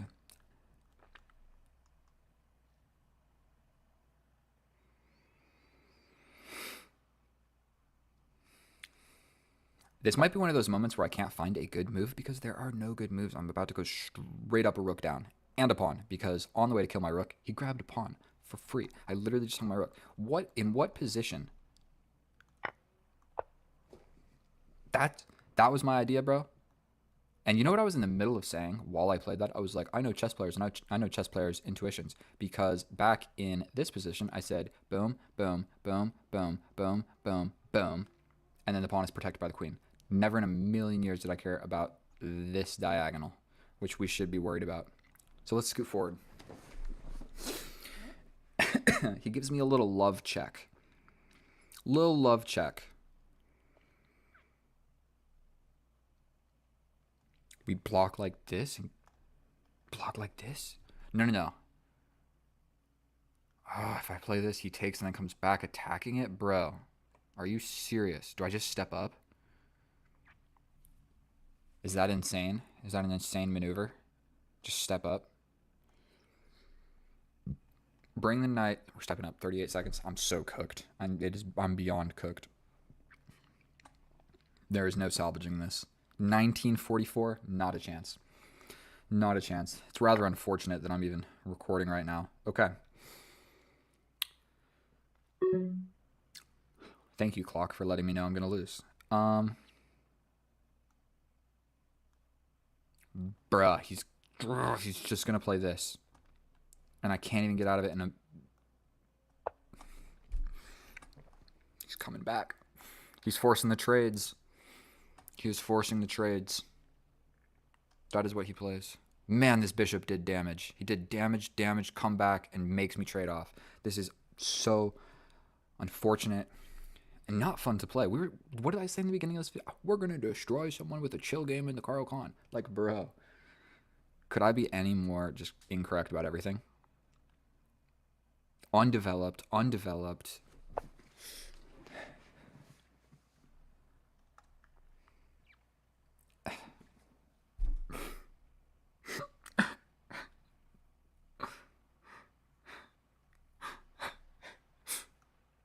All right, we're gonna lose the queen. I don't think this is I know this is not possible. He has to make a serious blunder, and I'm the one with 15 seconds because I just took 3 seconds crying about that. But you know what we're gonna get? Open file, baby. Checks when the knight moves. You know what? If the knight goes here, and this is an open file, this is checkmate because Chris cross applesauce. So there might be a small sliver of hope.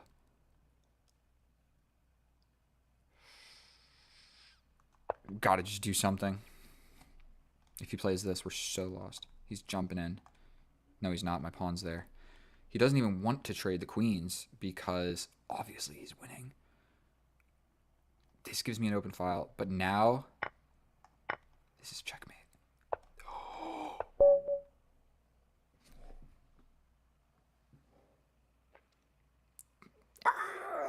Bro. Let's go. Do you need a queen? Do you need a rook? No. What do you need? 2 bishops. And you know what is insane about this? Am I going to be able to show you? So I know we just finished the game. We need to do some stuff with this. Look, we're going to go back. We're going to go back. Look what I was studying. Can you see it? All right. Let's not make this full screen. Literally, this is what I was studying 5 seconds ago. Do you see this? Boom. Are you ready? I was literally studying double bishop mates, and here we go. Like, this is to show you I'm not making stuff up. I was literally studying this, and that's the one. That's the one right here. This is the one that gave me inspiration for what just happened. And I saw, wow, I did 3 seconds of studying. I mean, I guess I did 1, 2. I did a couple, and then I said, you know what? YouTube time. We're filming a dub, and so out of nowhere, I don't deserve that at all. We're going to check it with the computer.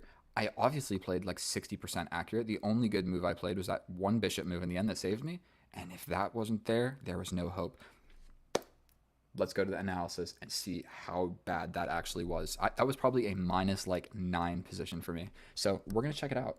And here we are in the analysis. And I am blown away because 2 things. I was literally just studying double bishop mates. Just in the top right here, you can do learn, and one of them is basic checkmates. Double bishop mate. The other crazy thing, I have never done that before. Ever. Never in any of my games of chess, unless it was like a double bishop mate with other stuff involved. Like an example is like this file is cut off and there's a pawn here and the king is here. Or like this square's cut off by this, I don't know, and then give a mate, but there's other stuff involved. This is a straight up real double bishop mate. Mated behind all his everything. Crazy. And the fact that I was studying that, I'm going to stop yapping about it. That was 50 seconds of yapping. That is, my mind is blown. What else is crazy about this is, are you ready?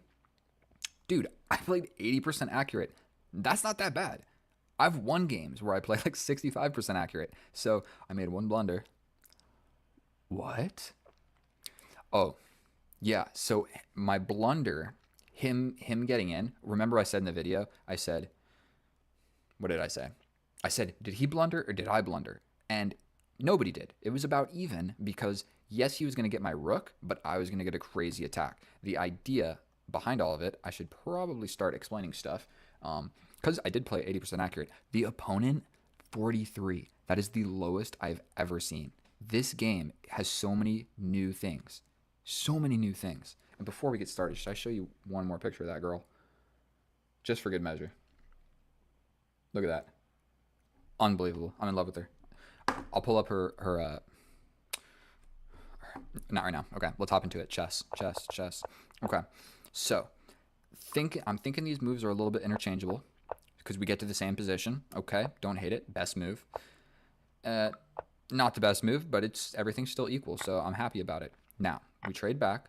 He's slightly winning after bringing this knight. He doesn't do it. He brings the wrong knight. Obviously, every move he makes is going to be not the best because he played 43% accurate, which is insane. We capture, and then realistically, what I needed to think about here was, hey, bro, you've got two pieces developed. I've got two pieces sort of developed, but he's got discovery ideas on my queen. So realistically, my queen is a liability here, not like a developed piece. I'm not actually like doing a lot of damage. And yes, the bishop's hanging. Just develop something. Even like going here would have been fine. Scooting back with queen would have been fine. So it doesn't happen. I go for this. And my calculation skills are okay because what I calculated could have happened. I calculated this. Boom, boom, boom, boom, boom. Capture. Queen comes here, defending the pawn. You can't get my pawn. Great calculation. Except I didn't see this, so horrible calculation. And so sometimes that happens. I played this move in 3 seconds. Boom. And it's not a blunder because look at the evaluation. Boom. Like, yes, you're getting my rook, but you're only up that pawn because my attack is about to be vicious if I play the right moves. So one thing in chess is when you're trying to checkmate your opponent, you want to go back and forth through their pieces. Go like check with the bishop, check with the queen, check with another bishop, check with the knight. There's cases where you don't do that, of course, where you like check 3 times with the queen. The queen is different. Rooks can be different. But if you're doing like a group effort, it's normally back and forth. Check with the bishop, check with the knight, check with the queen, and then you get a checkmate. I needed to give a double check with the bishop, and it's not clear why. I'm going to show you the best computer lines. We develop the bishop. He attacks the bishop. We step back, and look at this bishop move to the side of the board. Nobody is playing that in a million years. Then the important part about this is we're pushing this pawn. You get my rook, but you do not get to defend this and get back into the action trading everything.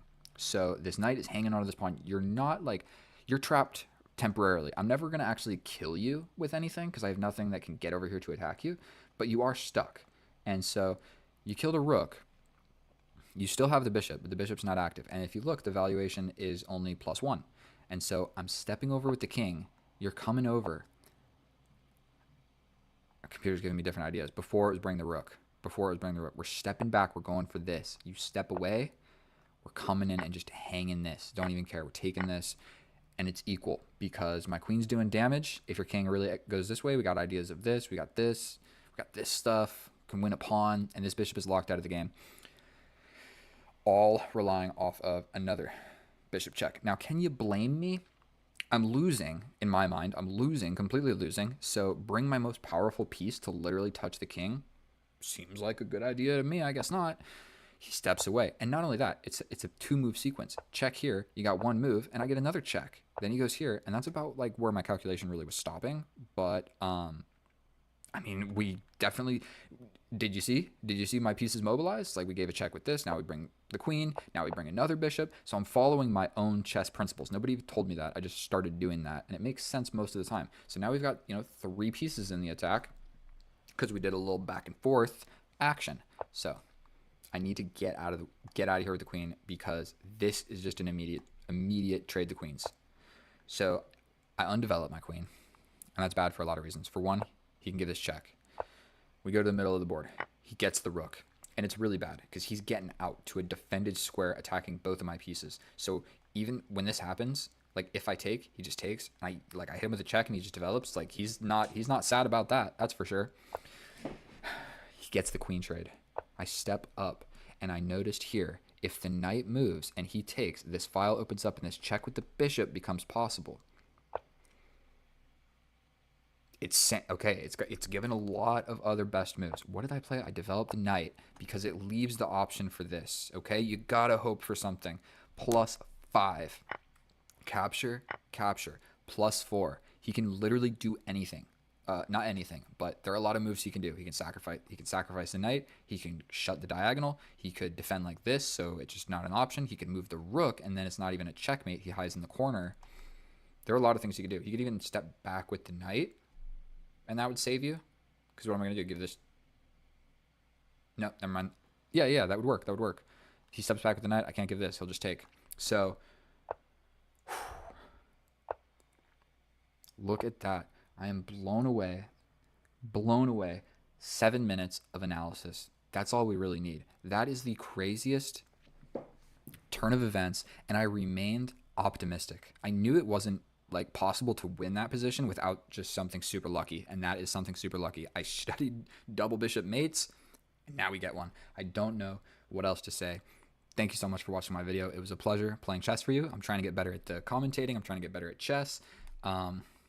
Thank you so much for hanging out with me. It's a pleasure. I scheduled a lot of videos for this week, and I'm a little scared to post this video because I'm talking about that Latina, but she'll never see it. And if she does, maybe she'll think it's cute. Probably not. Me showing her fitness physique to 100 viewers. I don't know. Say what you want to say. But I love you guys. Get out of here. I'll see you next time. Please subscribe. I'm trying to reach 1,000. It's going to take a while. So if like two or three you could do it, that'd be pretty cool. All right. Thank you so much. And I'm not going to take up any more of your time. Oh, hello and welcome back. Today we have a special treat. One of my subscribers paid a grandmaster to play me. And so he's 2,600. This dude's like 1,000 rating points higher than me. And so let's just hop right on into it and see what happens. I've never played a grandmaster before. This is my first game ever. And I'm not sure if we're playing 1-0 or if we're supposed to be playing...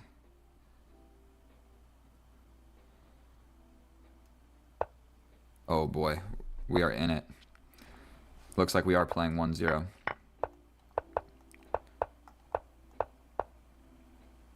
I think we're gonna just castle. I'm like overthinking all my moves. I think we're just gonna take, scoot back. I think my rook just got trapped, so that's no fun. Now my knight can't really get out. We're gonna scoot up. He's got 8 seconds on me as well. We're going to step back. Step all the way back. I'm so scared. He can sacrifice here at some point. Here to trade this off if we so need. We'll go here to maybe trade this. He could probably just take this pawn. I think we're going to take here. Then I need to bring this other rook. Oh boy, what's going on here? I think we're going to just push this. Slide here. Oh boy. We step up. We lose something. It is what it is. Maybe we trade the queens and just lose. What am I supposed to do here? Oof. Oof. I'm so lost. Oh boy. So that's how grandmasters play chess. Now we know. Sorry for the commentary. Maybe I should have been playing like a 3+2 or something to get a little bit more of an instructive game because I just have no hopes. Oh boy, we are doing a 3+2. So let's just hop right on into it. Oh boy. He probably doesn't know how to play the Caro-Kann, so let's go for that. Okay. The Tartakower.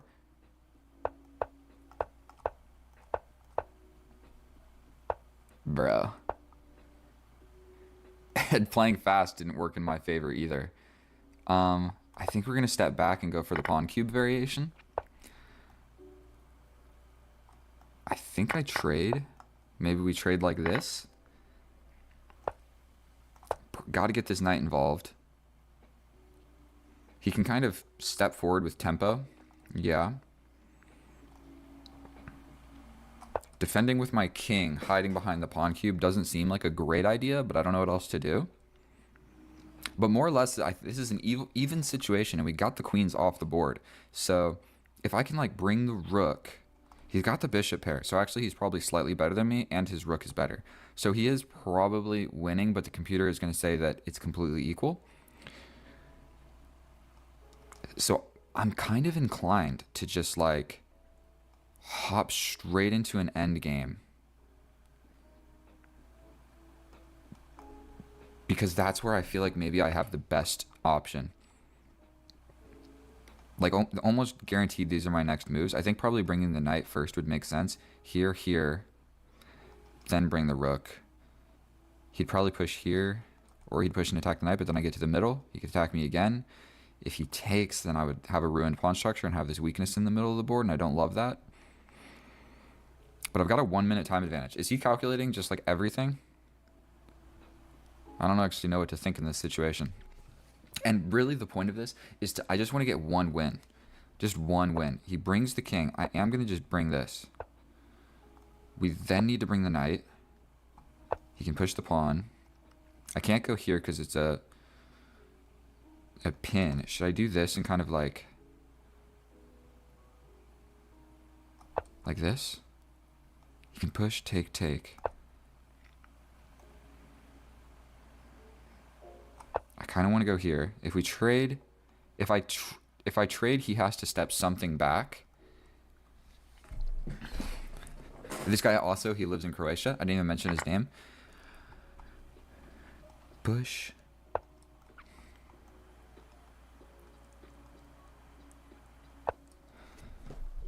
King forward. That kind of stopped. That was probably not the greatest. I can go here. King active. He can get a check like this. And then these pawns back here are a little bit weak. But I've got this 4-on-3. What's his idea there? I think we just step back with the knight.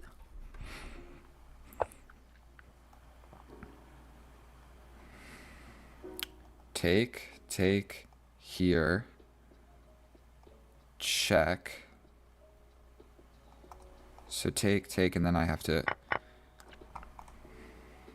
If I step forward... So if I take, he hits me with this.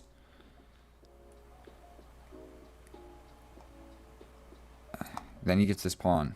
So I think I have to step up. But if I step up, he hits me with this check. And that's checkmate. If I step up, just checkmate, right? So I have to take and just let this happen.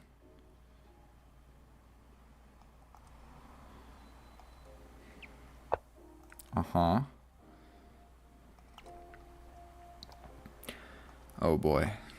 He's going to get all of my pawns. I step here. He takes my pawn. I jump in. Defends this temporarily, but he attacks me. I hit him with a check. He gets my pawn. But I'm up a pawn. So I got his pawn, so he's going to get my pawn. But I just don't want to lose this one. Oh. Oh. Do I have any way of defending this? I mean, I can get into the position like here, here, here, here. I don't think I have a great way of getting rid of that problem. Here, here, here, take, push.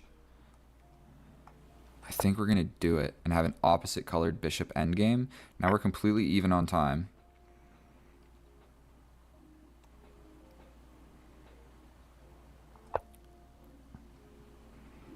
He's not going to take, but even if he doesn't, now this pawn is just on a light square. He can just go behind it.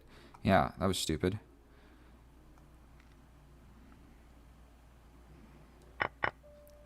We're going to take. He's going to get this pawn. That's no fun. Do I have a way to attack another pawn?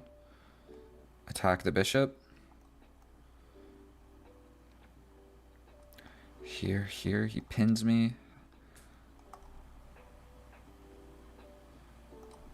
I think we just attack. It's completely even. I actually have like I'm losing a pawn. I'm down a pawn, but I'm actually doing okay. Like against the grandmaster, I'm doing okay. And he can what is he trying to do?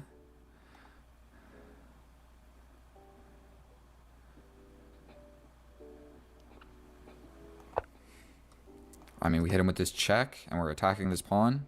He can just grab this at will whenever he feels like. And he can also kind of start doing something like this. We hit him with a check. I felt like that needed to happen. What if I just...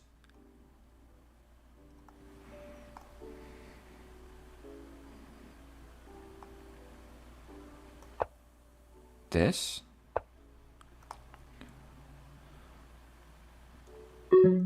This?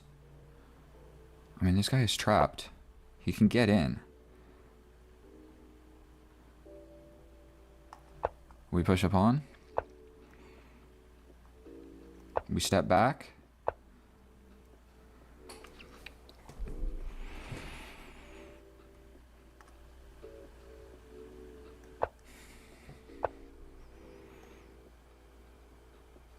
Oh my god. Okay. We get out. We get out.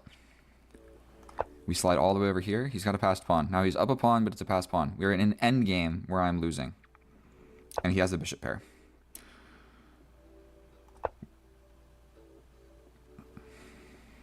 He can go here, but I'm going to jump in. I'm going to jump in with this fork and get rid of this guy. And then maybe I can wiggle my king over here. But then my king is just stuck guarding this, and I've got a dark square bishop. So I think trading this knight is not actually in my favor. But I've got 5 seconds, and he's got so much. This fork is coming. Take. Take.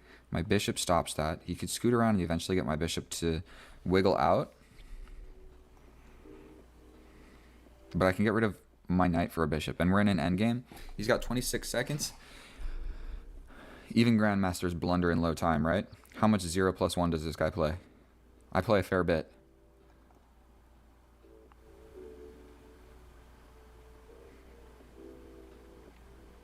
What is going on? Where'd he go?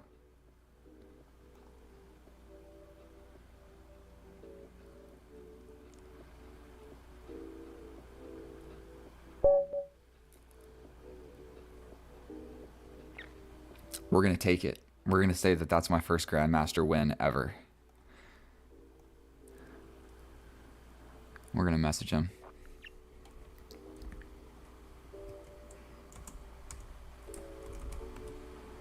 I'm going to message him and say what happened.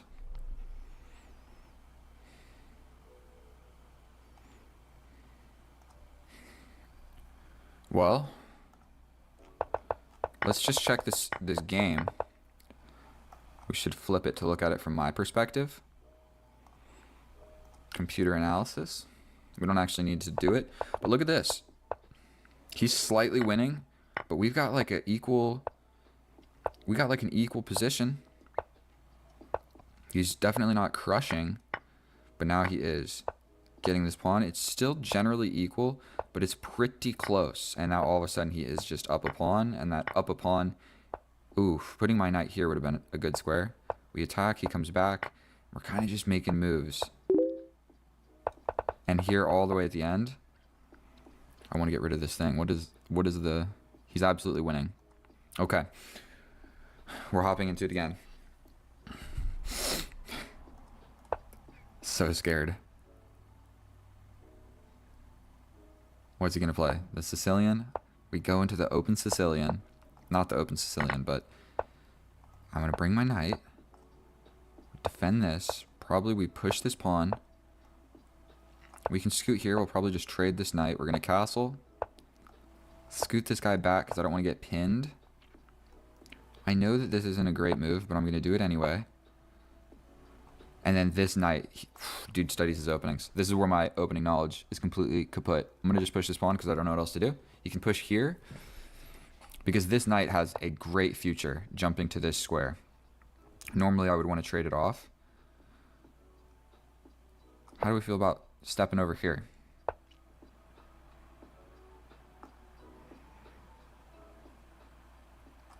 Now this knight goes here, and essentially I have to trade. Don't love it. We can jump in like this.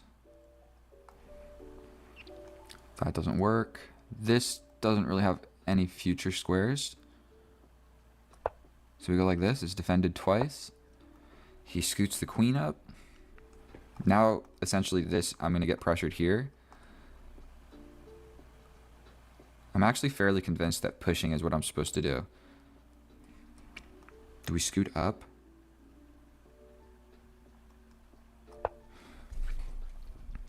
Don't blunder. Oh my god, he's just applying pressure to this.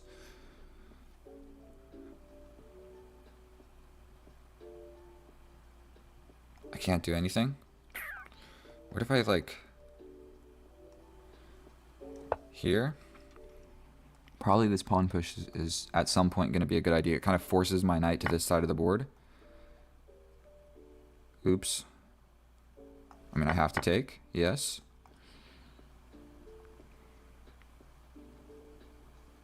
I'm going to lose my pawn. Oh boy. I mean, we knew this was going to happen, so there's no real reason to get upset about this.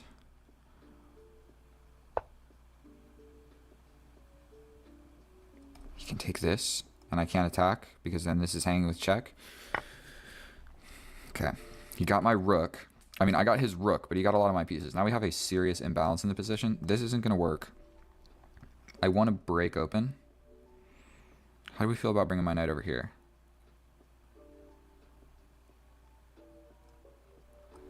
Or like this? Let's just bring the knight this way. This is getting attacked a few times. Or, I mean, it's getting attacked by the rook. He has 3 minutes still on the clock.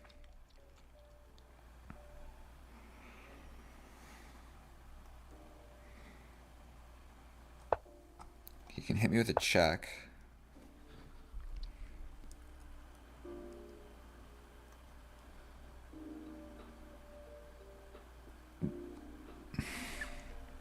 Here. Does this work? I mean, he just scoots back, but I get rid of this.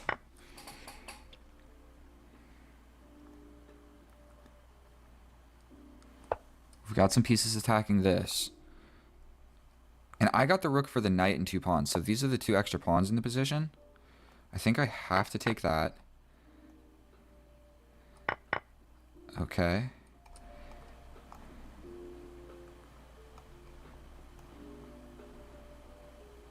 We go for this. He can immediately attack my pawn. If I can grab the pawns, I think that I'm all of a sudden actually doing quite well.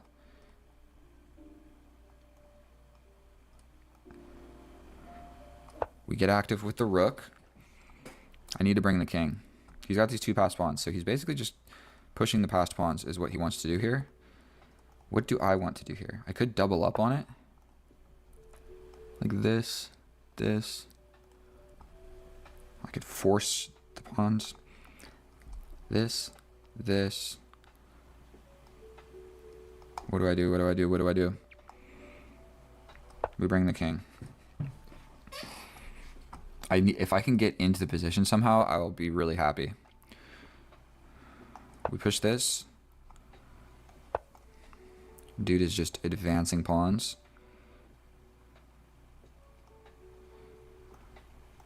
We step over. This fork, I'm not sure what I'm supposed to do.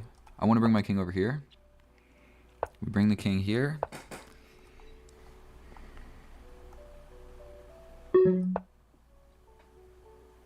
He can go here.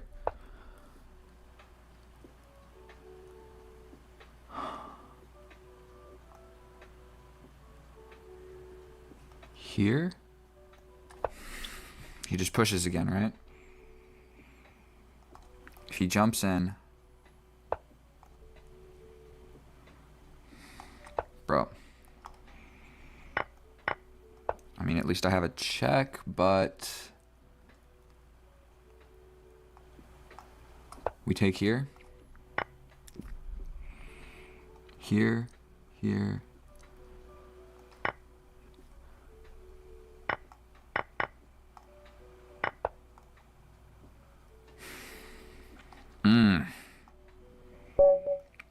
I think that I was doing all right in that one. He's just so good at the end games.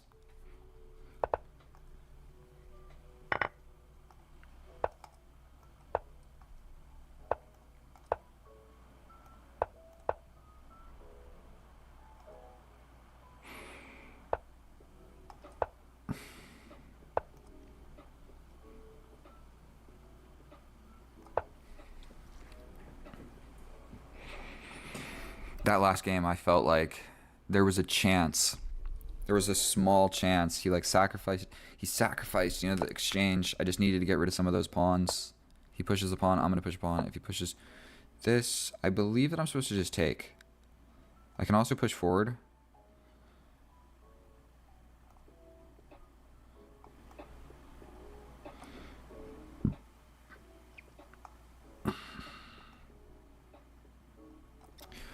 We're just gonna take. We're then gonna push. I mean, I can attack the queen. I should maybe have done that. We attack the queen. Queen comes in with check. I lose my knight. I take here. He takes here. I can no longer castle because of this guy.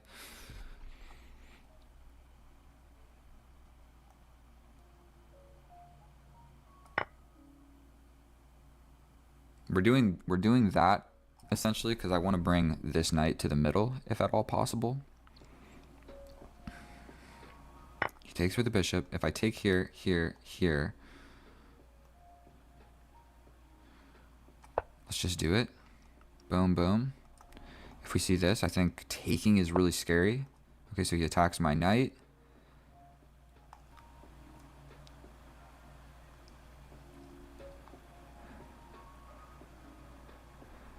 I mean, we defend. His knight's coming in.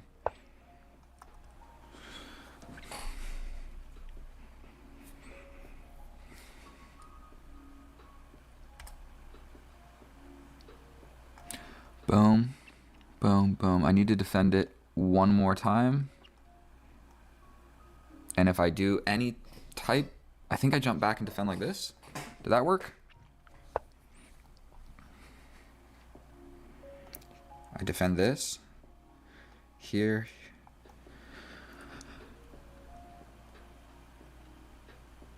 Here. Here. I think that does work. I'm spending all my time trying to just defend this. He can sacrifice this. Yeah. Ugh. And I take. And then he's up a piece. We resign.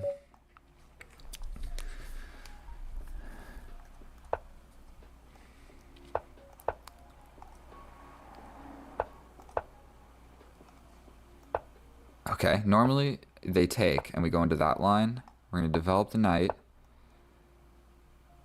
Bring the bishop here. Here. Take. And I get forked.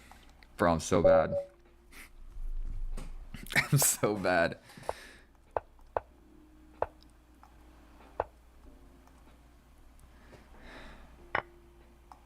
Okay. Okay.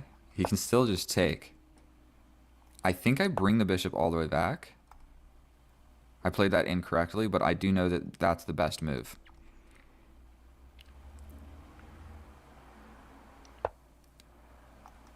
I feel like we have to develop this. No? This becomes a problem. I think we check. We check and he brings something back, right?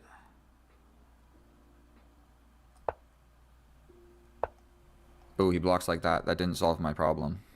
Okay, now I think I need to play this.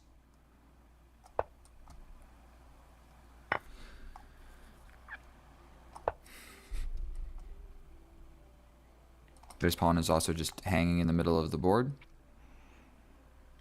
And he can take it and maintain defending this. This is a fried liver pawn sacrifice idea, essentially. Like, I'm in a big problem here. Here.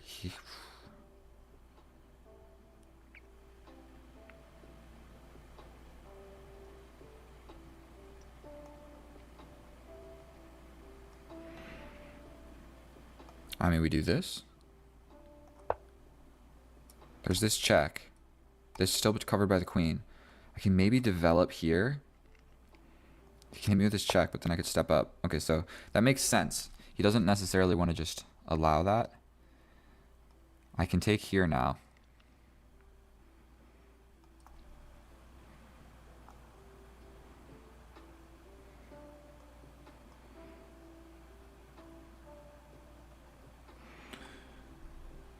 Do we just take this pawn?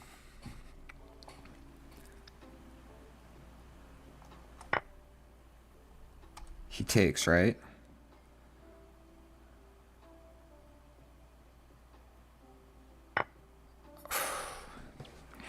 Now my dudes are hanging in the middle of the board. Check. I mean, he comes back. This is still defended. Not a lot we can do about all that. Check. He comes back like this, attacking this. Am I just lost? If I go down a piece, then there's really no point. Those first few games I did okay. Do I just push? If I push, he hits me with this check. And I lose my queen. I don't want to be disrespectful and do that, but I'm pretty sure that I'm lost. If I push, check. If I take, he takes my queen. So I think we just need to resign.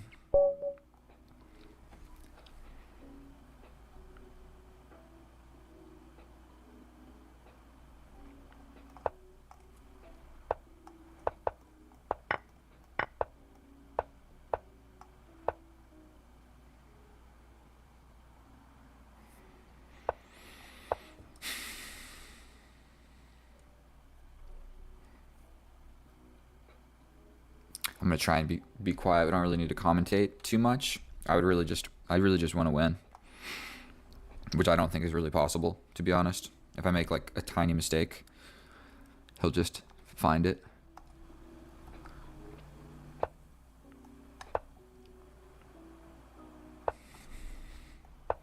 I'm so scared of this player, dude. We're doing this. We're doing this.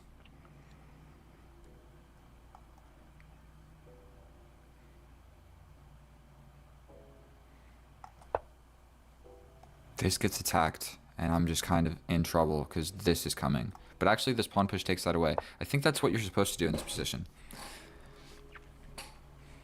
Probably we need the rook over here. I can also push.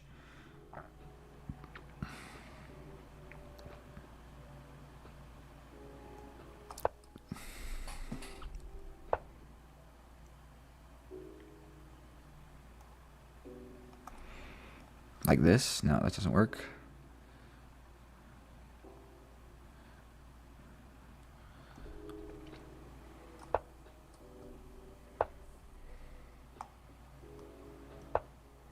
We defend the pawn like so.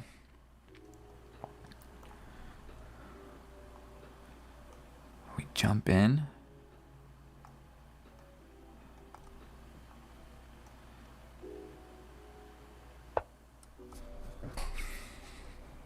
Take, take, take, take, take, take. This is hanging all the way at the end.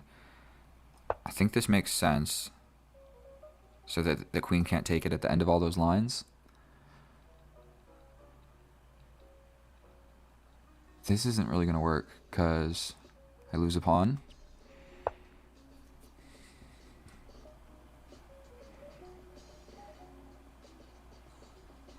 I could jump in like this.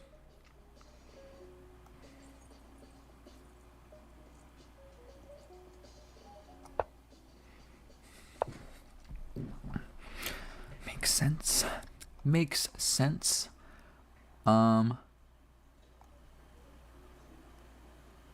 We step in here. These knights, I'm not sure what to think about this position. I think we're just going to slide up here. Still, my bishop is defending this. Now he wants to come in here. And my bishop's no longer supporting all of that stuff that was nice so long ago. I think we're going to go here. We're defending this. We got this. Okay.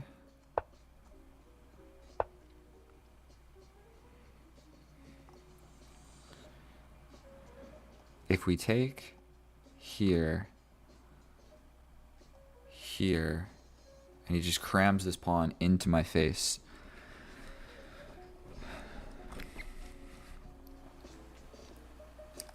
But I don't want to give this up. If I do this and he takes, I lose my knight. If he takes here, I have to replace this.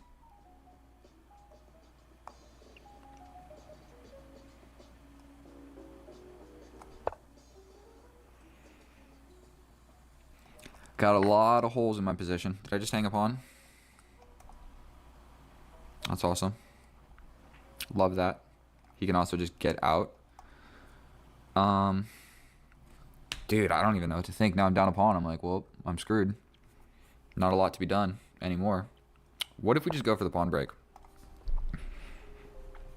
What about that? Okay.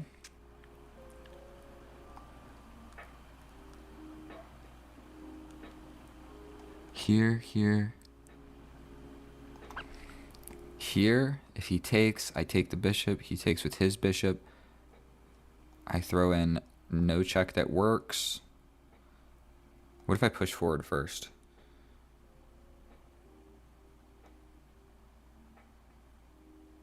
We attack the knight. He steps back. Sacrifice. Take. Let's just do it. Let's just do it. Unfortunately, my knights are very far away. And look at his bishop, dude. Literally cutting off every square. He could, like, just threaten checkmate, essentially. And it's like, what am I supposed to do about that? I can slide over like this. Okay. We go here. This knight is way out of the action.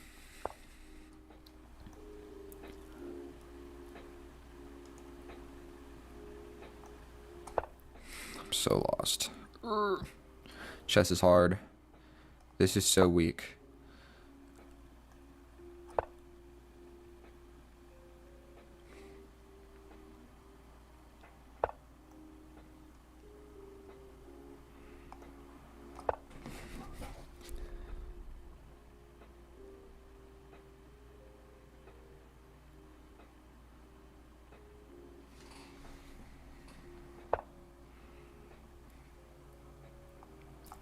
No, dude, I think I'm actually doing all right.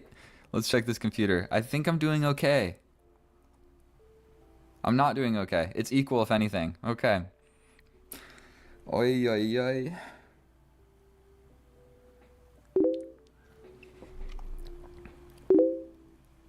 He says, last one. Pray for me, boys. Pray for me. Oh, boy. Boom. What's up? What do you know about this opening?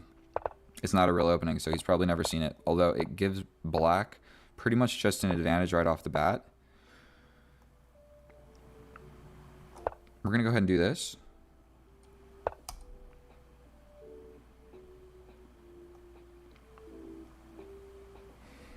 We step back.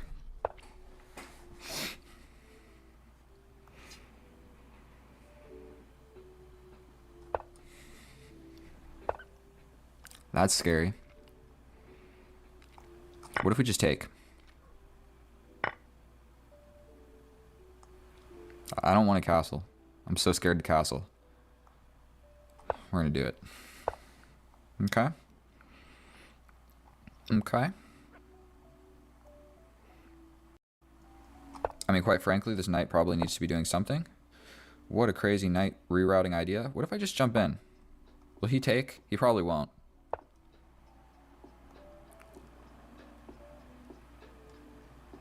We grab this.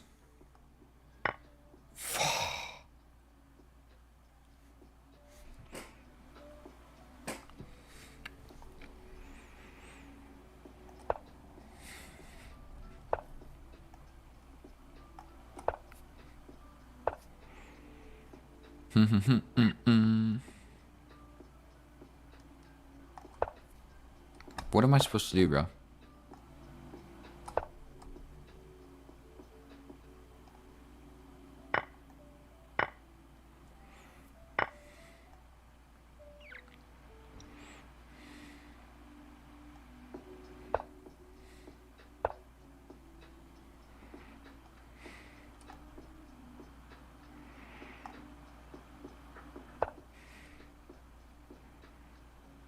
You can even do something like attack my queen.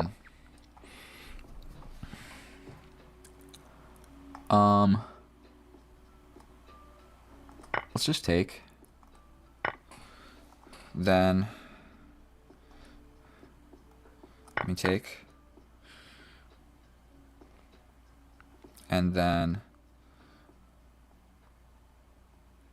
here, I'm down a piece. Why am I undeveloping my pieces, bro? I need to be attacking forcefully with checkmate, and it's not happening.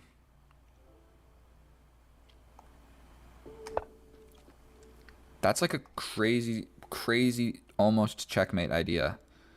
Like, he can hit me with this check, and I would have to take. So if he gets rid of the bishop, then this is checkmate, which is kind of an interesting checkmate. So now he could play here and sacrifice the queen for it. Did that hang this? This. And there's just check.